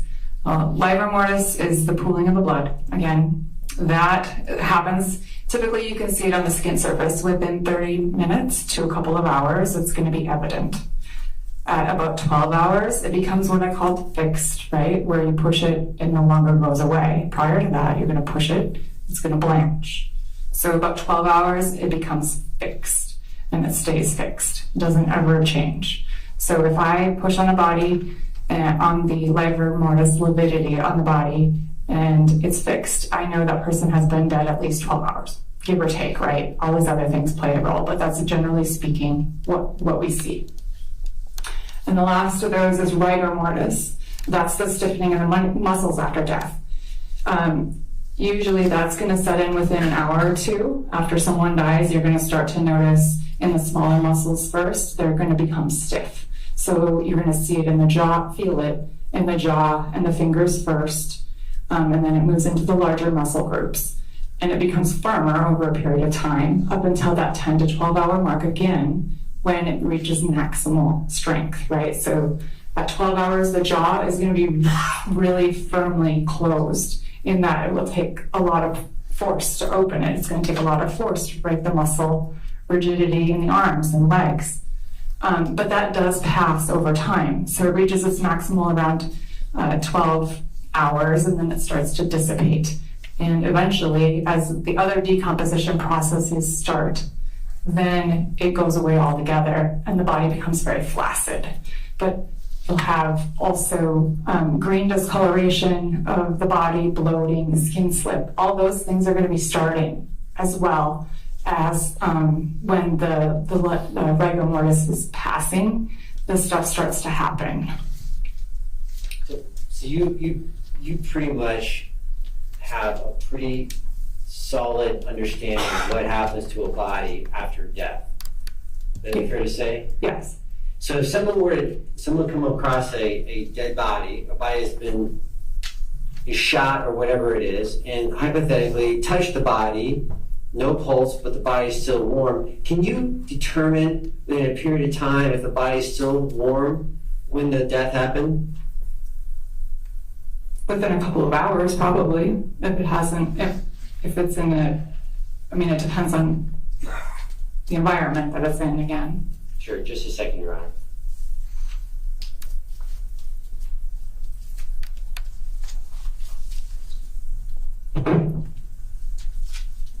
So all the questions I have, Your Honor. Thank you. Any questions for this witness from any of the jurors? All right. Let's see at least one.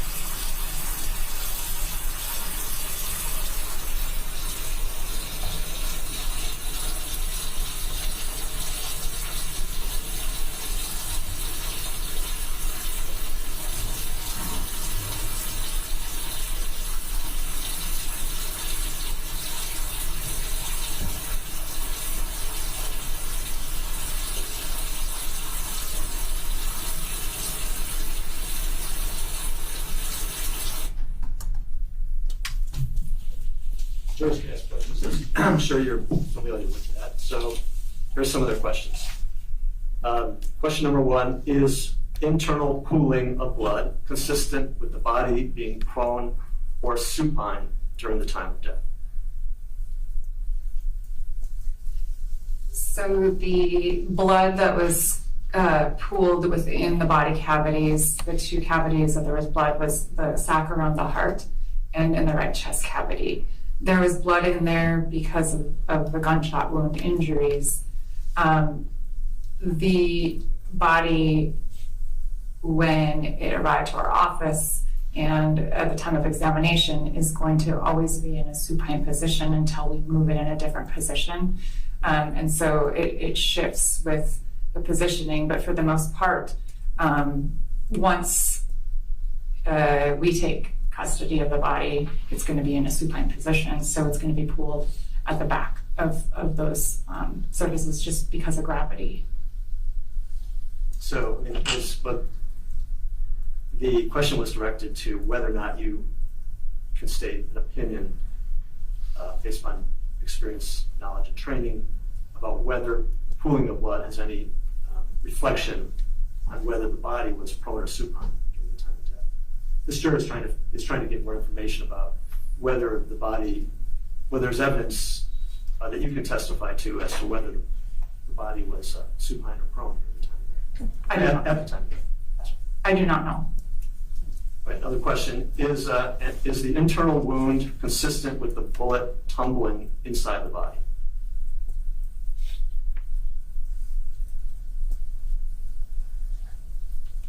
I don't know. I just know the path that it took. Another question, are there any definitive findings with internal organs that show that blood has not moved since cell death in the organs, parentheses, I'm trying to determine if body organs show the body was prone or supine at the time of cell death, or during cell death. This particular question is directed towards the organs. The organs. So is there any definitive findings with internal organs that show that blood has not moved since cell death in the organs?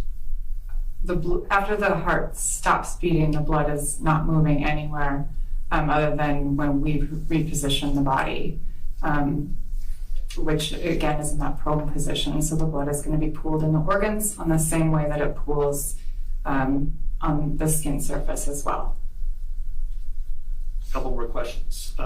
In your opinion, and all of these questions is, obviously if you know or if you have a good basis to know and you have foundation to know. If you don't know, that's obviously a fine answer. But the question is, in your opinion, is the path of the entry wound consistent with a shot from long or short range? I don't know. It's not a contact wound.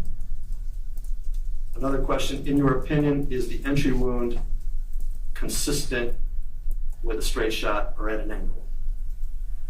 The bullet takes an upward angle in the body. The trajectory of the bullet in the body is right to left, back to front, and upward within the body. And that's within the body? Correct. I do not know outside of that. All right, very well. Excellent questions. I'll hand the questions to the clerk, and the lawyers can ask follow-up questions to the questions of the jurors. Mr. Jen. Real briefly, Dr. Tim, on the movement of the body, you've handled countless autopsies, correct? Correct. You've handled from when the body was found at scene and then it's transported to the coroner's office, right? Yes. That body has to be picked up, put in a body bag, and shipped, right? Yes. A lot of movement goes on, right? Yes. No more questions, Your Honor. That's any additional questions? In relationship to that same question, I guess if I understood your answer, due to the movement of the body, the blood is moving due to gravity in the position that it's placed in, correct? Yes. So it's hard to say how it was closer at time of death. Correct. Okay, nothing further. Any more questions or follow-up questions from any of the jurors for this witness? See none. Is the witness excused? Yes, Your Honor. Yes, Your Honor. Thank you, Doctor. Step down from your All right, the state can call its next witness. Yeah, approach the Yes. And while they're doing that, so you've heard objections that I've been ruling upon. One of the frequent objections, more frequent than others anyway, has been leading. So let me explain what that is. A leading question is a question that suggests the answer as opposed to being open-ended. So, cookies missing from the cookie jar. Mom says to Billy, Billy, isn't it true that your brother Bob stole the cookies from the cookie jar? The answer, the question suggests the answer, that is Bob. A non-leading question would be, Billy, do you know who stole the cookies from the cookie jar? Open-ended. And if he says yes, then non-leading follow-up question would be, who stole the cookies from the cookie jar, as opposed to, it was Bobby, right? Now, non-leading questions, when a party calls a witness, they're not allowed to ask leading questions. It's their witness. They have to ask open-ended questions. Either party. Cross-examination, a lawyer can ask leading questions. Right? So that's where these objections come. Again, it's not a reflection on anyone's questioning here, any of the lawyers. It's just been a frequent objection, so and we do it in front of you, so I wanted you to have some understanding of what we're doing. Right? Thank you for your patience, and you can call your next witness.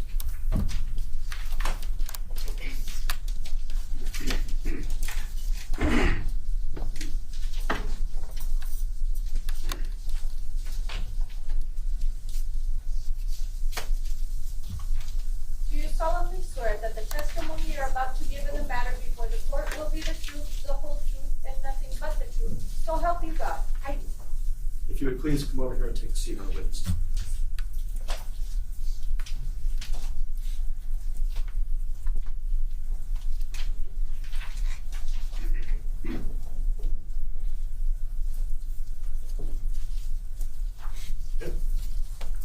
Whatever you're ready. Good afternoon, ma'am. Good afternoon. Can you just briefly introduce yourself to the jury? Yes, my name is Tara Helsel.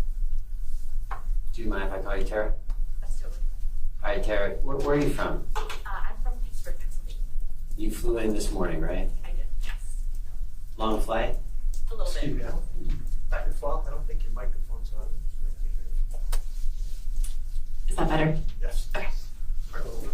And Tara, can you spell your name for the court reporter? Your last name too. Yes. First name Tarah. Last name Helsel. What do you do for a living, Tara? I am a forensic scientist and the manager of the forensics department at a company called RJ Lee Group. What does RJ Lee Group do?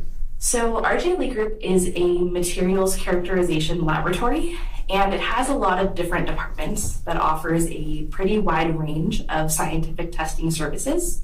For example, we have a chemistry department that does things like water testing. We have a group that analyzes concrete, and we have many other departments. However, we also have a small criminal forensics department, which is the group that I am a part of.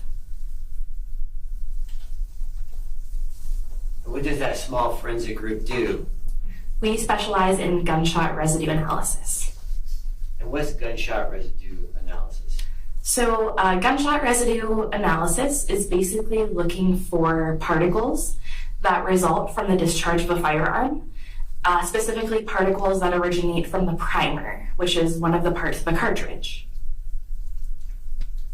If I just use GSR for short, that's gunshot residue, would that be an okay abbreviation? Yes, absolutely. Okay. So GSR, how many cases have you worked on doing a GSR analysis? I have done analysis in over 700 cases, analyzing over 4,000 samples. And how long you been doing that? A little over 7 years now. And what was your background before that? I had a Bachelor of Science degree in forensic science from Waynesburg University, and then following graduating, I started at RJ Lee Group. No one knows where Wayne's College is at. We just know where U of A is at. So where is Wayne's College at? Waynesburg University is in southwestern Pennsylvania. It's kind of close to the West Virginia border. Sorry, Waynesburg. Waynesburg, yes. Were you asked to do, you don't work for Santa Cruz County, do you? I don't know. And in your practice with RJ Lee, do you often get hired by jurisdictions to do GSR analysis? Yes, absolutely. Our laboratory does gunshot residue analysis for agencies all throughout the United States and also beyond. And were you asked to do anything work in this investigation? Yes, I was. What were you asked to do, Tara?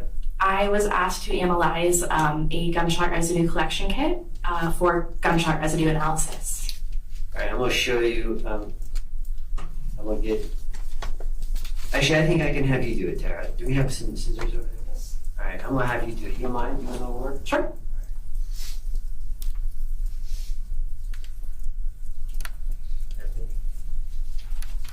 Yeah, put these guys on. Okay.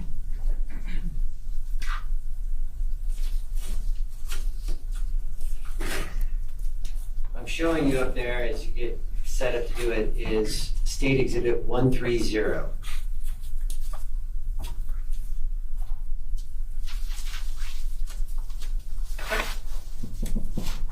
Cut away.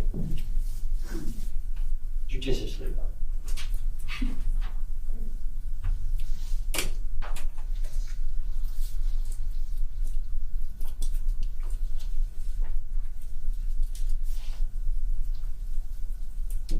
And for the record, the witness is opening Government Exhibit 130. Do you recognize the tape on that, Tara? I do, yes.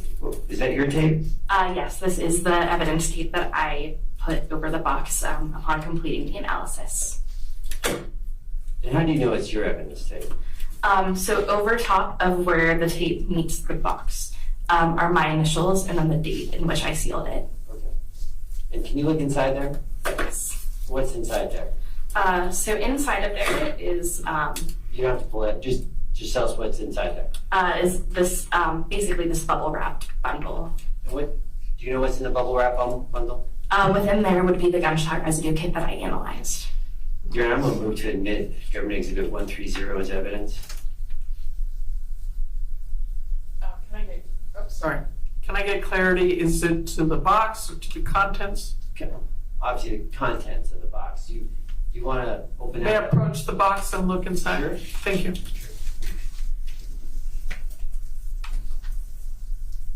Just keep it low, Tim. Keep it low.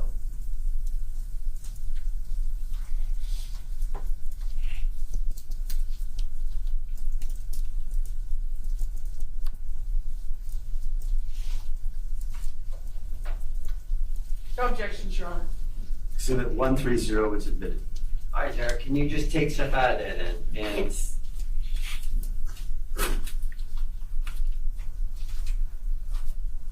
So this bag was inside of the bubble wrap. do you recognize that bag? Yes. Is that your bag? This bag was not ours. This bag was originally sent with the evidence. Oh, okay. And so can you open that bag? Yes. And inside that bag, what do we have? This is the gunshot residue collection kit that I received in this case. And what goes in a kit? So this kit is composed of a number of stub samples. They're basically small vials that have an adhesive sampler inside that would, in theory, be dabbed onto an area of interest in an attempt to pick up any particles that might be present. Okay. And how many samplings are in there? There should be 5. Well, if you want. Should I open it? Okay.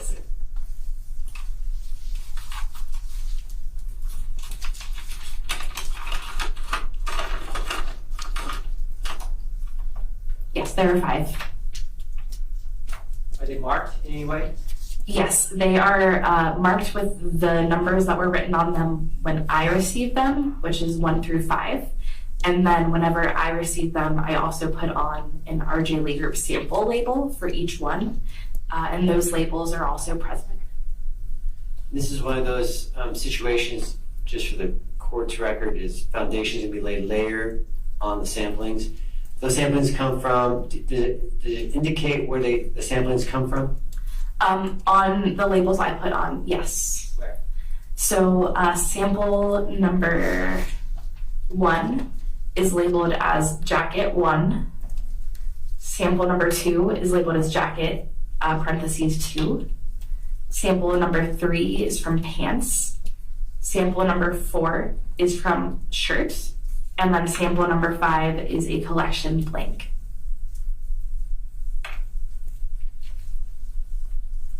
And what's a collection blank? Plank? Blank. Blank. Yes. B-L-A-N-K. Yes. What's a collection blank? So a collection blank is basically done to ensure that contamination is not occurring during collection.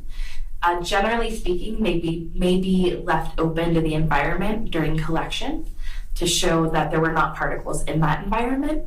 However, since I didn't collect the sample, I can't say for certain how it was used in this case. Okay, but you received those from the Santa Cruz County Sheriff's Department? Yes. Do you remember the officer? Did it indicate anywhere in your report who sent those to you?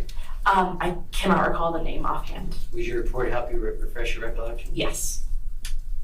Your permission to approach. Government Exhibit 40.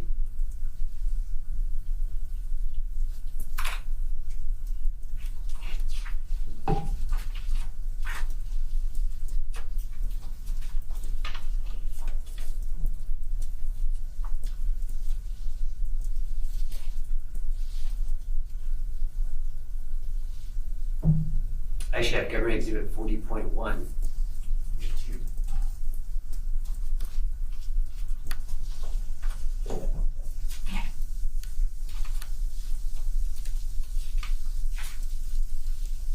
Did I refresh your recollection? Yes. Who sent those to you? Detective Mario Barba, Does it say what agency? the Santa Cruz County Sheriff's Office. Just so I have it written down, 1 and 2 samples come from the jacket. Number 3, the pants. Yes. 4, a shirt, Yes. and 5 is a blank. Correct. Kind of like a control group, like a control. Yes, that would be another term for a control.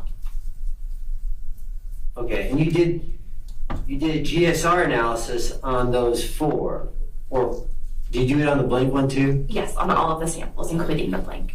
So you do a GSR analysis on all 5 of those samples. Yes. What's your results on that? They were all negative for gunshot residue. And what does that mean, in your opinion? Basically, it just means that gunshot residue wasn't present on the samples. I can't say why there were not particles there, but just simply that there were no particles there. One of the reasons, so I just to be completely forthright, one of the reasons is the sampling had blood on it, right?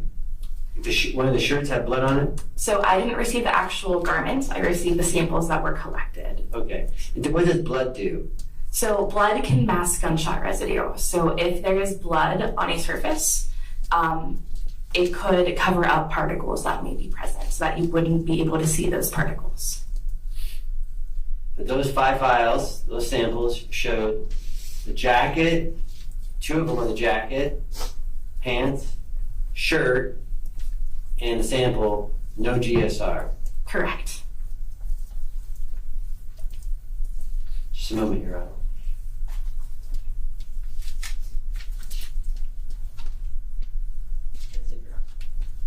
Thank you. Cross-examination? Thank you, Your Honor. Good afternoon. Good afternoon. What is the distance that gunshot residue might show up? So that really varies. Typically, the cloud of particulate that is expelled during a discharge can travel several feet, usually within about 4 to 6 feet. However, environmental conditions can also make that travel farther. And then in addition to that, there are some particles not from that cloud, but actually on the bullet that can travel farther distances. If I have gunshot residue on my left sleeve here as I'm pointing to my left arm and I brush hard enough and everything, could I affect whether there will be any signs of it? Yes, gunshot residue can be easily removed. So things like environmental factors or activity can cause particles to be removed from a surface. And if I take my right arm that still has particles and rub it against my co-counsel like I'm doing here and illustrating, is it possible that the gunshot residue would show up on her jacket? Yes, so just like gunshot residue is easily removed, it's also easily transferable from surface to surface. What is the reasonable time that you would based on your knowledge, that one should do this testing? It really depends. So it depends on the circumstances. So studies have shown that with normal activity, gunshot residue on the hands will be removed within about 5 hours or so. With clothing, it really depends. If there are particles on a garment and that garment remains undisturbed, the particles will remain indefinitely because they don't break down or degrade. However, if that garment is subject to much activity, coming into contact with things, handling, all of those could be factors that could remove particles. If the clothing tested was put in a bag for storage together, rubbing upon each other, could that affect the result? It could cause particles to move from garment to garment if they are all bagged together.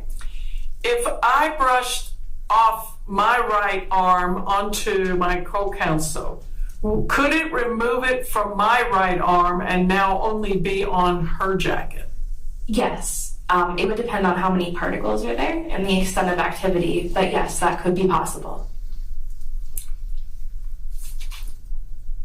The gunshot residue needs to have exposure to an item in order for it to possibly show up on it, correct? Yes. So if gunshot residue is on something, it's from either being near the discharge of a firearm or from coming into contact with something with gunshot residue on it. Now you tested, what was the date of your testing? So the testing was done in July of 2023. So the report was July 25th, so it would have been probably within the days leading up to that. So you said July or June? I'm sorry, July. Thank you. So this is close to 6 months after the date of the offense, which has been noted here as January 30th. Did you know that? I did not. Okay. Let me strike that. More reasonably would be, if you're going to test, you should have tested closer to the date of the offense would be a better choice, correct? Once the samples are collected, no, because the particles don't break down or degrade. They're not going to go anywhere. So as soon as those items are contained, whether it's the samples or the articles, whether they're tested immediately or months later, that's not going to change. What date was the collection made? I'm not sure what the date of collection was. Do you have anything in your report that says it? Not the date of collection because we did not perform the collection. So you don't know if it was collected in June? I don't. May? I don't. So if it hadn't been collected early, that could affect the lack of results, correct? Not from the garment, because if the garments themselves are contained, again, those particles aren't going to go anywhere. So, for example, we've tested garments that have been in storage for a decade and have found gunshot residue particles on them. If these clothing items that you tested was placed in a plastic bag and moved around, could those particles, if they're there, show up on the plastic bag rather than the clothing? Depending on the extent of activity and how many particles are there, yes, that would be possible. Now, we have seen what appears to be a gunshot close to the back, a little bit to the side. That's the entrance wound, okay? Okay. All right, and you don't know that, right? No. Okay. Now I want to show you something. It's marked, but I'm not going to be, just want to discuss this so you can see it first, okay? Okay. All right. May approach the witness. And just for the record, it is marked as defense HH. I just want you to look at it, and then I'll ask you a question in a minute, okay? Okay. Tell me when you have a chance to examine it. Okay. Now, I'm pointing to an item. It's not admitted yet, but it's a photo in this case of a backpack, correct? Correct. And would you say that's a pretty good sized backpack? I would say so, yes. Kind of plump, looks kind of fat, typical height of a backpack, right? Yes, And backpacks are usually worn on your back, right? I would presume so, yes. So if I have this size of a backpack covering my back, wouldn't it be smart to test the backpack for gunshot residue rather than clothing underneath the backpack? It could be helpful. It would depend, again, on the circumstances. Well, let's make this more clear. If this backpack was on a subject, okay, that is now deceased, following me? Yes. Okay. And it's kind of wide, and it's about yay high. I'm reflecting, I don't know, 3 feet tall or whatever. If it's covering up the clothing, like the jacket or the shirt, isn't it possible, well, isn't it true that gunshot residue cannot penetrate through this backpack to land on the items below it? Correct. If there were particles basically dispersing that area, and that backpack is the outermost garment, that could block the particles from getting to lower layers. And you were never given a backpack, were you? I was not. You received a jacket, correct? I didn't receive the jacket. I received samples that were labeled as coming from the jacket. How big are those samples? They are small vials. They are the vials in front of me. Can you hold one up again? Yes. They're these small vials. Does it tell you on those vials where it came from? So The clothing? that information was provided to me from Detective Barba. So the samples were labeled 1 through 5. He clarified to me which of each sample came from. So he clarified that 1 and 2 were from the jacket, 3 was from pants, 4 was from a shirt, and the 5th was a collection blank. You don't know where on the item? No.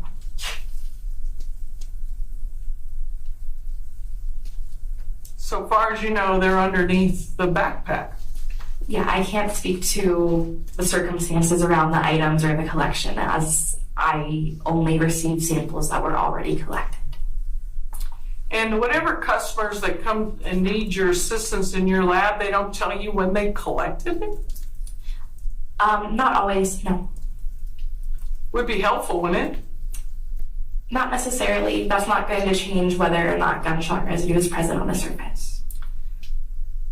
So this is not necessarily scientific or conclusive. It's just more of a helpful tool.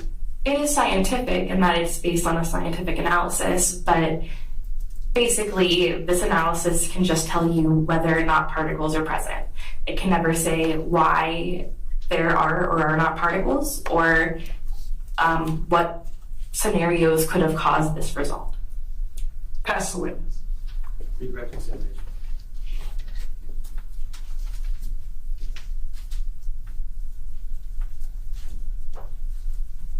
Terry, you saw the image that defense counsel showed you of the backpack? Yes. Yeah, and that looked like a school backpack?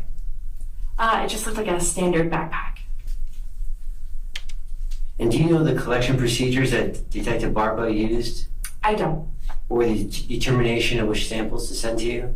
No. That's for Detective Barba, right? Correct. Your job was to look at those 5 vials and see if there's any gunshot residue, right? Correct. You know what bullet wipe is? I'm familiar with it, yes. What is bullet wipe? Basically, it is from basically the passage of a bullet through a garment. Do you know if there was any bullet wipe found in this case? I don't know. That's all the question I have, Your Honor. Thank you.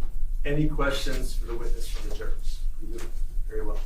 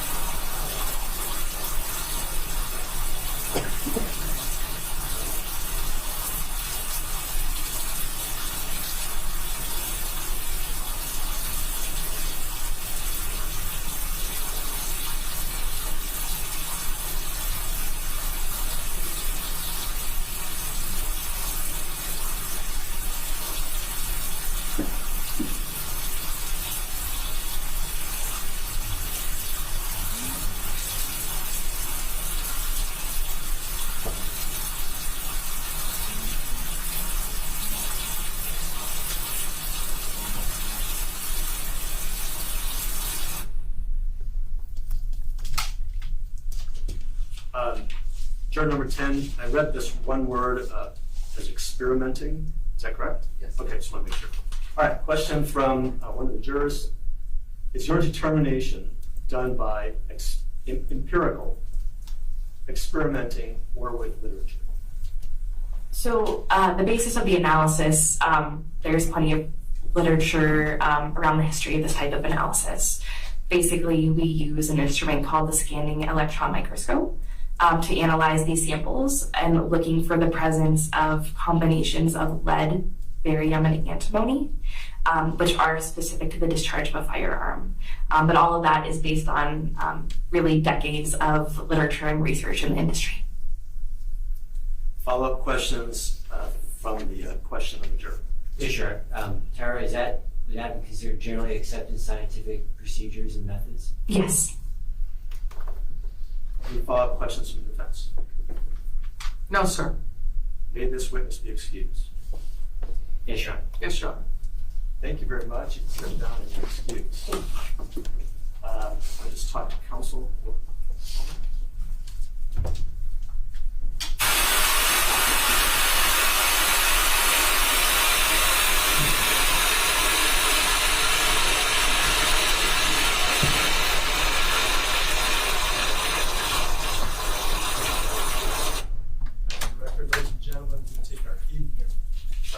We're going to take our evening recess. Remember the admonition of the court.